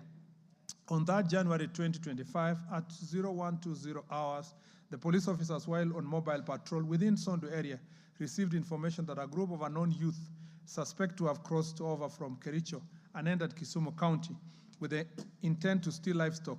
They passed by the house of Milka Odhiambo, a 53-year-old female, where they launched violent attack. Milka was shot in the mouth with an arrow, while her 22-year-old son, Tony Owiyo, was shot in the lower abdomen with the arrow remaining lodged in his body. Upon the victims raising an alarm, the attackers fled the scene without stealing anything. Following the distress call, police responded and the victims were rushed to Nyabondo Mission Hospital, where they were admitted in fair condition. The incident was booked OB number 23/1 of 225 in Ogoro Police Station. An investigation commenced, which led to the arrest of 3 suspects: Dennis Kipruto, Kemboy, Jeremiah Kipkorir Kosgei, Elias Kiptangus, and Geoffrey Kibet Chirchir. The suspects were arraigned in Oyugi's law court under CR 662125, court file number MCCR E109-2025, and CR 68822/22/2025, court file number MCCR EL10/2025. The police continue to investigate the matter, and efforts are ongoing to determine whether other suspects were involved in the attack. On the strategies put in place to address underlying issues, Mr. Speaker, the following strategies have been employed to address underlying issues contributing to violence and conflict in the region. Mr. Speaker, is the peace initiatives are ongoing in the region. Number 2, Mr. Speaker, is making appeals to the National Land Commission to resolve historical land injustices, which is a major cause of conflict in some of the, in part of the areas, including that are caused murder of communities, people from these communities. The collaborative efforts being made within the community, Mr. Speaker, the following collaborative efforts have been employed to foster peace and security in the affected areas. Security agencies and the county government are collaborating in conducting a security intelligence committee within the county, with county leadership representation, dealing with the county challenges and to have effective strategies.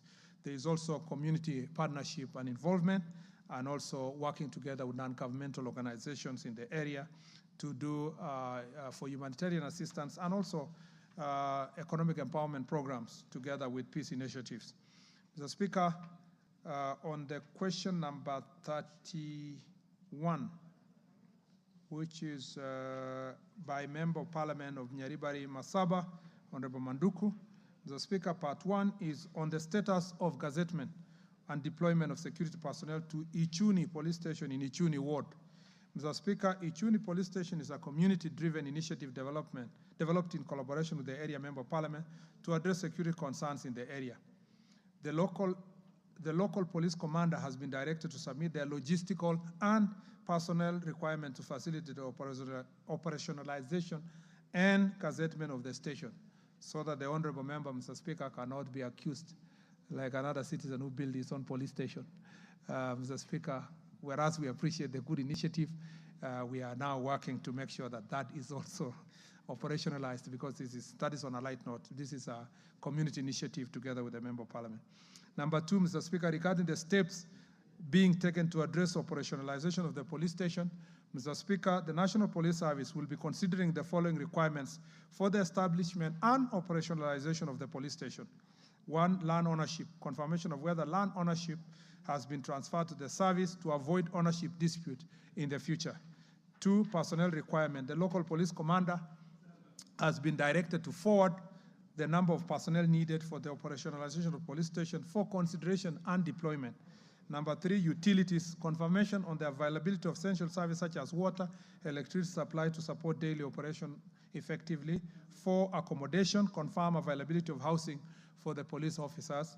5, furniture, confirm that the station has been furnished.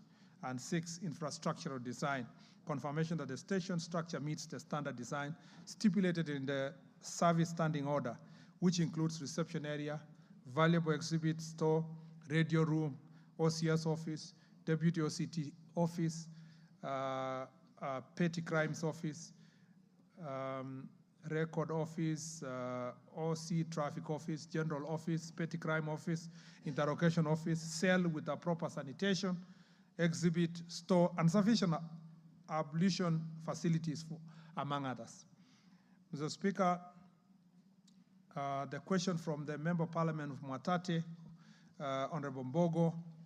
Mr. Speaker, I'd like to respond as follows. Regarding a report on the status of investigation into the incidences of a murder of Marian Onsarigo. Mr. Speaker, on April 29 of 2024, Ms. Marian Onsarigo, aged 34, was reported missing by her husband, police officer number 255611, Police Constable PC Stephen Onsarigo Mokua of Kamachira Police Station, Madioya Sub-County. She was last seen in the evening hours of Rice Trading Center in Sameta Sub-County in Kisii County.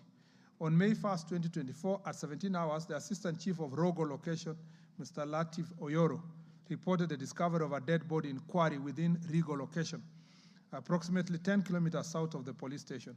Officers from Sameta Police Station, including the officer commanding station and the Directorate of Criminal Investigations, visited the scene and discovered a body of a female victim identified as Ms. Marian Onsarigo, lodged between large rocks in Deep Valley Quarry.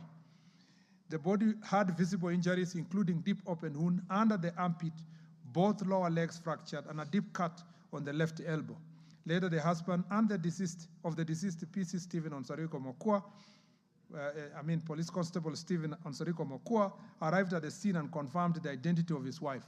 He stated that she had been missing since April 29, 2024, and he was only informed that afternoon about her death. The crime scene officers processed and documented the scene before moving the body to Lenmek Hospital morgue for further examination. The case is currently under investigation via the inquest file number 6 of 2025 by the Sameta Sub-County Criminal Investigation Officer, with no arrests made at the attempt. Murder of Ms. Silas Silo Mengo Mwachango. Mr. Speaker, on May 21st, 2024, Ms. Silas Silo Mengo Mwachango, a border rider, was found dead. The incident was reported at Voi Police Station via OB number 15/1/5 of 2024 by a member of the public at approximately 5 p.m. The report indicated that lifeless body has been discovered at a sisal farm along Voi Mwatate Road, about 5 kilometers from the police station. Police officers responded to the scene, which was processed and documented. Preliminary investigation revealed that the victim had been hired by an unidentified individual who later attacked and fatally injured him before stealing his motorcycle. No arrests made at the moment in connection to the incident. The case remains under active investigation. Mr. Speaker, on the murder of Mr. Silas Sylvans Mwajalam Voi, on September 3, 2024, a report was made at Voi Police Station under OB number 15/3/9/2024 regarding an attack on the Sylvans Mwajalam Voi, ID number 370234429. The incident occurred on September 2, 2024 within Sagala Ward, Taita Taveta County. The report was filed by the victim brother, who stated that Mr. Mvoi, border rider, had been found unconscious by the roadside along the Mombasa-Nairobi highway. A Good Samaritan rushed him to Moi County Referral Hospital in critical condition. Medical assessment revealed that he had sustained a deep cut on the head and chest injuries. Due to the severity of his injuries, he was later referred to Kilimanjaro Christian Medical Center in Tanzania for intensive care. Police officers from Voi Police Station responded to the scene, conducted documentation, and established that the victim had been robbed of his motorcycle registration number KMGN09G. The victim later succumbed to his injuries on September 9, 2024, while undergoing treatment in the same facility. No arrests had been made in relation to the murder, but, Mr. Speaker, the case remains very active and under investigation by our police officers. On the occasion being taken to, on the actions being taken to ensure perpetrators are arrested and prosecuted, Mr. Speaker, the above murder cases remain under active investigation, with witness statements recorded to aid further inquiries.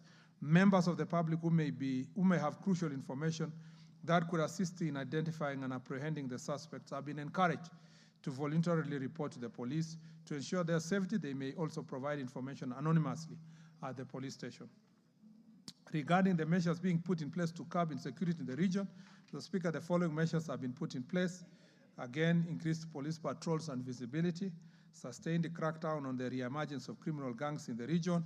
Mr. Speaker, as I stated earlier, in the All Coast region, we are doing massive operations to deal with gangs, resurgence of those gangs.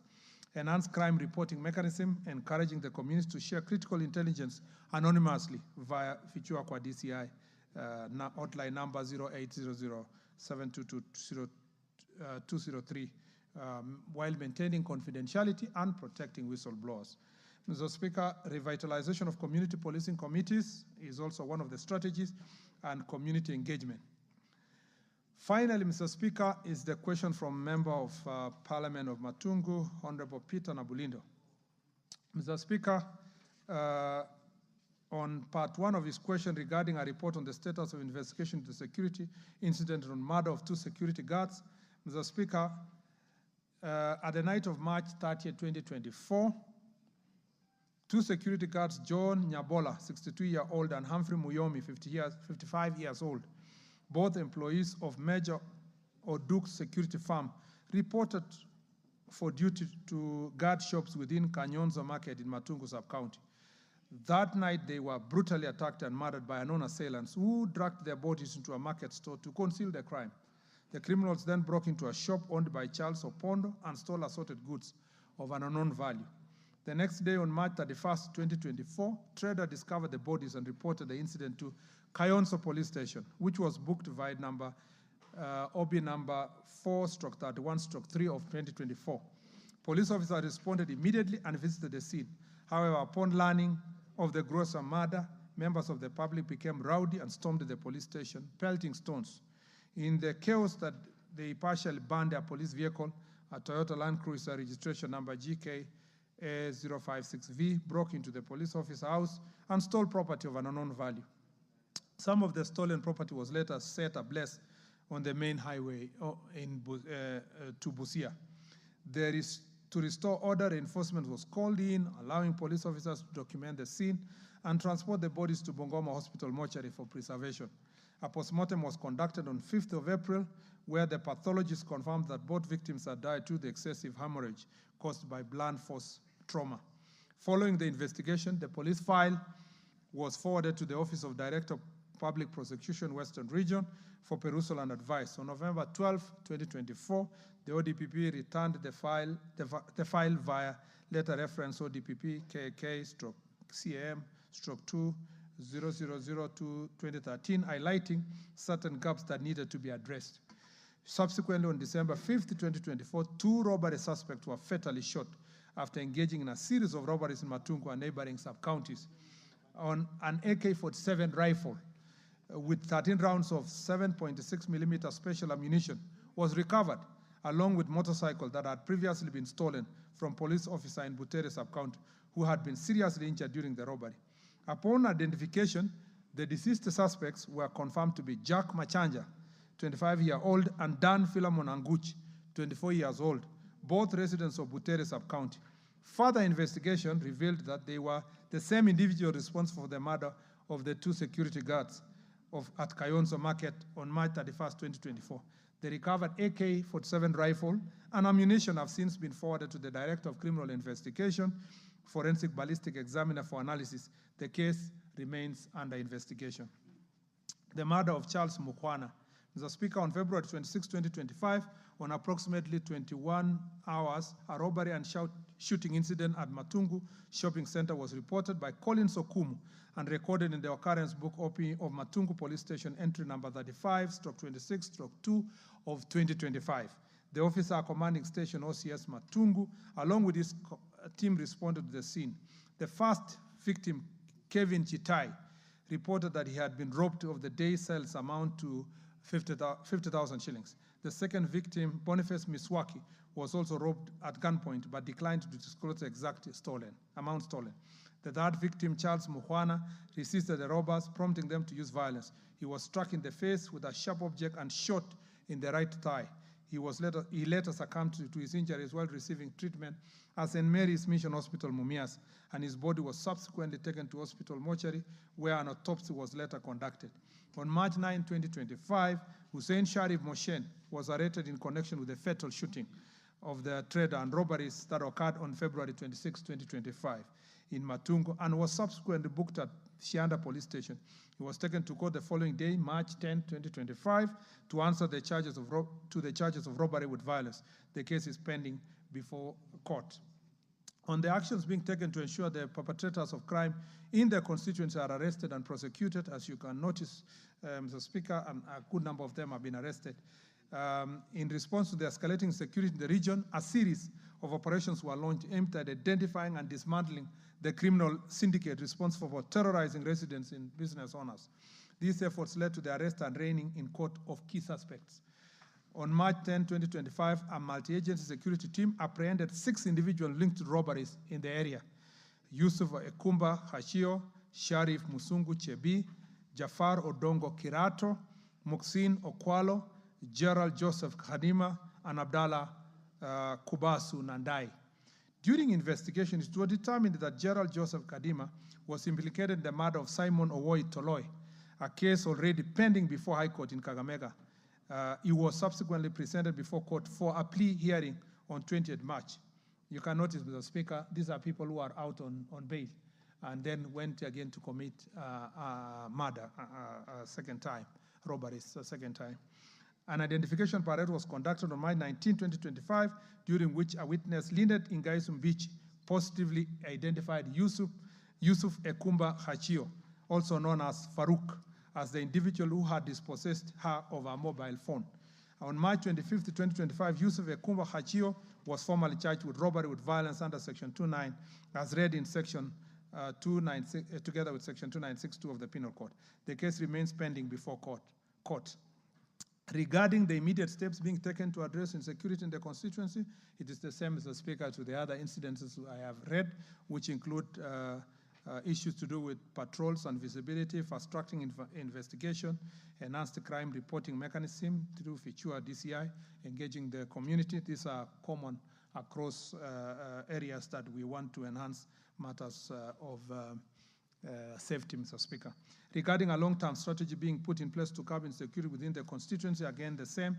We want to work on the revitalization of community policing committees, sustain the crackdown on re-emergence of criminal gangs in the region. Mr. Speaker, Matungu is the constituency I talked about, Mr. Speaker, where some criminals are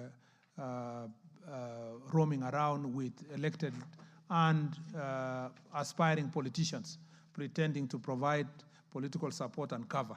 Mr. Speaker, we will sustain the operation. This is part of the operation. You saw the results is to deal with the robberies, but other, Mr. Speaker, is to deal with these gangs that are hiding behind political action and political support.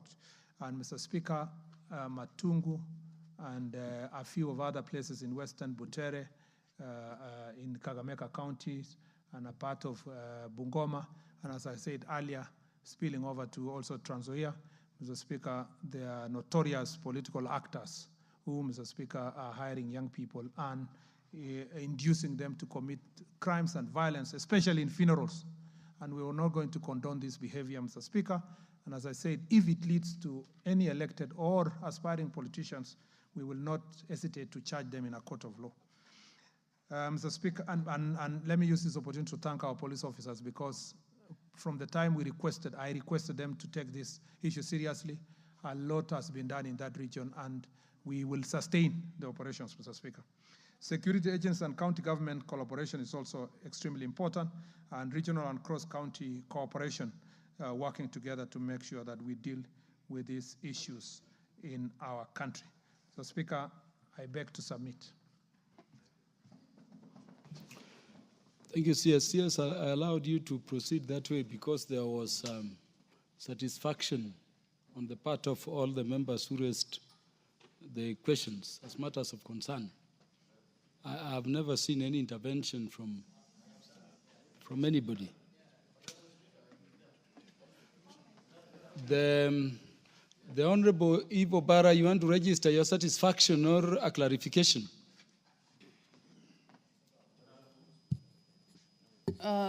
Thank you, Mr. Speaker. Thank you very much, CS, for your response. But I'd expected that you'd come up with a consideration for a stock theft special unit within the area. This particular area, Atela region, is the infamous, the Sondu, you know, the Sondu issues that have been going on almost every other year. This is the area that we have Nyakach, which is Kisumu. We have Homa Bay, and we also have Kericho. And the stock theft is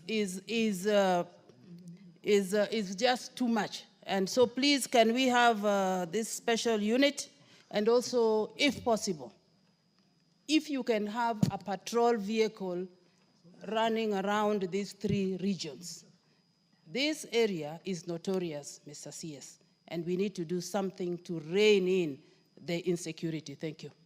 But otherwise, thank you very much for your response.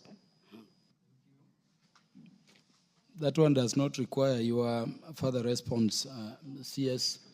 The Honorable Peter Nabulindo. Mr. Speaker, first I would like to take this opportunity to thank the Cabinet Secretary for that detailed response. But as he had said earlier, he had already talked about Matungu even before I had put the question before the House. That means that Matungu has a problem that needs to be given a special consideration in terms of security interventions. But Mr. Speaker, I'm concerned about something that the minister actually said to the House, that he has sent some officers to the ground, that's in Matungu, to do some investigations.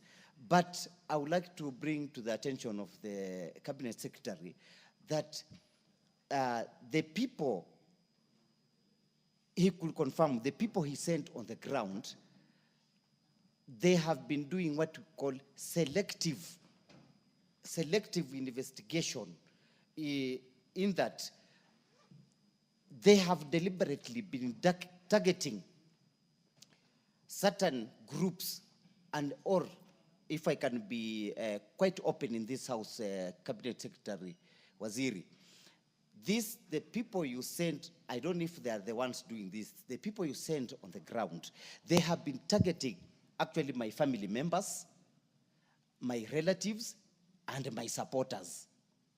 And the people have been wondering, why are these people targeting certain people, or who is using police officers to settle political scores?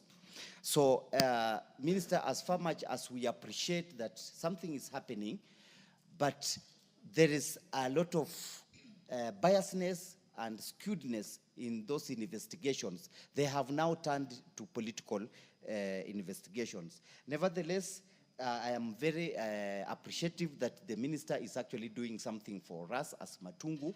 But the biggest problem, please make sure that Matungu police stations get a vehicle. Matungu is too vast. We don't have a vehicle. Even the OCPD, even the OCS uses a motorbike to go for patrols at night. That is something that the minister needs to do.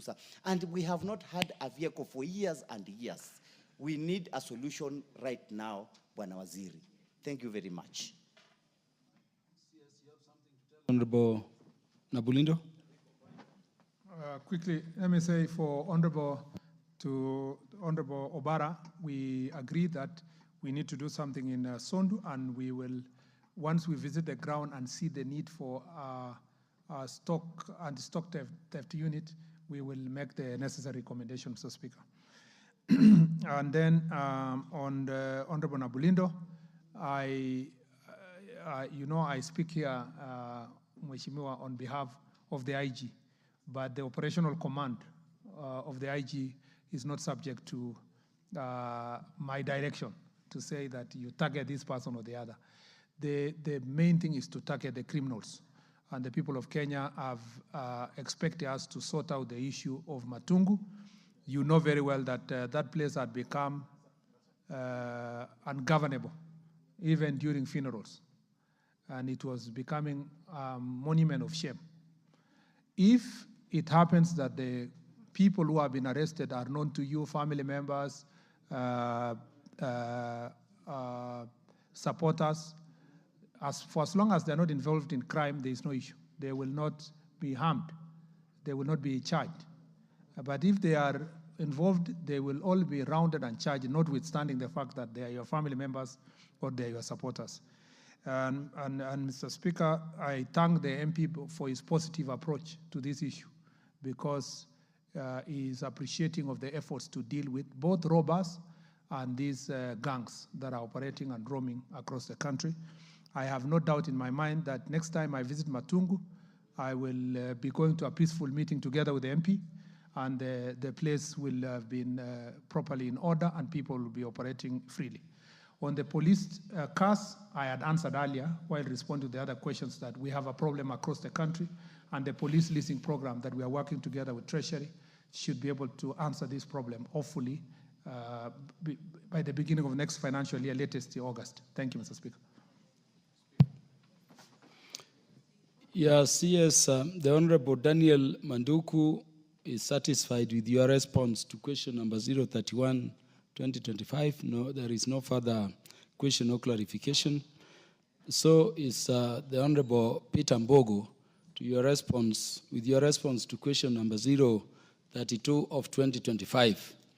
Honorable members, these particular questions were specific to individual Kenyans.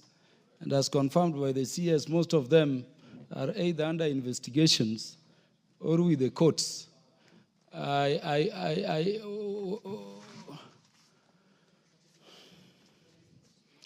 We are done with the questions. Are we saying you have matters you want to raise with the minister around the questions? I will allow only 3 of you 1 minute each because of the next business you have to transact. The Honorable Nzambia.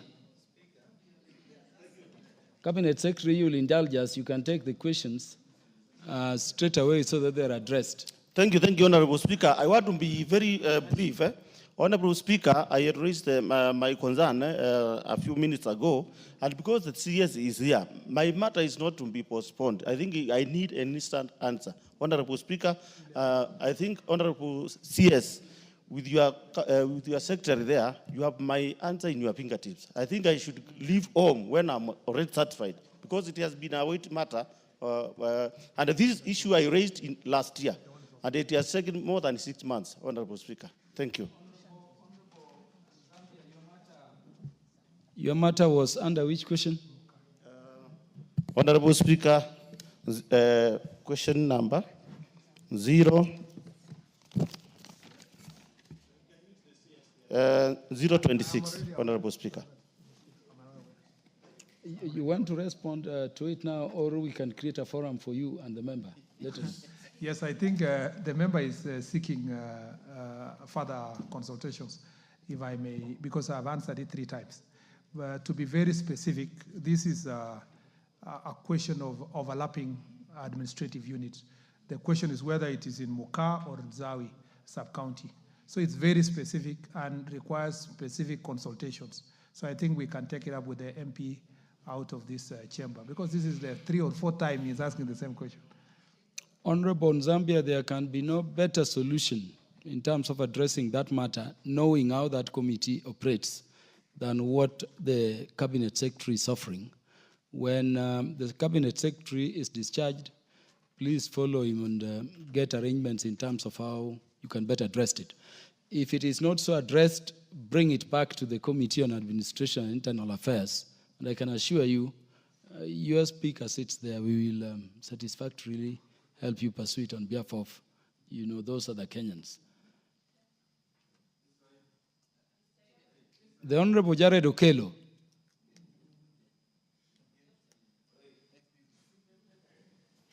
I thank you very much, Honorable Speaker, and for giving me the opportunity. The substantive speaker actually made an undertaking that I will be given an opportunity to prosecute a matter that is not directly linked to the Ministry of Interior and National Coordination, but under the spirit of complementarity and collective responsibility, the minister sits in a vantage position to answer or to lend a helping hand where necessary.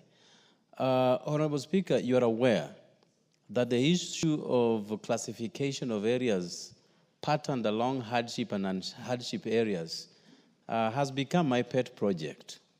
The last 3 months, we have been haggling with the majority leadership to have a report that was done by the government through a multi-agency committee, which was headed by one Mr. Sylvester Bolo in the Ministry of Public Service.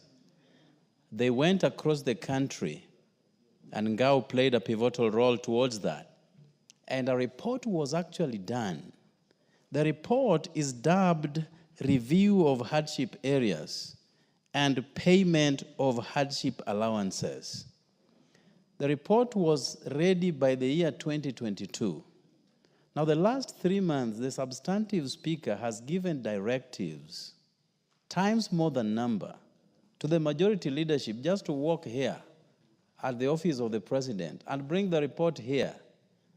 And I acknowledge now that we do not have a substantive minister for public service and a substantive principal secretary who has since been promoted.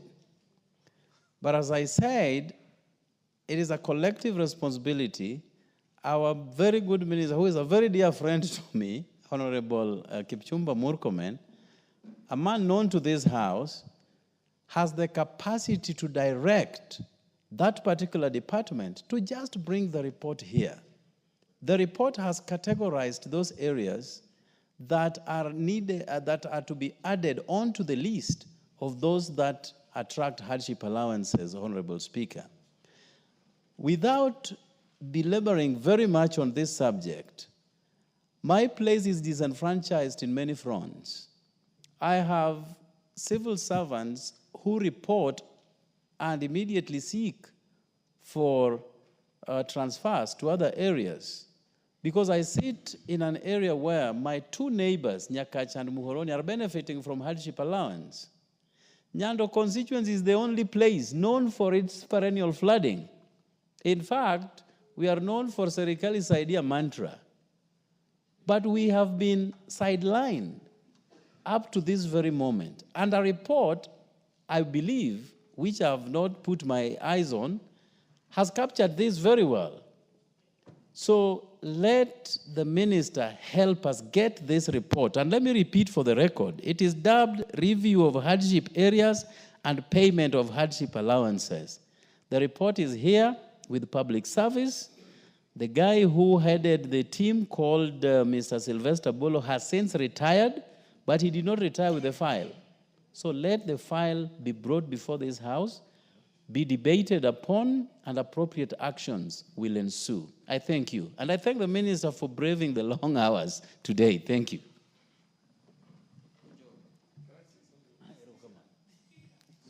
Honorable Minister, does that fall within your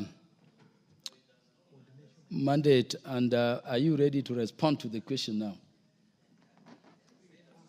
Mr. Speaker, I understand the struggle that Honorable Member is going through, my friend, Honorable Okello, and I sympathize with his position. And because we were involved in the report as a part of Ngao, and because of the principle of collective responsibility, and considering that the next CS is still sitting in this House, Mr. Speaker, I would offer under that principle of collective responsibility to push for the release of that report. Part of the reason is because, Mr. Speaker, I have received also petitions from across the country, from teachers especially, who are posted to certain areas that they consider it hardship, yet they do not benefit from the hardship allowance. So I think I will speak to the relevant officers within the government to make sure that this is pushed in good time. And we can also take up this conversation with Jared out of this place. I hasten to warn him that should the report require heavy budgetary expenditure, then it may require again a relooking. There's no problem releasing the report, but in terms of implementation, it will require everybody now to come in to support budgetary allocation. Sometimes, you know, in government, you know really that you need to expand certain benefit to different areas. But the challenge you have is that you make this expansion, then you ask yourself, where is the budgetary allocation to support the expansion? So all those considerations will be made. Thank you, Mr. Speaker. That response cannot elicit further questions. The Honorable Farah Malim. Mr. Speaker, I have, Mr. Speaker, I take, the honorable member is a very close friend of mine. But on the issue of hardship allowances, I just want to tell this House one thing, Mr. Speaker. African Americans or black Americans were enslaved for 408 years. And then after the Civil War, they had again a continuous marginalization for 100 years. When the civil rights movement started in 1960, the white folks, in their own wisdom and their trickery and deceit, said this is for minorities and sneaked in LGBTQ people and I don't know, all sorts of minorities, including the Jews who are the best, and called them now this is minorities. To what to do? To easily submerge and take away the rights that the African American was fighting for. This hardship allowance was given specifically to the areas that were left out during the colonial time and subsequent Kenya government as a result of the sessional paper number 10 of 1965. We also had an equalization fund. Our good friends from other parts of the country who had education as far back as the turn of the last century, now are trying to come and share with us the little that used to be given to the genuine hardship areas so that teachers can get a certain incentive to go and work in those areas. Now you want to expand on that. The same way they want to change the criteria for the CDF, they want to change the criteria for equalization fund, they want to change all these things. This is, can you, Yamaza? Mr. Speaker, Mr. Speaker, my position, this is my friend, but my position is that Luo Nyanza had teachers as far back as 1911, 1905. We have never had teachers ourselves until 1964. The first full primary school was in northern Kenya in 1966. And we have not had any development budget set out to be given to us. Honorable Farah Malim. Can you just give me as a Honorable Farah Malim. Let me just finish. No, order. Order. That report you are debating, and I like the matters you are raising. It's not before the House. And the order. The promise the Cabinet Secretary has made is that he's going to help, though it is not falling within the mandate of his ministry, the collective responsibility, and to help the House resolve that issue of concern to the people, to get the report wherever it is and facilitate its coming to the House. And it is when that report comes, it is when that report comes, honorable members, that based on its contents, we can debate it. You could be addressing matters. I know how passionate you are on this matter, but you could be addressing matters which are not issues in the report. So, order, honorable Farah Malim. Honorable Barongo, what did you say was out of order? Thank you so much, Honorable Speaker. Mine is different. I just wanted to strongly associate with the work that CS Murkomen is doing. As you may be aware, CS Murkomen and his team were able to visit us recently along the Narok and Kisii County borders that had become prone to skirmishes. And I wanted to say thank you to him and his team for paying very close attention to that area. I wanted to specifically thank him for... Order! Please, honorable members, it is not out of order for the honorable member to register his gratitude to the Cabinet Secretary for work well done. Honorable Barongo will be heard in silence. You have 1 minute to go, Honorable Barongo. So, Honorable Speaker, I wanted to thank CS Murkomen, especially for giving us a patrol base at Kiango, not later than 7 days after he had visited the area. I also wanted to raise the issue, as much as he's pursuing a budget of 2.5 billion to operationalize administrative units, I wanted to bring to his attention the fact that there are other areas that are actually larger than even the gazetted administrative units. So I wanted that for him to note that there was need for him to prioritize these large areas that may not be gazetted, so that we are able to administratively manage the country. Finally, I just wanted to thank the Maasai people and the Kisii people for keeping the peace. Thank you so much, Honorable Speaker. Yeah, Honorable CS, for all members who wanted to mention something about hardship, the directions I've given will stand in respect of all contributions you wanted to make thereon. Honorable CS, you see the interest the members have in raising matters with you when you are in the House.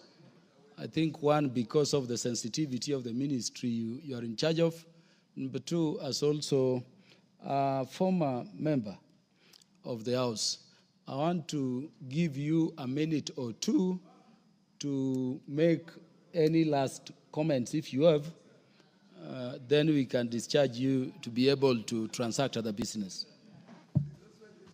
Mr. Speaker, I want to thank you and the House for the very robust interaction. And I promise that, Mr. Speaker, working together with you, especially in sourcing for resources, we should together be able to operationalize the administrative units. We should also make sure that we organize the National Police Reservists in the right way so that they can serve us better. And we should also be able, Mr. Speaker, to resource our administrators and the police officers with proper vehicles so that, Mr. Speaker, together we can respond to security well, including the equipment that is required to ensure that our officers are doing a good job. I appreciate also the interaction we have. It is by doing this that helps me to ensure that I do my job better. And Mr. Speaker, from next week, I will be starting county security fora in every county, in all the 47 counties. And you will be receiving invitation from my office to attend when it's your own county. I request that we go together so that we can look at issues at a grassroots level and find solutions. And lastly, Mr. Speaker, allow me to thank also my year mate at the University of Nairobi, Honorable Obadia, Engineer Borongo. Mr. Speaker, who though looks young, he must acknowledge that we are age mates. And for appreciating the work we are doing together and working together with elected leaders, we are able to make sure that our communities live in peace. I thank you, Mr. Speaker. I thank you, Honorable Cabinet Secretary for Interior and National Administration, for coming to the House upon being requested by the House to come and address those matters of concern to the people. You are now discharged in the manner we usually do. If there is any member who would still want to pursue any matters with you in the full manner, I know your doors are open, but you are discharged for now. Thank you, Mr. Speaker. You may take leave. Next order.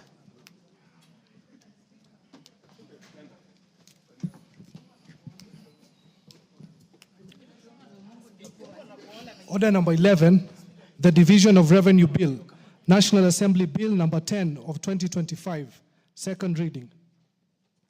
Is there the chairperson, Budget and Appropriations Committee, the Honorable Samuel Atandi, to move? Thank you, Honorable Speaker. Honorable Speaker, I would like to move that the Division of Revenue Bill, National Assembly Bill number 4 of 2025 be now read a second time. Honorable Speaker, before I go into the contents of the bill, which is before the House, let me begin by acknowledging and appreciating the support that we have received as a committee from the leadership of the House, led by the Speaker and our very able clerk, Mr. Samuel Njoroge. Honorable Speaker, also that this is the first substantive agenda that I handle as the new chairman of Budget and Appropriations Committee, following my nomination and subsequent election. I also would like to thank the leadership of the House and the leadership of my coalition who had faith in me to be able to handle this matter. Honorable Speaker, budget making is a very long and tedious process that involves many stakeholders. The stakeholders start from the ministry to Parliament through committees. And Honorable Speaker, I wanted to give the House an assurance because, Honorable Speaker, we are taking over this leadership at a time when most members have expressed concerns about the way the committee has been run in the past. And therefore, Honorable Speaker, I want to assure members that under my leadership, the committee is going to engage in thorough consultations with members, and that the outcome of the report that we'll be able to bring before this House for budget making will be a report that most members will be happy with. And Honorable Speaker, because budget making is done in committees, different committees, I also would like to urge members that they be very vigilant in their committees to ensure that they fully participate in the process of budget making. Honorable Speaker, as you can see, I'm now operating from the right side. And this is also something that I want to emphasize, that this is really the reality of the broad-based government.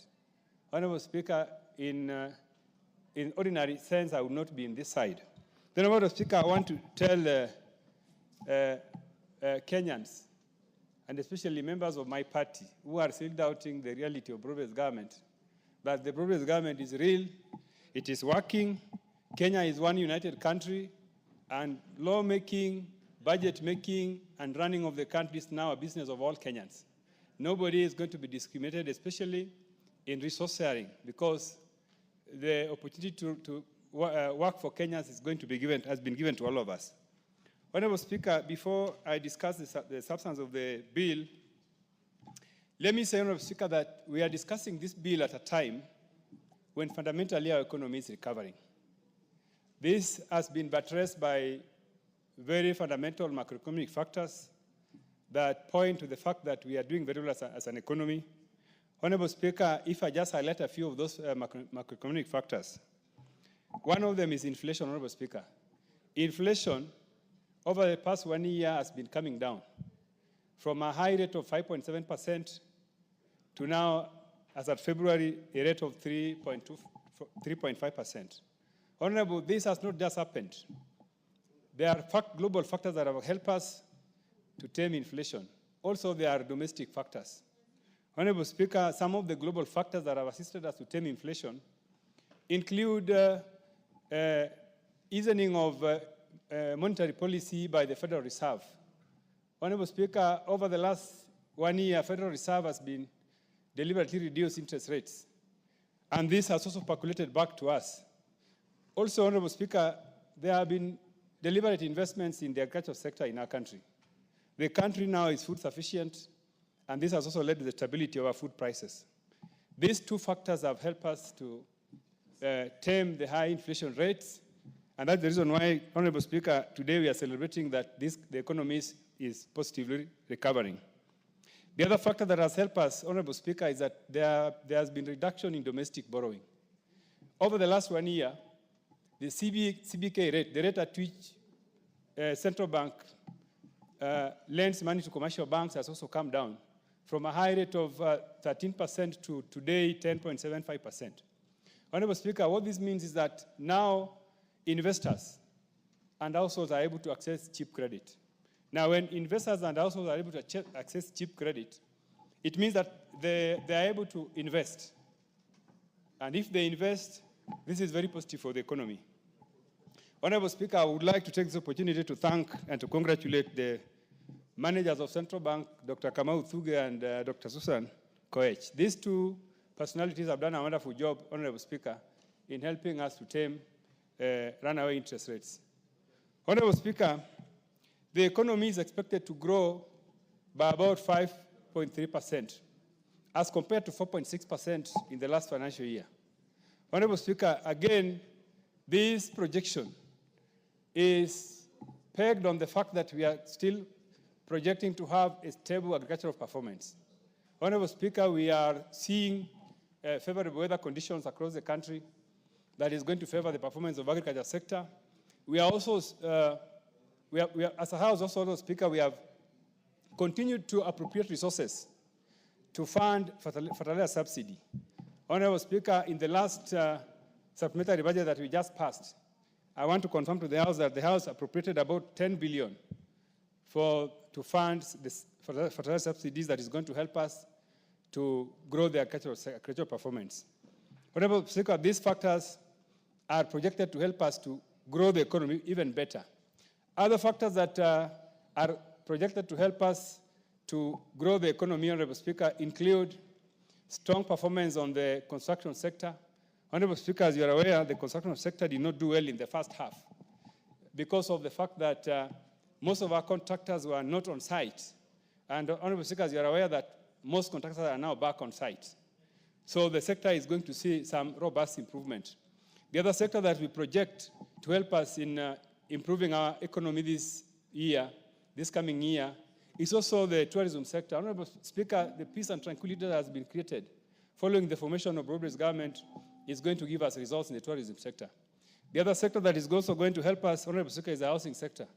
The affordable housing program, which is one of the biggest, better programs in this country, is doing extremely well, Honorable Speaker. And now, coupled with the lowering of interest rates that has happened, we are also seeing that the private sector is also going to up its investments in the housing sector. Honorable Sector, we cannot leave behind the services sector. And the services sector is also projected to grow heavily and help us in improving our economy, especially the reforms that have been instituted in the ICT sector. These reforms collectively will help in ensuring that our economy is up at the projected rate of 5.3%. Honorable Speaker, now let me take you through the fiscal situation of our country. Honorable Speaker, over the years, we have been over-projecting our revenues when we are making budgets. And this has given us a lot of problems, Honorable Speaker, because in the end, we normally have to resort to borrowing to be able to fill the gaps when there's revenue underperformance. Honorable Speaker, for example, in the last financial year, 2023-2024, we projected to raise 2.57 trillion in ordinary revenue. At the end of the year, we had a shortfall of about 170 billion. Honorable Speaker, as a consequence, we were able to borrow about 160 billion to be able to fill that gap. Honorable Speaker, the continuous overprojection of revenue is something that this House must be able to address. But Honorable Speaker, we do not have an option. Going forward, this economy is not going to rely on credit. As you are aware, what is happening in the global market, the multilateral and bilateral environment is not conducive for continuous borrowing, and also that we do not have sufficient physical space to continue to pile more credit. Honorable Speaker, there are many avenues that we propose can help this economy to grow revenues. And Honorable Speaker, let me repeat that going forward, it is not going to be easy for us to raise revenue through more taxes. Introducing more taxes is not going to help us, it's not going to be feasible, and that is an area that I would like to caution, that going further that will not work. There are areas, Honorable Speaker, that we should explore as a House. One of the areas that we need to explore as a House, Honorable Speaker, is that we lose a lot of revenues in the area of tax expenditures. For example, we project that the tax expenditures on VAT alone is going to constitute about 2% of our GDP. Honorable Speaker, 2% of our GDP is about 300 billion Kenya shillings. Honorable Speaker, this is money which, if we were able to save, this would be able to help us, Honorable Speaker, to raise additional revenues. Honorable Speaker, our economy, the size of our economy and the revenue that we collect does not match. An economy as big as ours, we should be able to collect upwards of 20% of our GDP as our ordinary revenue. But Honorable Speaker, what we are doing today, we are only collecting about 15%. If you compare this with South Africa, Honorable Speaker, South Africa is collecting 25% of their GDP as ordinary revenue. This means, Honorable Speaker, that we have room to be able to bring on board more people into our tax bracket. Honorable Speaker, the tax bracket today is majorly financed by people in the formal sector. We have professionals in the informal sector who do not pay taxes. We also have medium-sized enterprises that ideally have not been able to be brought into the tax bracket. We also have, Honorable Speaker, commercial farmers in agriculture. The agricultural sector, Honorable Speaker, does not contribute the resources that we need them to contribute in the area of revenue, or the area of taxation.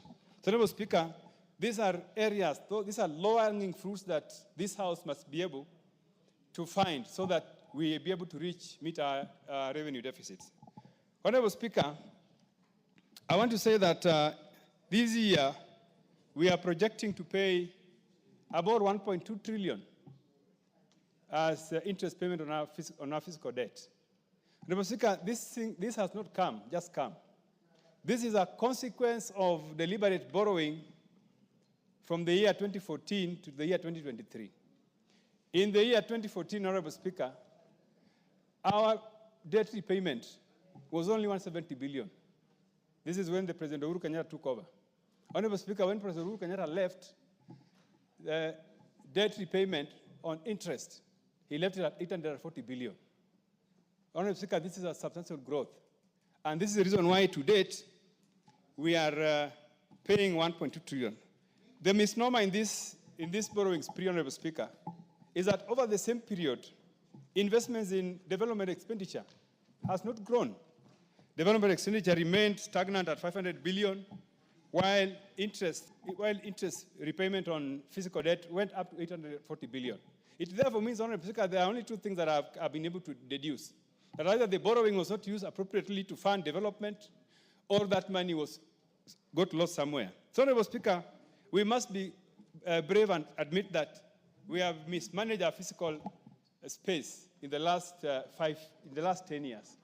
So this is the reason why today, Honorable Speaker, we have to fund interest payment at a tune of about 1.2 trillion.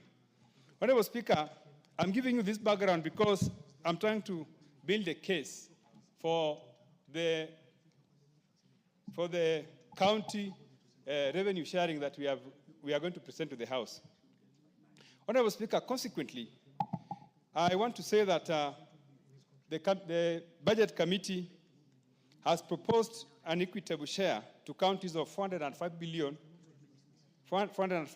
billion. Mr. Speaker, this amount is based on predictable base grounded in projected revenue figures and considerations of national debt obligations. Honorable Speaker, when we did public participation, when we were processing this bill, we met many stakeholders. One of the stakeholders we met was a Commission of Revenue Allocation. We also met Council of Governors. We also met IXPAC. Honorable Speaker, all these institutions disagreed with us on this allocation that we are giving to counties. For example, Commission of Revenue Allocation had proposed that we allocate about 417 billion to counties as county share of revenue. While Council of Governors, Honorable Speaker, are asking us to give them about 536 billion as county share of revenue. Honorable Speaker, the Budget and Appropriations Committee is of the view that the appropriate amount to allocate to counties, based on the stress that we have from the fiscal deficit space, is that we should allocate 405 billion, as I've said. Honorable Speaker, one of the things that you need to know is that in the last 2 financial years, at the end of every financial year, we close the financial year with deficits due to counties. And that when we start the new financial year, that is the first redemption that happens. For the last financial year, Honorable Speaker, we closed the year with about 30 billion that was owed to counties. Again, that shows, Honorable Speaker, that we are having a challenge in raising some of these revenues that we are giving to counties. Also, Honorable Speaker, you also must know that the law is very clear that even in case of revenue shortages, that shortage is borne by national government, not county government. So therefore, whatever the amount that we are proposing to give to counties, we are very sure this is what we can do. This is what our economy can do and can raise. And also, lastly, Honorable Speaker, you realize that if you read Article 203, it explains how the process of how the 405 billion is arrived at. First of all, it's a percentage of audited and approved revenues. As at now, we are dealing with revenues, approved and audited revenues of 2021 financial year. I think as a House also, we need to be able to process this auditing and approval as quickly as possible, because we are in the financial year, of 2025-2026, but approved revenues are still lagging behind. This is a concern from stakeholders, Honorable Speaker, that I would like to urge the committee that is in charge of auditing and approval to fast-track their engagements with the various government agencies so that we'll be able to quicken this process. Honorable Speaker, let me also speak on Equalization Fund. Honorable Speaker, Equalization Fund is also one of the items in this bill. And we have allocated 0.5% of audited revenues, approved audited revenues, which is about 7.6 billion. Honorable Speaker, you can see that this fund is lagging behind in arrears. As at now, the fund is in arrears of up to 46 billion. Honorable Speaker, as you know, this fund has a lifespan. So I'm not sure if in the next 5 years, with these huge arrears, we'll be able to meet. So I was going to propose that going forward, maybe the House needs to amend the law so that maybe we can be able to extend the life of the Equalization Fund. The other issue that has also come up with the Equalization Fund is the fact that the projects that are being run by Equalization Fund does not have impact. That was the idea in the Constitution. So we have challenged the CRA to be able to come up with a formula that is going to identify strategic areas and projects that should be done so that this fund has some impact. Honorable Speaker, as I conclude my submission, I would like to say, Honorable Speaker, that members of Budget and Appropriations Committee have assured me that they are going to work with the members of this House, and they are also going to ensure that we work as a team, and we are also asking the House to give us support so that we'll be able to meet your expectations as by the law. Honorable Speaker, allow me to invite my able deputy. Honorable Speaker, I beg to move. And Honorable Speaker, I beg to move that the Division of Revenue Bill, National Assembly Bill number 10 of 2025 be now read a second time. I now call upon the Honorable Dr. Pukose, the Vice Chairman of Budget and Appropriations Committee, to second.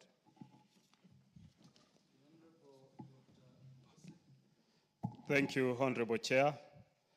I stand to second the Division of Revenue Bill, National Assembly Bill number National Assembly Bill 2025 for second reading. Honorable Speaker, I want to thank the chair for ably explaining the economics behind it. And what I want to say is that the Budget and Appropriation Committee, having looked at this bill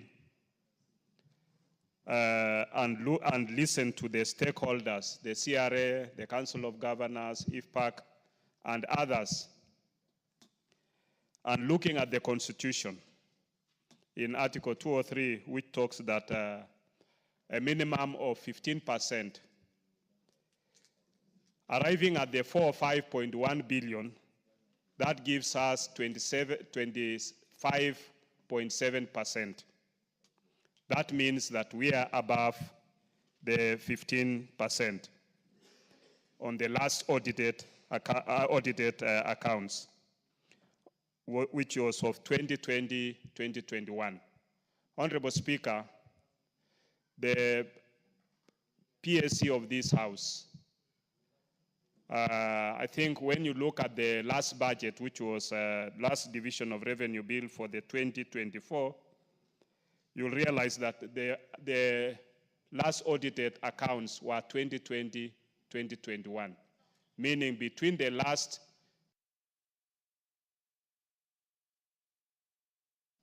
division of revenue bill and this one, we are still using the same audited accounts, which is 3 years behind.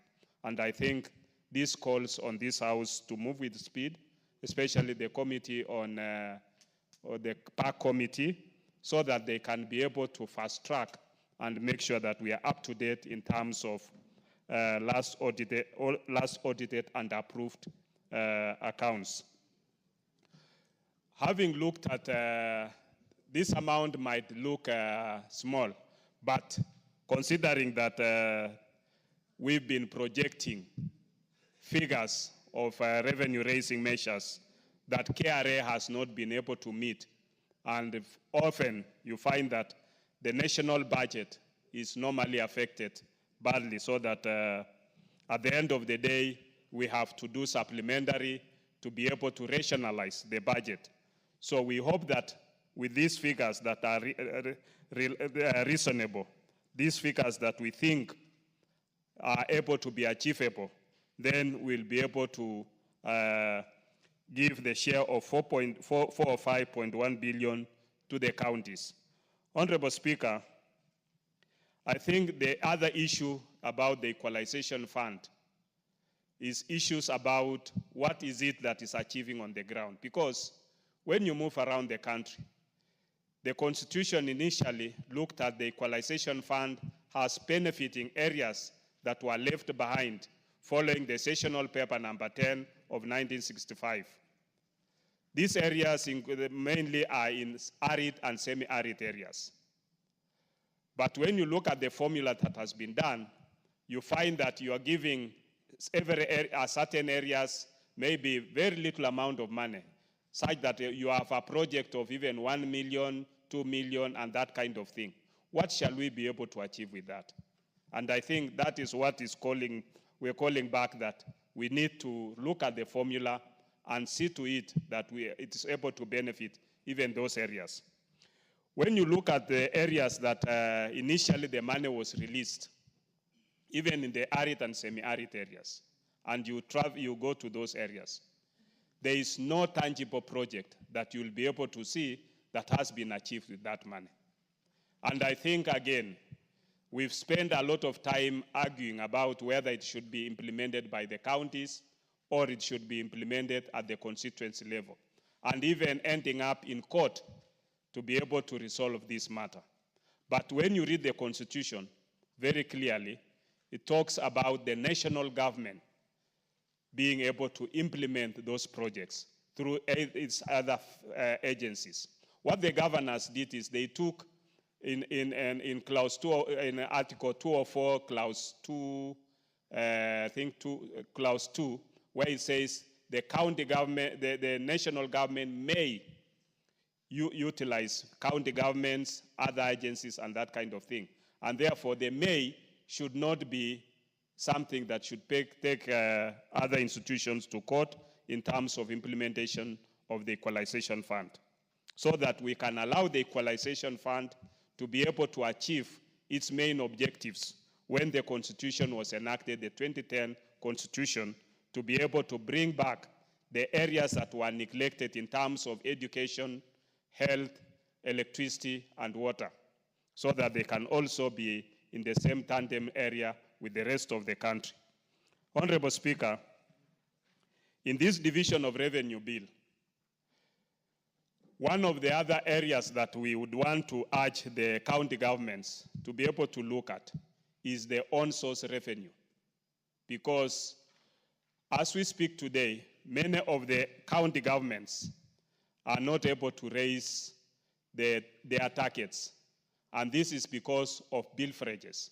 This is because of losses or stealing because of either they have not automated their systems or they are not just being diligent in terms of on-source revenue collection. We've seen counties like Homa Bay where they have digitized their systems and their revenue has risen very high. I think that's the county of the speaker. And therefore, these are counties that we can be able to call out that they have done very well. Why are other counties also not digitizing their systems so that they can be able to enhance their revenue collection? Because if they are able to enhance the revenue collection, what it means is that even their budgets, they'll be able to meet their budget targets. Because one of the biggest challenges today is the issue about pending bills. Many of the county governments have pending bills of up to 179 billion. And these are business people. These are Kenyans who have even taken bank loans. They've invested in doing business within the counties. And you wonder, when are they going even to be paid? Some of those pending bills are as old as even the former governors who left. And therefore, you find that new governors who come in, they even don't want to honor those pending bills that were left by their predecessors. And they leave these Kenyans continuing to suffer because of the pending bills. And I think that brings us to the issue about that this House should be able to look at how can we be able to help counties through the Office of the Controller of Budget to make sure that all the pending bills are actually sorted out. Because when you have pending bills clocking into activities of maybe even institutions, we have, for example, you have county governments who have refused to even pay KEMSA. And they owe KEMSA up to even 6 to 9 months. And they have refused to pay them, and they decide to go to other chemists or other suppliers to be able to get their supplies. I think that we should be able as a House to look at solutions that can be able to mitigate against such, so that whatever is collected, before counties are able to be released their money, then we can have the control of budget, make sure that the pending bills are sorted out. We've even had cases where you have counties requesting for control of budget that have a pending bill of A or a B. But at the end of the day, instead of paying A and B, he goes with that pending bill, he pays C and D. And the person who had been requested, the control of budget had been requested for a pending bill of A and P, still left to wait. And I think that is very wrong. And yet the control of budget has no mechanism to be able to enforce this. But I think being a law-making house, budget-making house, I think we'll, as a committee, will be coming with recommendations so that the House can be able to adopt and see ways in which a county that requests for a pending bill for A and B and decides to pay C and D can be taken action and be able to be penalized for that kind of misbehavior. Honorable Speaker, with those few remarks, I want to second. Thank you. Honorable members, I now propose the question that the Division of Revenue Bill, National Assembly Bill number 10 of 2025, be now read a second time. The Honorable Owen Bayer.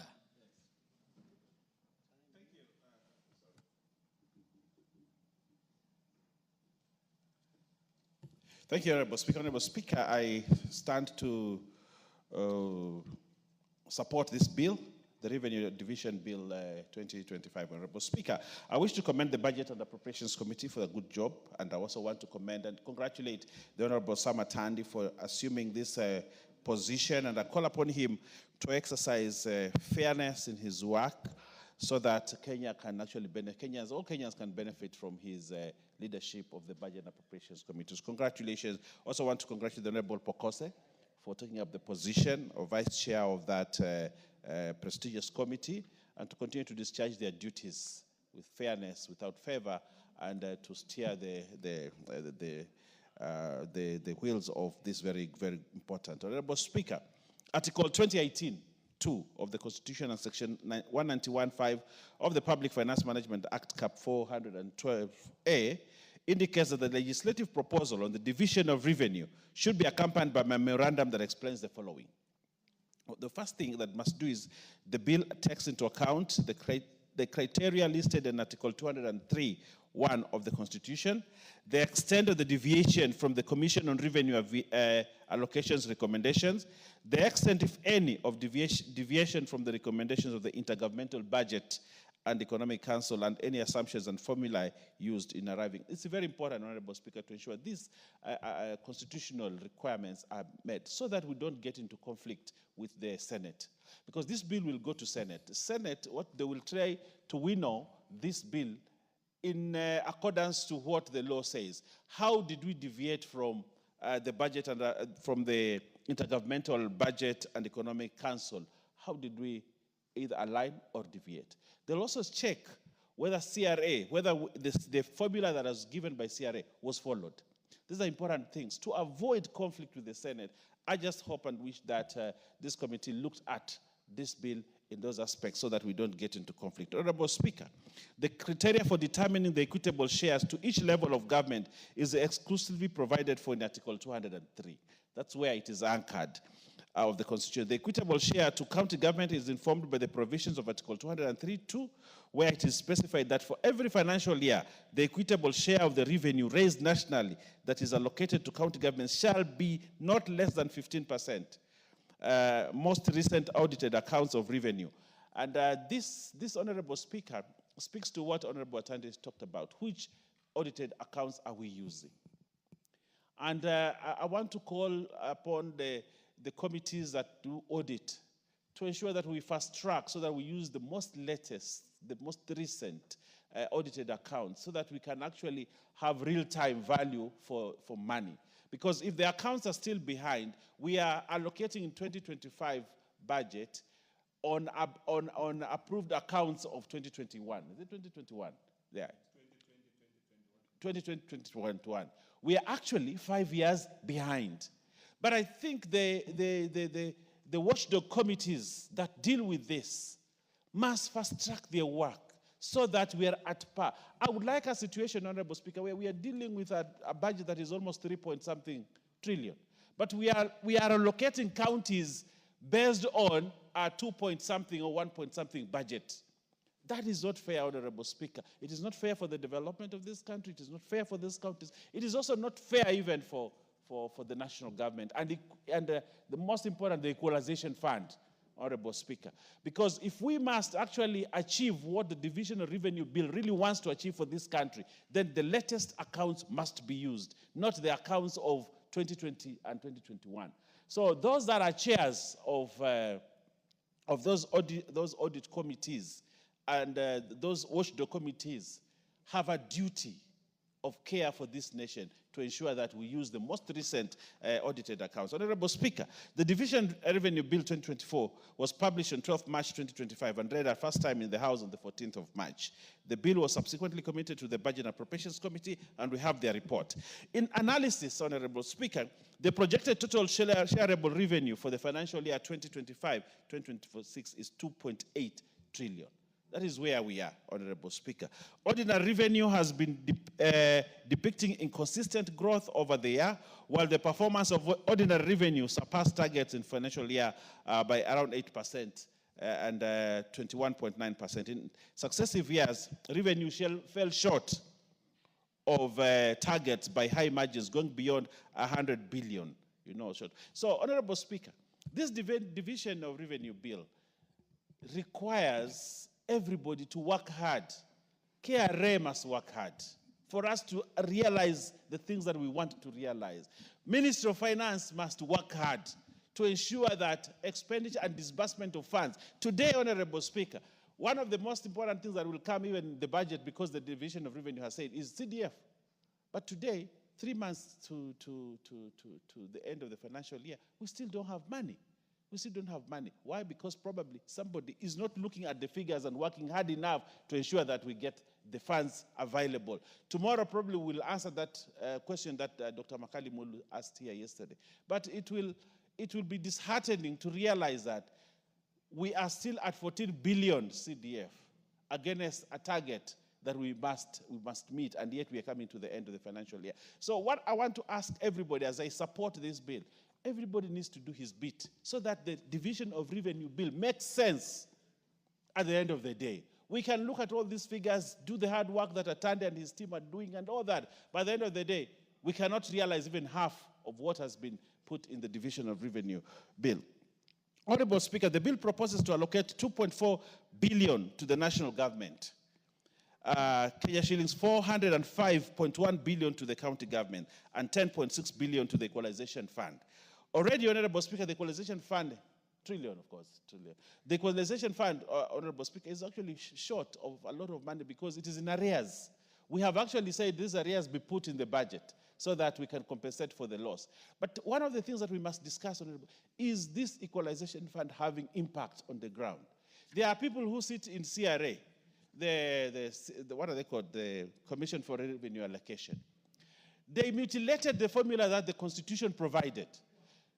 Completely mutilated, such that a constituency like mine, which has a lot of marginalized area, gets around 2 million shillings. 2 million, around 8 million. 8 million. What can you do with that to bring equalization? And yet areas that for many years were not even considered during the constitutional making have been dropped in and put in now. And you're told an area, for example, in Kiambu, where I received a lot of resources then, now becomes part of equalization fund.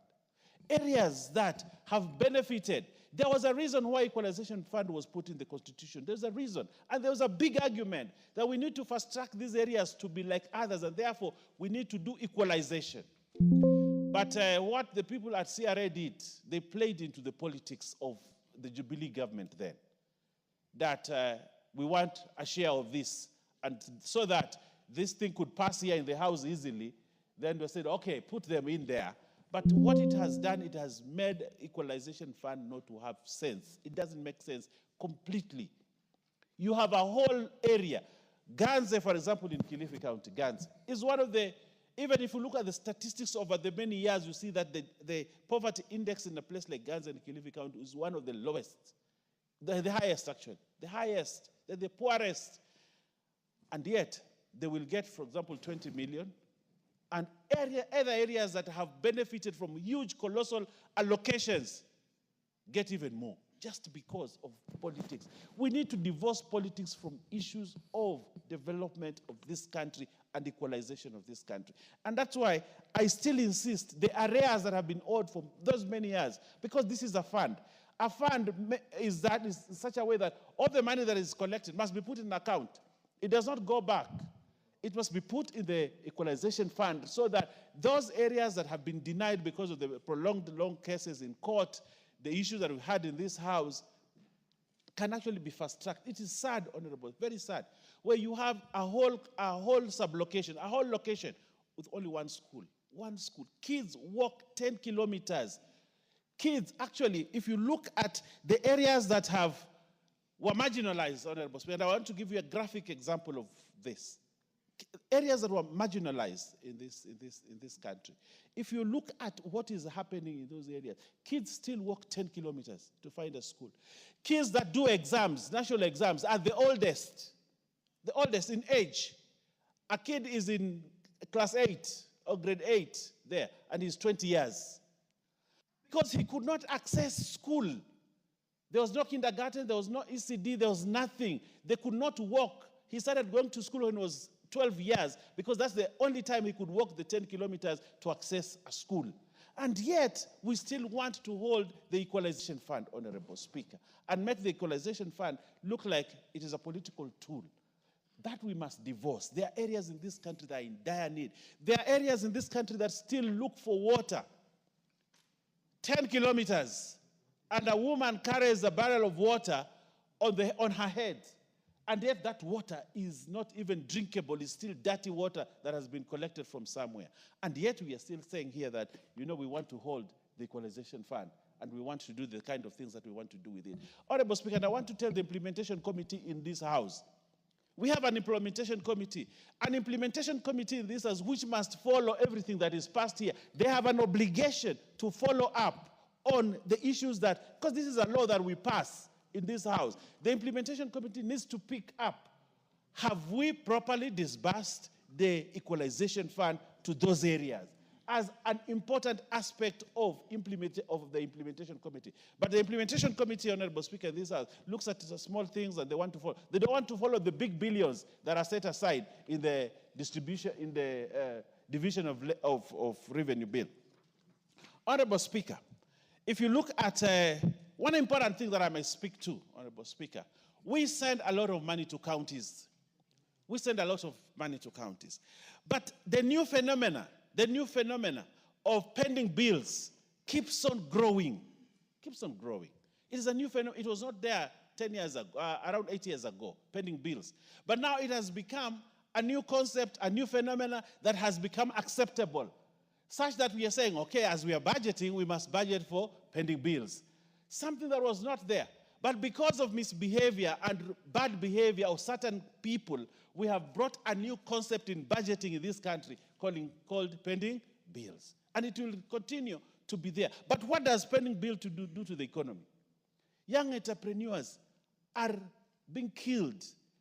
They are growing, they have mental diseases now. If you see a country running on pending bills, you have a country running on the wrong footing. That you are actually eating and spending what you cannot afford. Honorable Speaker, this division of revenue bill must take into account and kill this new concept of pending bills. And governors who are out there accumulating pending bills because they want to play politics. Ministries that are accumulating pending bills because you don't want to pay me because I've not come there to tell you, hey, take this 1 million, pay me. There's certain things that frustrate business people. Young business people are frustrated.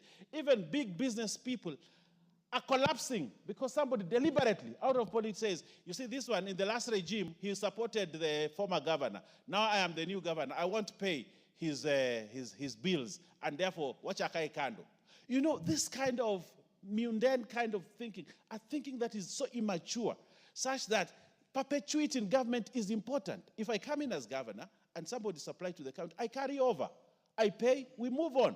But now people are begging governors, they are begging PSS to be paid money which they supplied and constructed and did many things. And yet, here in this House, we actually approve this division of revenue bill. We approve budgets, we approve everything for people to go there and efficiently ensure that this country runs.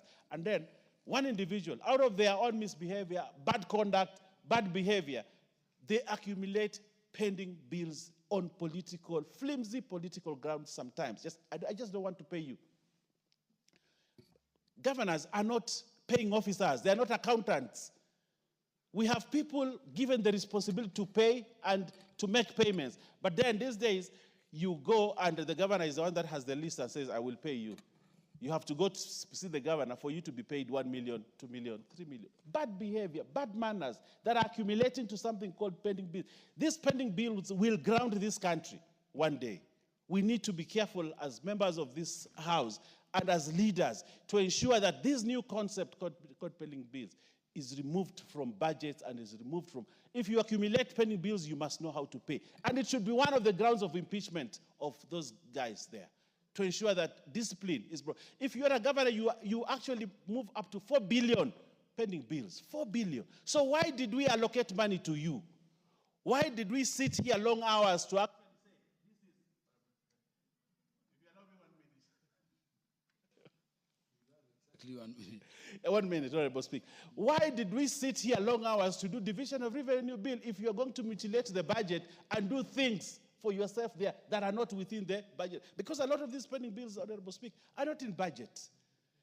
We give you a budget, then you go mutilate it, you do your things, you accumulate huge debt out there, and then you say, I want money to pay pending bills, Honorable Speaker. Budgets are low. A budget is a law. When we approve it here, we approve this division, it's a law. It must be respected. Anybody who does not respect the law that we pass, there is consequence for it. They should be taken to court to explain why they did not implement the law or why they actually flagrantly, ignored the law. Because budget is a law. Anybody who goes outside the budget that we pass in this house should be held accountable and responsible for it. We must bring fiscal discipline in this country. Because if we pass... The Honorable Didoras. Thank you very much, Honorable Speaker. On the onset, let me thank the new chairman for Budget Appropriation Committee and also for his expose on this particular bill. Honorable Speaker, I decided to contribute to this bill because I come from Marsabit. I think we get an allocation of close to 9 billion. Maybe with other additional allocations, it could run to the tune of 11 billion. Today, the workers in the county government of Marsabit could run for 3 or 4 months without being paid. And I asked myself, what could be the problem? Is it about the allocation? Is it about the money arriving in those counties? Or people are diverting these resources? Honorable Speaker, when we look at this bill, I think the anchor is national interest. To have a prosperous, stable country that is able to govern itself and to run its own affairs. The absence of resources simply means that will be unattainable. When we look at things like debt burden, what could be exacerbating it? Because our debt, both internal and external, is not going low at any time. Is it because of seepage? Is it because of wastage? Or is it because of sheer mismanagement of our economy? Recently, there are Kenyans who are on the street, saying they are on the street because they are looking for employment. And yesterday, the doctors who are closing the gates of Parliament, demanding for more pay, additional pay, extra allowances, which if you look through it, I think they are among those workers who are underpaid, but they work long hours and they attend to emergencies. There are many things our doctors do, in even, not necessarily in Nairobi, but in far-flung places.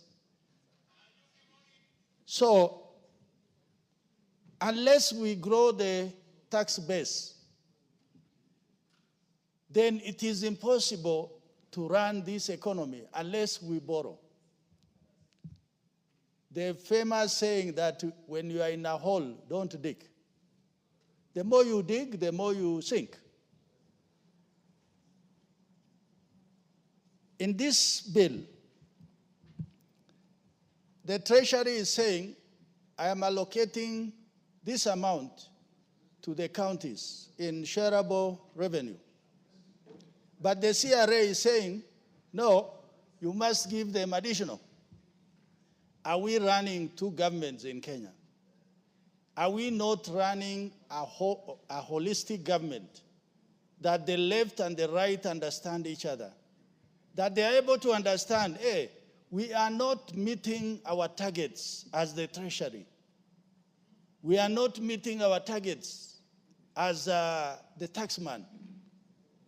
So that the guy who is allocating should not believe that it is the Constitution, it is a word that is written on a paper.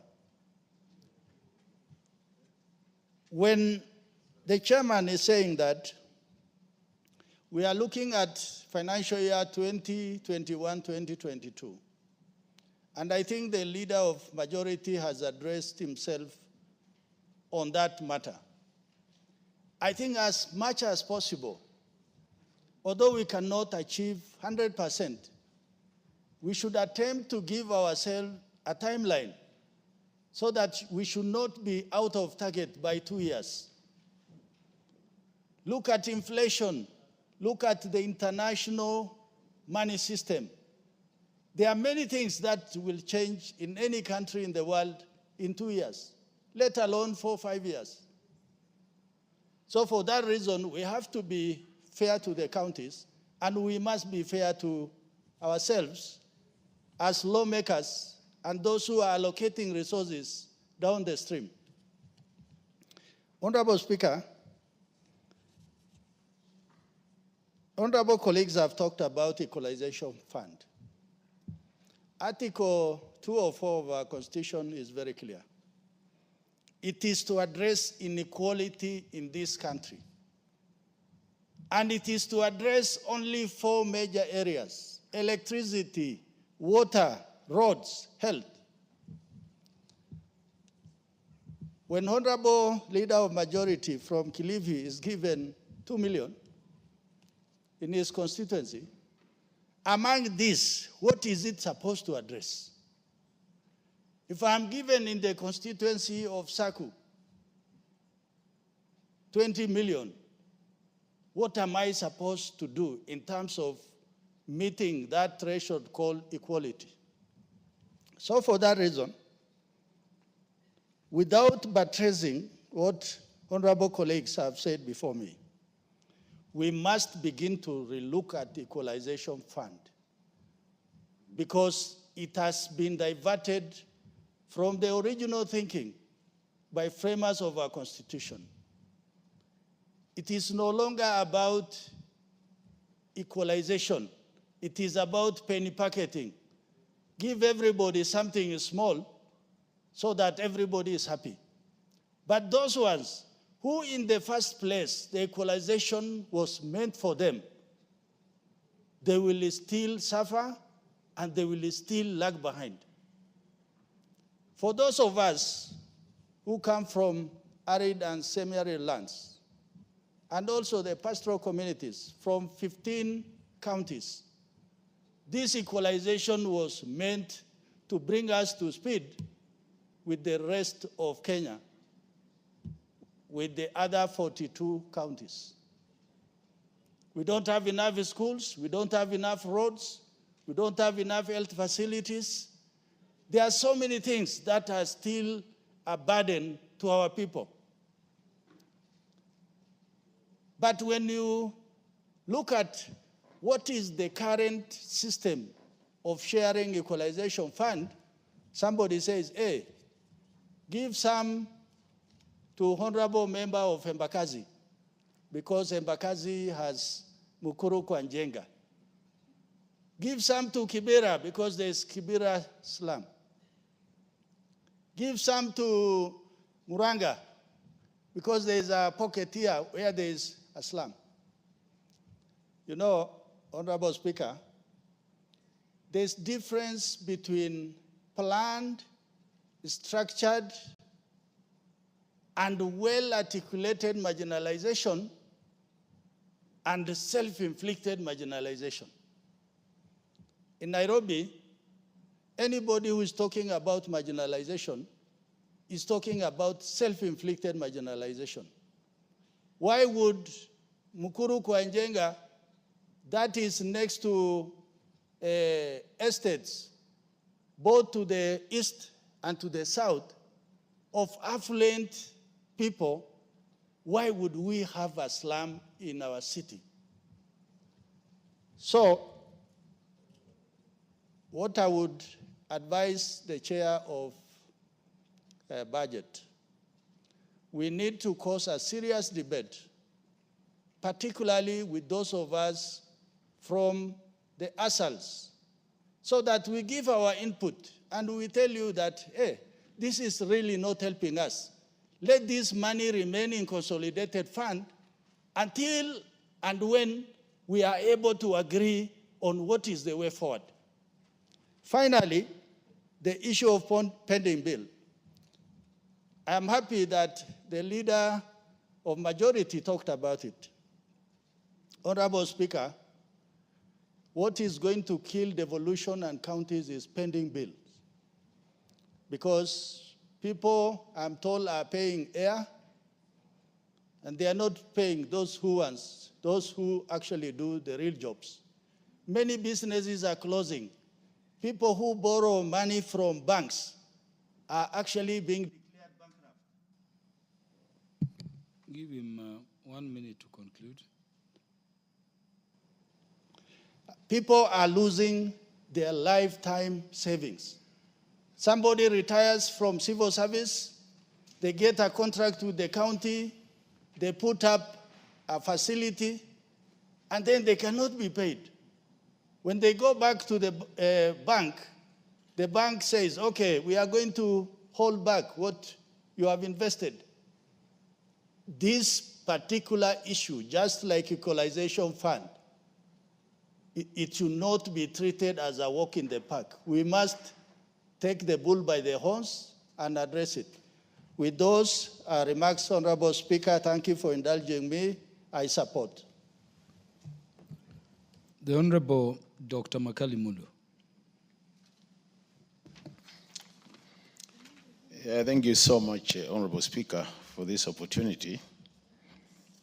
Honorable Speaker, I want to start by appreciating my chairman, Honorable Atandi, and the Vice Chair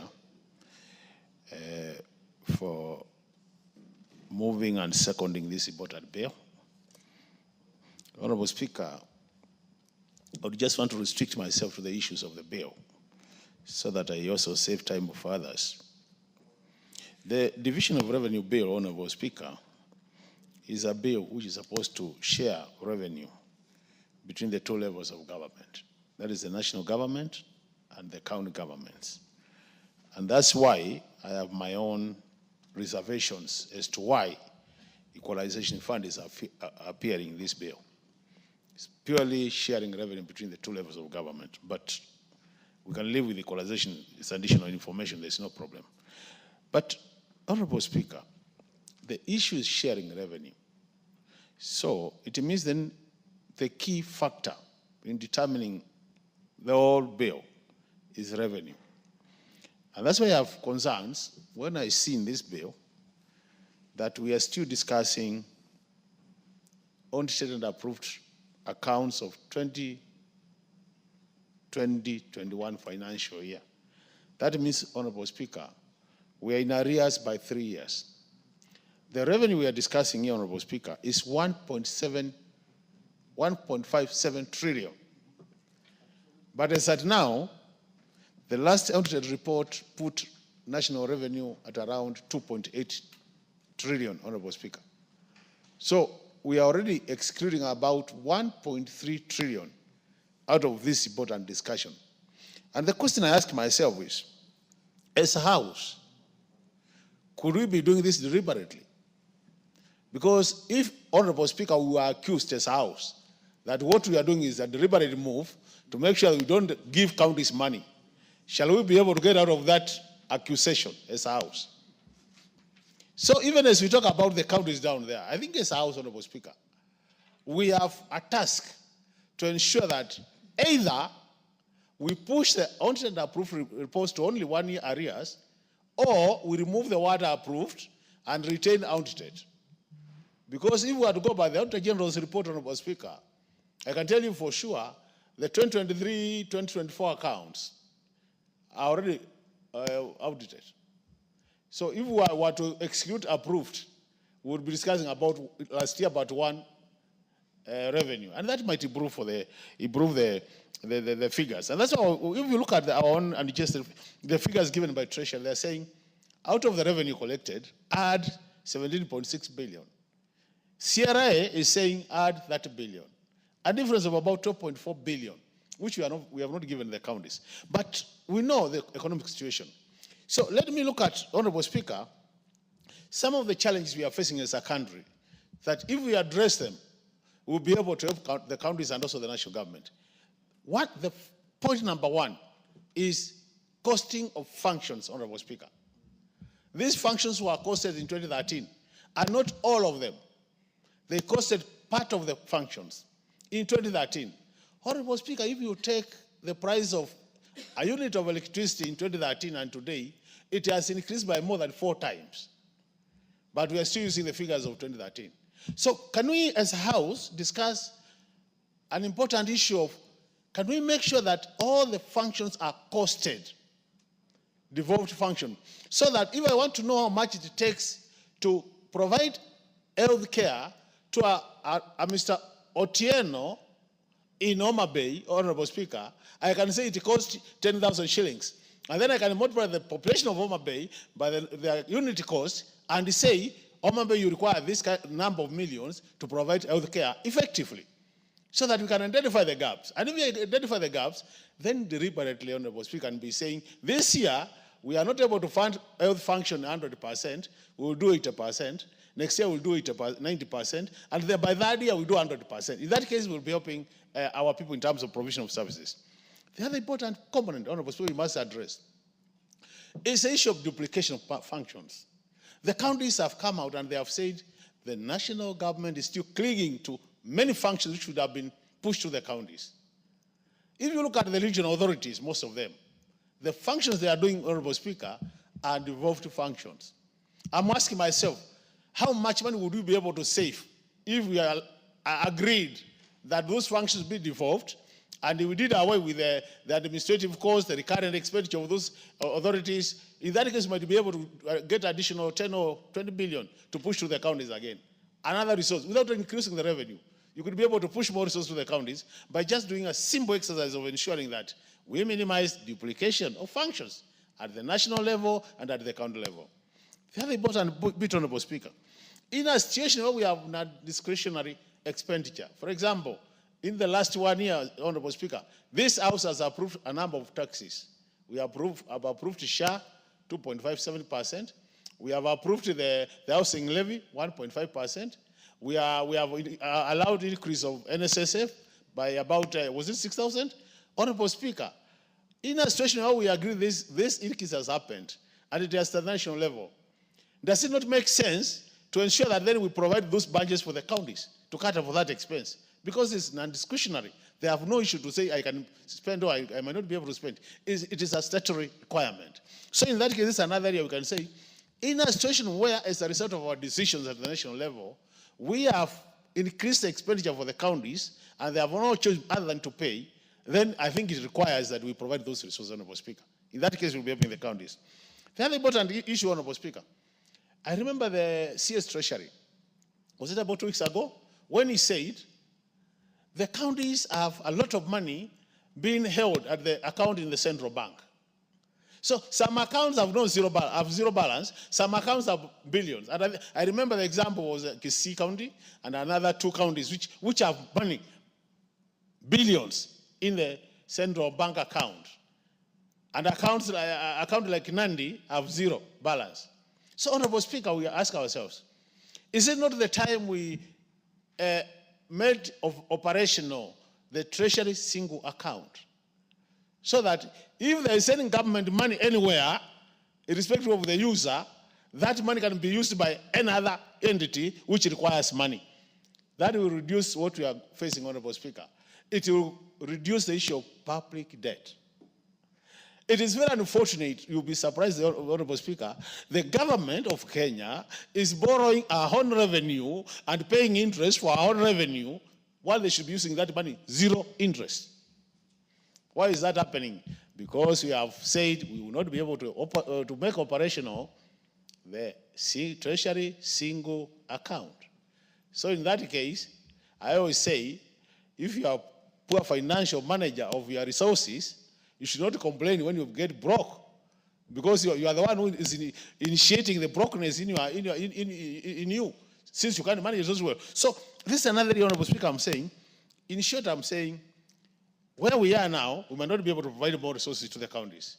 But I think as we move to the future, can we look at some of these gray areas Well, if we did slightly more work, we can be able to help. And that's why I was, personally, I believe, since we no longer have the transitional authority, which was transiting the counties, and we have CRA, which is a constitutional body, and which is staffed with serious researchers, is it no time this House gave CRA some time frame and tell CRA, within the next 6 months, even if it takes you hiring external support, we want all county government functions costed. And then we can engage in serious debate, Honorable Speaker. If we get to that level, I think we'll not be complaining about resources. We'll be talking about effective use of public resources. We'll be talking about efficiency. We're talking about effectiveness.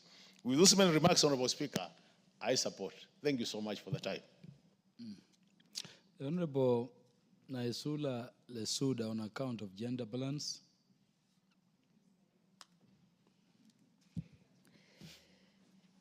Thank you, Honorable Speaker.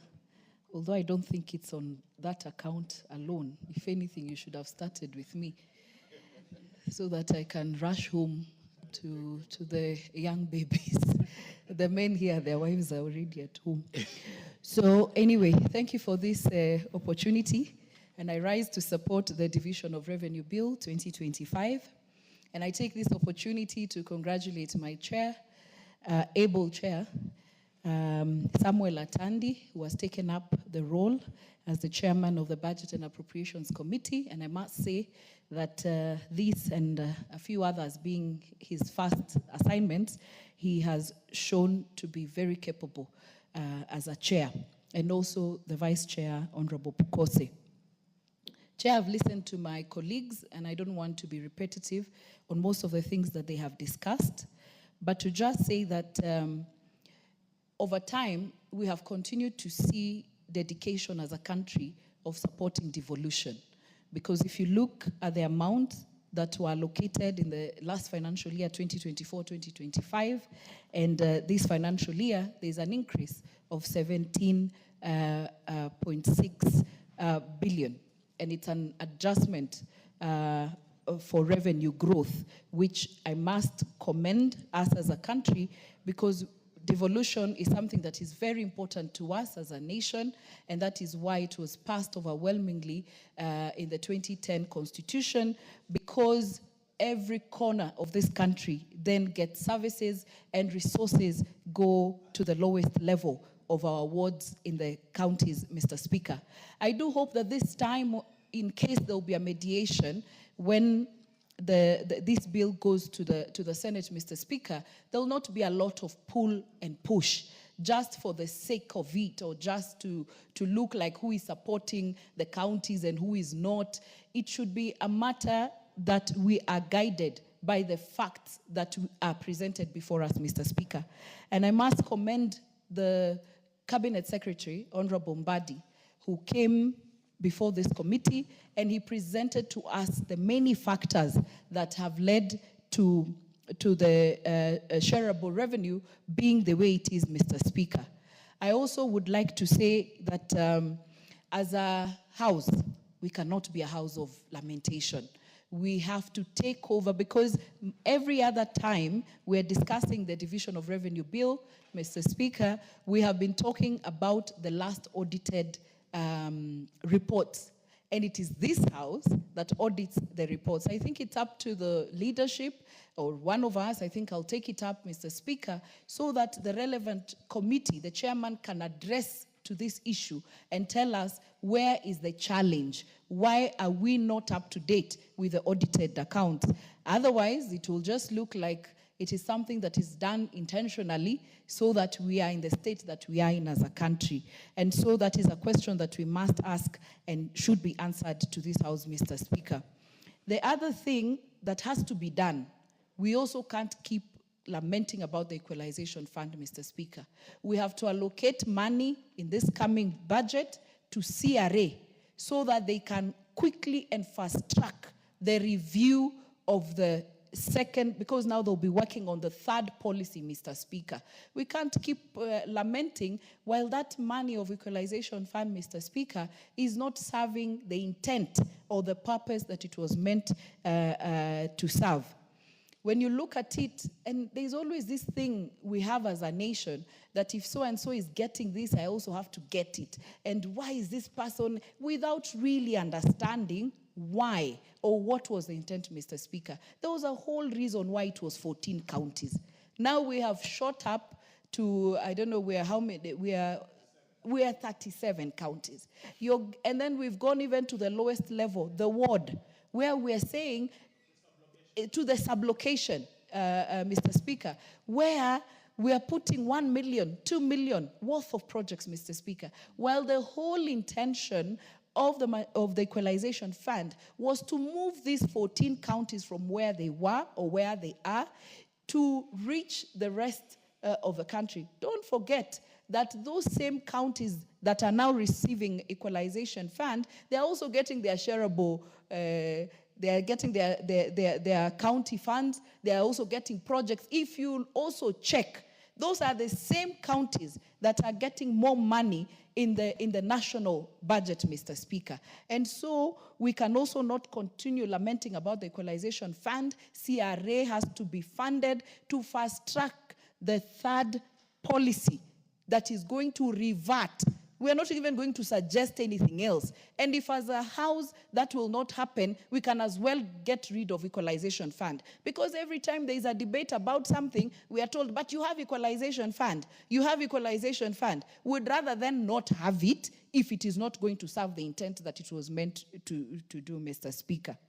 The other thing that we have to look at is the whole issue of revenues, because the collection of revenues by KRA, Mr. Speaker.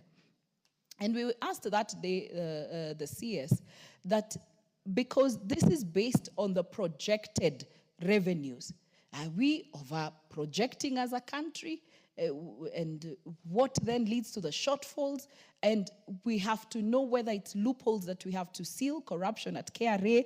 And also, if we are over-projecting, we have to be realistic as a country, that this is what we foresee ourselves collecting, and we work hard towards ensuring that we collect those funds, Mr. Speaker, so that we can even see these numbers going up when we share the revenues as a country. As I conclude, Mr. Speaker, I also want to talk about the then prudent use of these resources when they go to our counties, Mr. Speaker. We have to be those who are given the responsibility at the county level and also at the national level, Mr. Speaker, to be true to Kenyans by ensuring that the monies that are allocated to them then serve the purpose that were intended. This whole issue of pending bills, I always ask myself, by the time the county assembly and even this house has passed the budget, Mr. Speaker, you find a county that financial year has received its entire funds for that financial year. How again then do we have a pending bill? That means you either had a supplementary and a project was already ongoing, and if you've received your entire budget, just pay what you have committed and what you have requested, Mr. Speaker. Because this whole issue of pending bills will cripple our business people, it will cripple our counties and even the national government, Mr. Speaker. And that whole issue of saying, I will pay this contractor, I will not pay the other contractor, or this contractor is no longer supporting me politically, so I will not pay them. I think, Mr. Speaker, as a country, we have to look at this issue of pending bills and ensure that there are tighter rules to ensure that pending bills are paid to the people who have been committed. With those very many remarks, Mr. Speaker, I support. The Honorable Ikomas Mutuse. Thank you, Mr. Speaker, for the opportunity. First, I want to thank you because I approached the chair for priority to speak because I have an emergency and you have acceded to my request, and therefore I thank you most specially. Number two, I want to thank and congratulate the chair of the Budget Committee, a committee that I was recently nominated to, serving as one of the newest members in that committee, the Honorable Samuel Atandi, for the good stewardship of the committee thus far. Honorable Atandi and I come from a long way. We knew each other when we were in the university, him at Egerton and us at the University of Nairobi. and we participated in many public affairs. Him as a student leader, leading the students at Egerton University, and us leading the university students at the University of Nairobi. And therefore, I know right from his youth, he had a lot of interest in public affairs and also in fairness.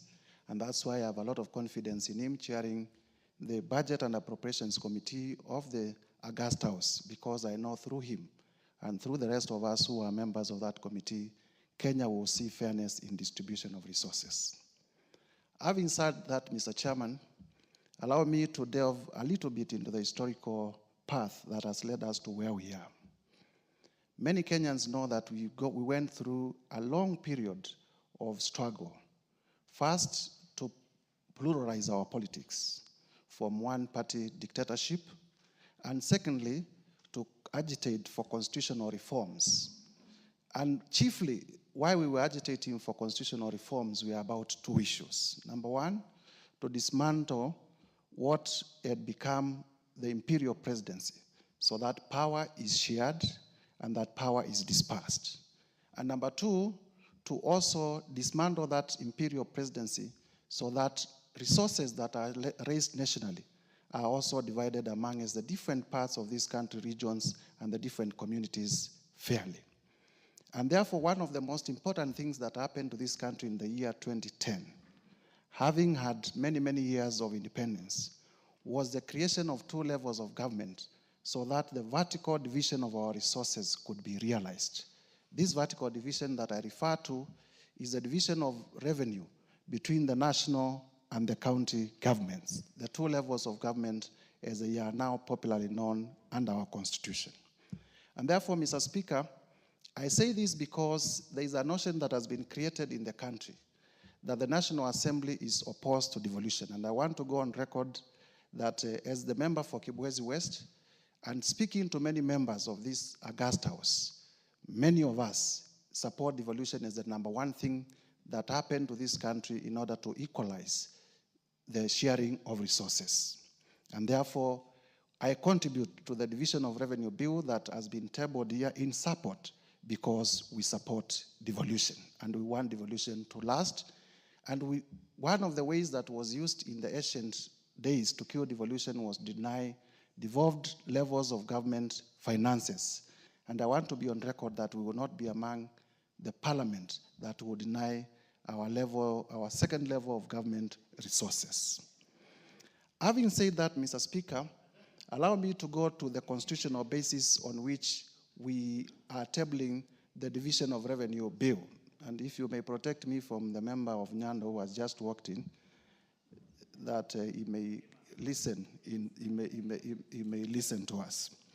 Mr. Speaker, one of the most contentious issues when it comes to division of revenue between the national and county governments is the Honorable Member for Nyando.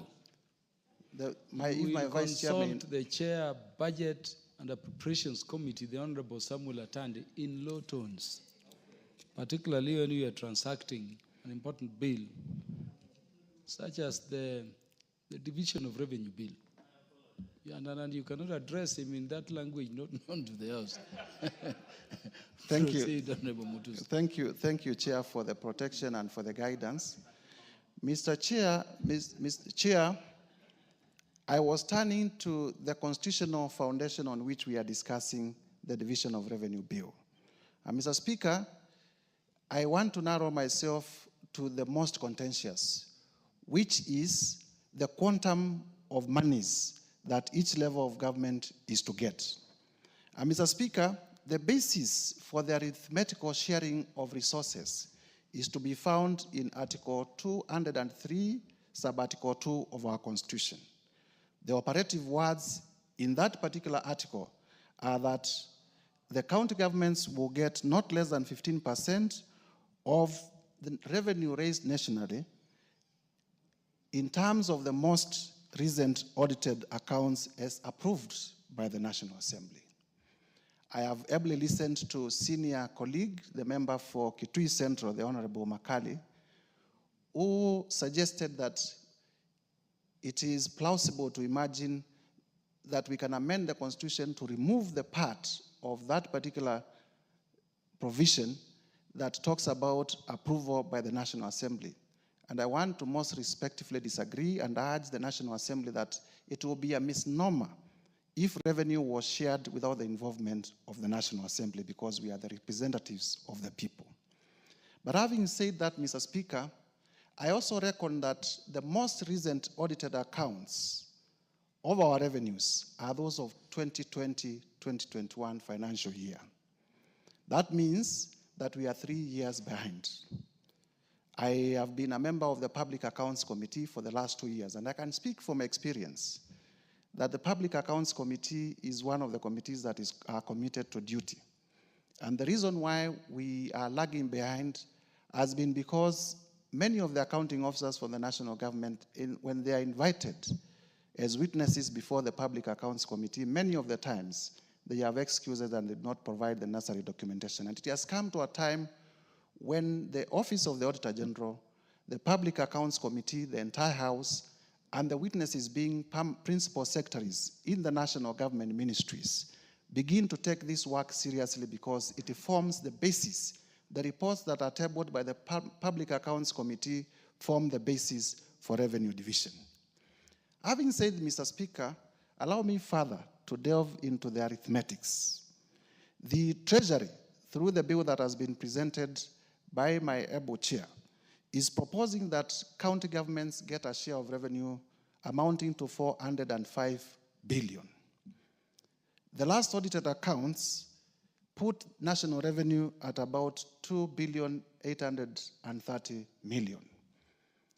If you did quick arithmetic, you will realize that this represents the revenue share going to county governments represents about 25.9% of the revenue raised nationally. And therefore, it is about 10% above the minimum set by the Constitution. And I am saying this so that members of this House may know that outside propaganda that may be spewed by many quarters, the revenue that has been proposed by the National Treasury is indeed above the minimum that is proposed in the Constitution. But there is need for us to work with speed so that in future we are not dealing with a backlog. We are not dealing with revenue sharing formula that is 3 years behind.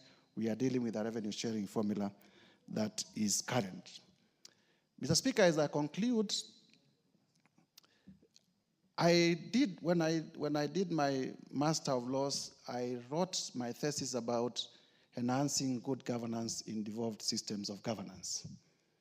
And I did a lot of research about good governance in our devolved systems of governance. And therefore, I want to join my sister who spoke immediately before me, who said that it is important at both levels of government, national and county, that we insist on prudent expenditure of our resources.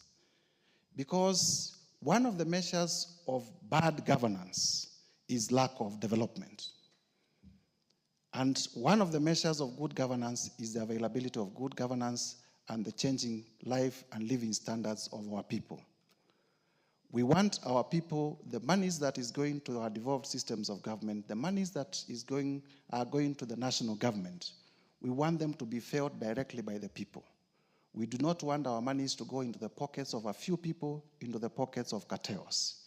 We want the money, our people, to enjoy their taxes so that even as they pay taxes, they have morale to do so because they are seeing returns from the monies that they pay. Having said that, Mr. Speaker, I thank you most sincerely, and I support the report that has been tabled by my able chair, the Honorable Atandi. Honorable Dr. James Nyikal, the Chair, Departmental Committee in charge of Health. Thank you, Mr. Speaker, for this opportunity.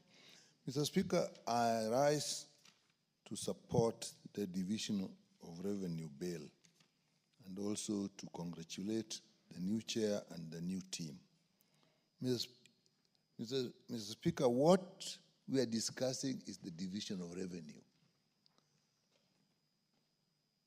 And that is how we share the money. And the basis of it, we are saying, is 15%. If you look at what we have here, actually, we are not using that. We actually, there's a way of dividing the revenue, then we check if it is. If you look at the explanation, really, the memorandum of explanation, you find that what we are talking about, the baseline is actually what we collected last year, what we gave last year to the counties. Then we put an adjustment for growth. That's what we used. If you look that in table 1 under clause 6. So that's what we have used. Then we come back, if you now look into the schedule, and we take the last audited account, and we do the arithmetic, and we say, okay, we are all right.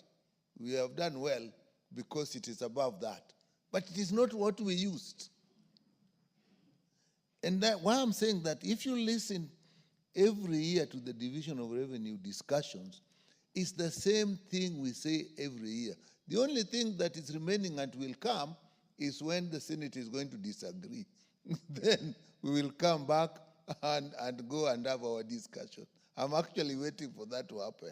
But if every year you're having the same discussion and every year you are having disagreement with the Senate, the basic thing is that there is something that is basically not right, and that thing is the same. So we need to address that. And in my view, Mr. Speaker, the basic thing is that when we do the budget policy statement, it actually doesn't include what the counties need. It is to a large extent based on what the national government needs. And it comes in great details and it goes to the committees. Now, on the part of the counties, we actually wait for what the CRA will bring us, and then we do this, and we do. In my view, I think what we should attempt, and I'll ask the new chair of the budget, that as a country, we should try to solve this problem. Honorable Atandi, what I'm really suggesting, that we should try as much as possible to assess the needs of the counties when we are doing the budget. And I think CRA and IBEC at that point is when they should look at us and inform us before we get to the budget policy statement or during that the needs of the counties are this. And that could be based on two things that have actually been discussed here. One is the costing of the functions. We talk about it, actually we've never done it. There was an attempt in 2013. It wasn't done because the transition authority that was doing it actually never completed that function, and is still an argument. So we've never costed the functions that went to the counties. Two, every year these costs will change. So if you're using something that was done in 2013 and was not done properly, and some functions were not costed, that is where our problem is. So my suggestion, and I think the new budget committee can do it, is that CRA and IBEC, even if we need to restructure them, even if we need to fund them more, should actually make an effort to cost the functions. And once they have costed the functions, from then on, we should also have a regular costing of the functions. If not, we could actually have that before every budget, the CRA, IBEC, with the counties should actually tell us what is their need. We may not actually meet that need, just like we do with the national government requirements. The MDAs come with what they need, but we can't meet that, and therefore we have a ceiling. So I think we should apply that, and I think if the budget committee tries to do that, I think we'll stop this argument that we have every year. Now, we then bring the issue of the equalization fund. I think if you look at it, if you look at schedule, it is actually information that is just placed there. It actually does not contribute to the calculations at all. So it's the information we have, and it's again something that I think the budget committee under the new chair can actually help us, that something should be done about the equalization fund. You see, what it is, it comes with a percentum 7.8, then there is a rise of 2.7. Okay, so that gives us the equalization fund. If there is such a huge rise, then are we really serious about it? And the parts of the country that are entitled to it are actually complaining since it started. So if it has never been used satisfactorily, we have to look at it. But my view is that if you costed the functions and you also estimated the needs of the counties every year, you may not even need equalization fund, because then the counties that need equalization fund, it will be clear that their needs are higher. Look at ministries and other MDAs. We don't give them the same amount of money, or we don't use a general formula to give money to the ministries because their needs are totally different. So we must also accept that our counties' needs are also totally different, and do a proper costing of functions, do estimation of the county's needs every year. Let that be part of our budget policy statement to guide the division of revenue. Thank you, Mr. Speaker. Honorable Keinan, you want to follow Honorable Irene Mayaka, or you want to go first? Mr. Speaker, I'm sure On account of rank, I'm sure you will be followed by Honorable Irene Mayaka. Thank you. And then Honorable Irene Mayaka will be followed by Honorable Mwenje, and let the members be given the microphone in that order.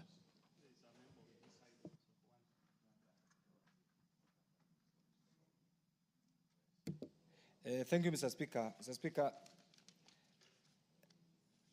the Division of Revenue Bill 2025 is coming at a time, I'm sure most members are not aware, that the Supreme Court, and I want the chairman to listen, the Supreme Court has just made a decision some few days ago on the initiation, origination, passage of any money-related bill. And I want to thank you. I know you are one of the lawyers who are involved. And therefore, the hula blues that we used to have with the Senate is no more. I'm sure you are, that is news to many of us here. And therefore, this is purely within the mandate, within the preserve of the National Assembly. So, Chairman, I'm sure you must have heard that, and I'm sure we support the existence of our two houses, the Senate and the National Assembly, but I'm sure right now you'll have an easy time because that determination has been made by the Supreme Court. That was, I think, petition number 17 of 2021, and I think I want to thank the Supreme Court for finally putting this to rest so that members of the National Assembly can function in line with their mandate of budget-making process, Mr. Speaker. Mr. Speaker, secondly, this bill has two aspects. Before I go to that level, I want to congratulate, you remember Alego Songa constituency, to the best of my recollection, has produced two great minds, and there are many others. Remember the Honorable Castro, the late Bita Olo Arengo, and right now we have my friend Samuel Atandi Onunga. Of course, I'm not in any way demeaning all the others who are there, but I'm also told that he's the only one after Castro Orengo who has done second. This is your third term? Third term. Congratulations. He is our chair. Mr. Speaker, when I was first elected, the budget-making process used to be purely the preserve of the executive. And I was appointed to this very committee, the finance, in 1998. Mzee Oburu Odinga, the late Muchuki, the late Njenga Karume, Mzee Aden Mahamunur, the former MP, Simon Mukala, actually was our chairman. And what we used to do and what's happening right now is completely different. Even it means that the role of the member of parliament has completely redefined. So I want us to deal with the politics of the division of revenue bill and the actual allocation of resources. Mr. Speaker, the current constitution, luckily some of us have been part and parcel of the making and the framing of the current constitution. And we have the notes. What we have is an economic devolution It's not a confederation. It's not a federal system. And I think there is need to look at our governance structure so that those individuals who are now tasked with implementing this assist of with what we intended to have in the different provisions of the current constitution. Because I see a bit of confusion. And as long as we have that confusion, Mr. Speaker, it will be difficult to realize the gains of the current constitution as intended by the framers. Mr. Speaker, right now we have a country. Once upon a time, Kenya was an economic hub. Today, we have just been barely reduced to a struggling nation. Mr. Speaker, I just ask myself, how about one morning, if the managers, in particular the executive, decide to mint paper money? Luckily, right now, since independence, those who have been at the helm of the Kenyan government are people who have vested interest in business. How about if you get a popular, streetwise leader? They will print money because they will not understand the essence of having money. They just say, you remember what Idi Amin did? They just asked the central bank, can we have loads of 1,000 Kenya shillings? And that will bring in inflation, will cause the devaluation of the Kenya currency, will contribute to the erosion of the purchasing power of the people, and ultimately lead to the collapse of the economy. So as we politic on this, all of us must be held accountable in line with the provisions of the Constitution. Mr. Speaker, we have different entities. There's a reason why we decided to give a jurisdictional independence to the Office of the Controller of Budget, the Auditor General, and many other institutions, simply because we wanted them to function outside the ambit of the executive. There's a reason why under Chapter 15 of the Constitution, we have so many constitutional commissions. But Mr. Speaker, again, I ask myself, isn't it the time that we do a proper evaluation of the costings, the implementation, the effectiveness of the different aspects of the current Constitution, so that we can get a Constitution that will give us a lean, effective, efficient, transparent governance system. And this is one thing that Kenyans are yearning for. Mr. Speaker, I come from a region that has been stigmatized, that has been completely marginalized. And during the countdown to the current constitution, I was looking forward to a constitution that will make me appreciate for being a Kenyan citizen. Mr. Speaker, you also understand the provisions of Sessional Paper number 10 of 1965, which has basically rendered the people of the entire pastoralist-dominated regions as not regions that are worth being part and parcel of the productive parts of the Republic of Kenya. I thought this constitution will cure that. And the cure, we thought, was through devolution and equalization. Unfortunately, Mr. Speaker, unfortunately, both are not working. What will be my role as a person who has seen the governance structure under Mzee Moi's government, the governance structure under Mzee Kibaki's first government, the governance structure under the Nusu Mukate government, Mzee Kibaki and Raila, the governance structure under Uhuru's government, the governance structure under the handshake government and the current government. When I put all these to a scale, I'm still floating. Today, I pride myself as being the father of parliament. I wanted the same benefits to trickle down to the people that I represent. Luckily, I have represented two constituencies, Wajir West and Eldas. And sometimes I like the courage of the deputy leader of majority. Equalization is not working. Chairman, budget. Let's call a spade a spade. Equalization is not working. It has been abused from the beginning. Politics and personal aggrandizement and greed and selfishness. Today, I send you, and very soon we will find out, there's nothing positive or practical that can be attributed to equalization in the areas that we come from. Devolution has been convoluted. I have the notes of what I intended. I've just got my notes now on 2010 Constitution on that provision, Article 204. It has been abused through litigations, through misdirections, through what I call budgetary hoarding. And today, by the grace of God, the sunset period is coming to an end, yet there's nothing to account for. I want you to lead us under the able leadership of the Honorable Atande. Either we regain what we have lost or we forget about it, so that it is not attributed to us. It will go in history that once upon a time we were in parliament and for 20 years we had equalization, and yet it is not there.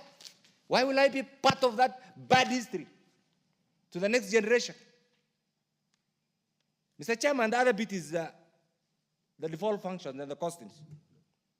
We need to hold the governors to account. That doesn't mean that we hate our governors.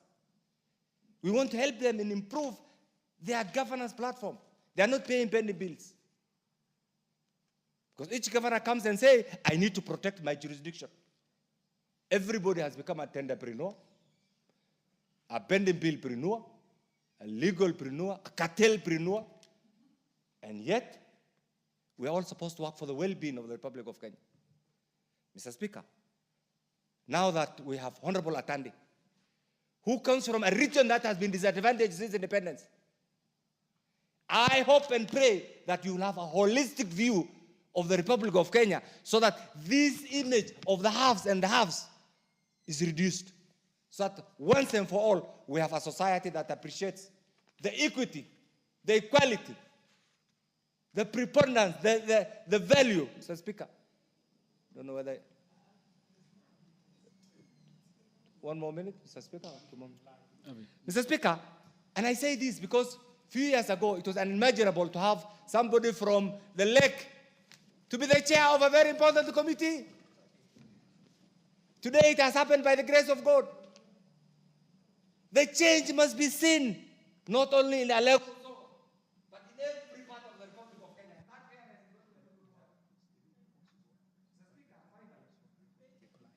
You want to reply?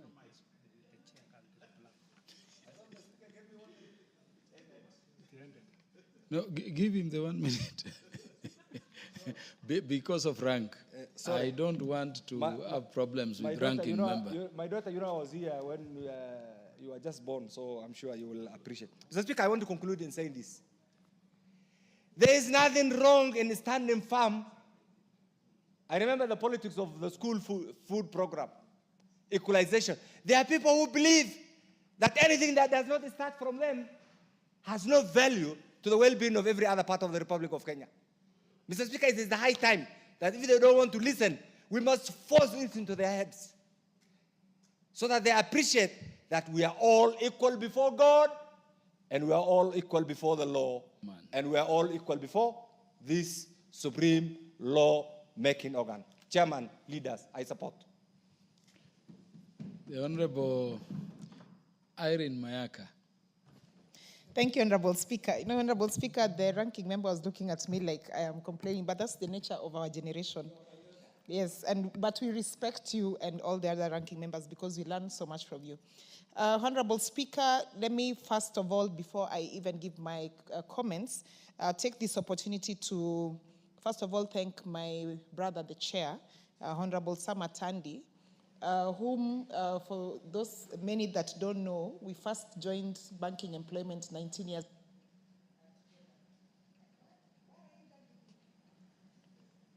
And so therefore, I have a lot of confidence in his leadership, and I want to assure the honorable members that he is a man of his word, and he will do a fantastic job in terms of even equalization and looking at the whole country. So congratulations, Honorable Atandi, and we will continue always to support you.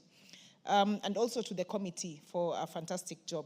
Honorable Speaker, this is one of the bills that we consider to be extremely important because in line with Article 202, Article 203, 205, and 218 of the Constitution, it is incumbent upon us to ensure that we are making the process of revenue division become a smooth process, especially not only for the national government, but also for the county government. Because for the county government, the County Allocation Revenue Bill, famously known as the CAB, is a very important component of county governments.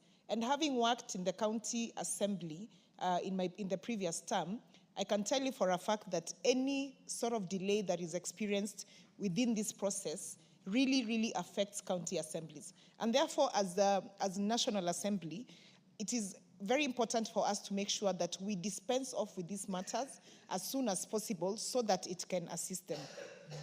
Honorable Speaker, I've had an opportunity to engage with the report by the committee, and one of the issues that I have picked that is very important is clause number 5, because clause number 5 speaks about addressing the issues of shortfall, deficit, or surplus in terms of revenue. But also, Honorable Speaker, when you do an analysis of the trends in this country, shortfalls has been more of the norm than surplus.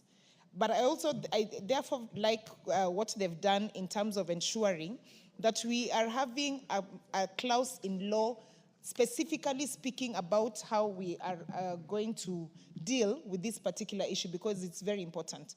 But also, Honorable Speaker, I think it's about time that we also just do an analysis of revenue shortfall and look at how can we change this to revenue surplus, because that is one of the things that is really, really affecting us.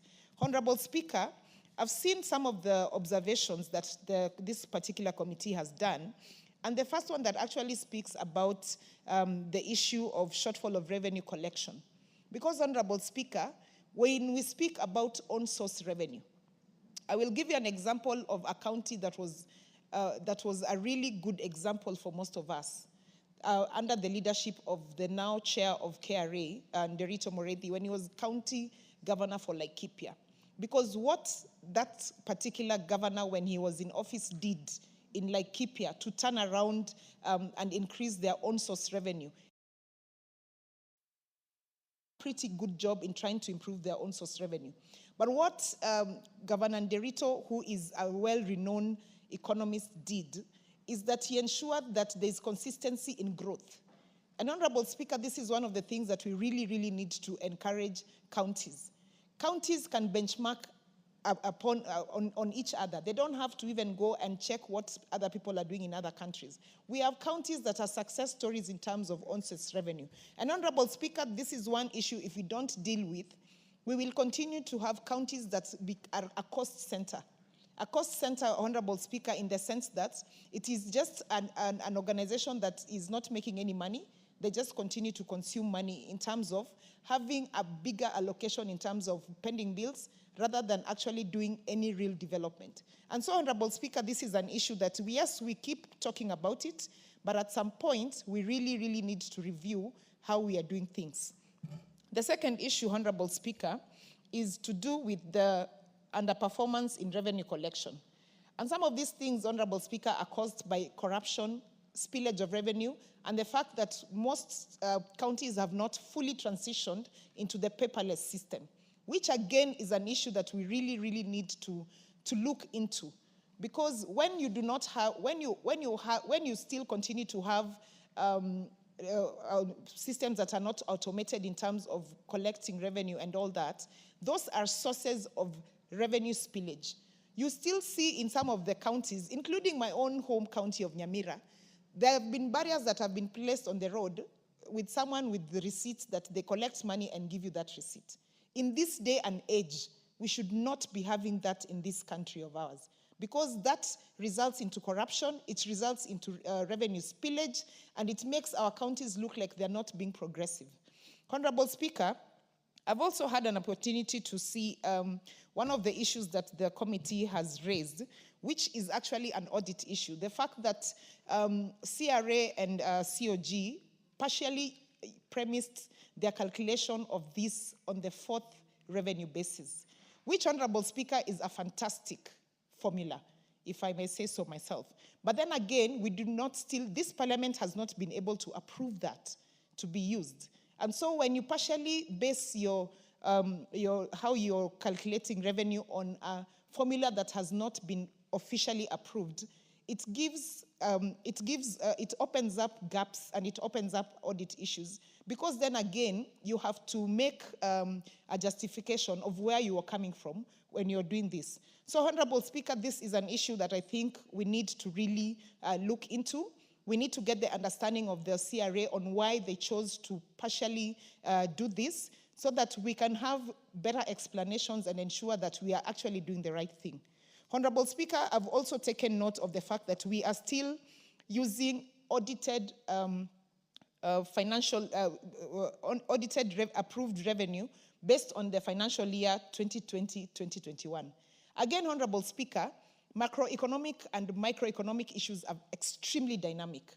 We cannot be basing how we are sharing revenue on past papers. That is revising past papers. Honorable Speaker, right now, if, for example, you look at the cryptocurrency market, it is now using AI to review and look at markets across the country, an extremely fast process.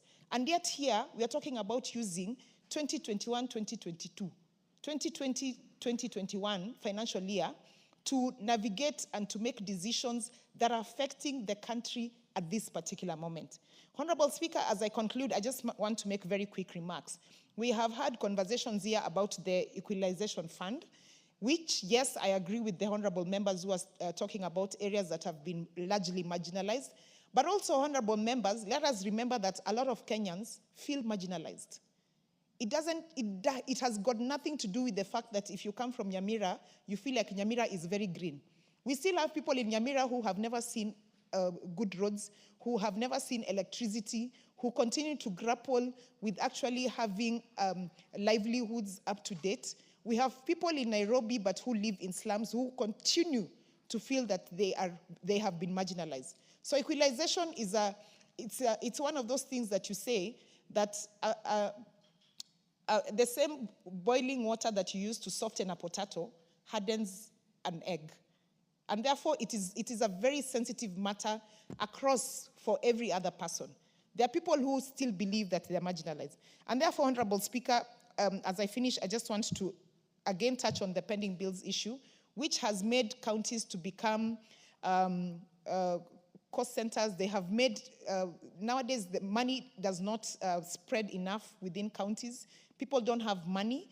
And also, Honorable Speaker, on the issue about the financial years, we really need to ensure that we are burning the midnight oil to be up to standard. It is incumbent upon us to do the best for the people of Kenya, because that is the job that they've given us.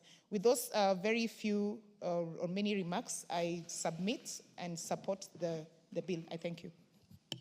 The Honorable Mark Mwenje. Thank you, Honorable Speaker. From the onset, allow me to congratulate the chairman of budget and for the good job that he's doing. Honorable Speaker, I believe and trust that the Honorable Atandi is up to the task. I've worked with him before in a private capacity before I came to this house. I know he knows matters finance and he will do a good job. Honorable Speaker, I don't want to say much regarding the issue. The division of revenue is an issue that we seem, every year in, year out, we always seem to get into a problem with our counterparts from Senate. And Honorable Speaker, it's important for everyone to understand that resources are scarce. This is what is available. And Honorable Speaker, even the projection of what is the revenue that we always anticipate we'll collect, we always end up going a bit short. Honorable Speaker, one of the things that I want to even anticipate, and I know we shouldn't anticipate debates, but just based on what has happened before, I expect the senators will be trying to come back and give us a figure of about 425 billion. That is what they will be targeting. So to try and get an increase of about 20 billion. That has been the trend in the last 2 years, and we've seen that happen. But Honorable Speaker, 405 billion shared to our counties from the onset of devolution. If you were to share this money even equally amongst our constituencies, it comes to about 1.3 billion. Honorable Speaker, our county, like Nairobi, receives the largest share, which is over 20 billion, once the money is divided amongst the counties. We need to show Kenyans what this money is doing. Honorable Speaker, you know, when it comes to CDF, when it comes to roads built by Kera, we can show Kenyans year in, year out what is happening. But with these funds that we give to the counties, matters, pending bills, are killing the economy in Nairobi. Honorable Speaker, the roads in Nairobi, if you check what was left with NMS a couple of years back and what we have today, you can see the problem. And it's not because we are not giving money. In fact, it is important to state here that disbursement to county governments, even when it is delayed, is usually by a month or two. CDF, we are talking about delays that spread into about 7-8 months. But county governments are usually up to date with their disbursements, Honorable Speaker. It's important for our governors to ensure that this money that we are sending to the counties, they utilize it. Let them utilize these funds coming from the national revenue, their share that they're getting from the national revenue, to be seen to be actually doing projects down there. Let them sort these pending bills so that contractors can agree to go back to work, agree to go back and do what is required by Kenyans down there, Honorable Speaker. So for me, Honorable Speaker, this issue, and it's an issue that I feel we need to talk about it more and more often this year, that once we share this revenue, there's revenue that is utilized by the government, there's revenue, the national government revenue that is utilized by the county government, we must ensure that they are doing their job. And the senators have a responsibility, rather than to fight the National Assembly. Let them oversight this fund. Let them ensure that this money is working for the people. Honorable Speaker, the issue of equalization fund, when it comes to marginalization, I believe there was an honorable member from Mandera, I believe, who had raised this issue. Honorable Speaker, marginalization, as the Honorable Rene has mentioned, is everywhere. Here in Nairobi, and I'll speak about Nairobi, a member, somebody who is living in a slum, can sleep hungry. Where my forefathers come from, in Murang'a, you'll not sleep hungry. You can walk into a farm and get some maize and roast it. But here you sleep hungry. Here you live in a slum where raw sewage just crosses right there in front of you. So the issues of marginalization and how even if this equalization fund is utilized, Honorable Speaker, I have a huge problem with it. I understand there are counties that were quite far behind, but we are at an age where we must consider each and every person, regardless of which county they come from. This Nairobi County, it is true, we have people who live well, there are good roads, but these roads are in certain areas. I will take you to Mukuru Ajenga, I'll take you to some of the slums in Eastlands, and you'll see how people live in abject poverty. Honorable Speaker, we, as Nairobi members of parliament, we sat down and we told the president, let's take you around Nairobi. We took him to Mathare, to areas he's never been. We took him to Ruaraka, we took him to Embakasi, we took him to Kibra. He walked, he saw people living in such deplorable conditions, Honorable Speaker. It is the reason why, Honorable Speaker, and I must commend the government for having done that, they allowed Nairobi counties for us to even build more classrooms than the other areas, because building our classrooms must go vertical, our classrooms must go up, and I have a school called Superloaf, which this year, grade 1, has one classroom has 207 students. That's in one classroom. Mr. Speaker, even when we took the president around to some of these schools, he can only stand at the front. He can't even move to say hi to the students because our classrooms are congested. And the issue of rural-urban migration for us is real. You must realize that we live in the county where our population is ever increasing, Honorable Speaker. You must know that those of us, our fathers went to schools in rural areas. We are here, and our children are being educated. In fact, most members here have now brought their children to Nairobi. So, Honorable Speaker, with those few remarks, I want to support. I know we have a lot of work, and I believe Chairman Atandi is up to the task. Thank you, Honorable Chair. Honorable Speaker. What is the matter, the Honorable George Sunkuya?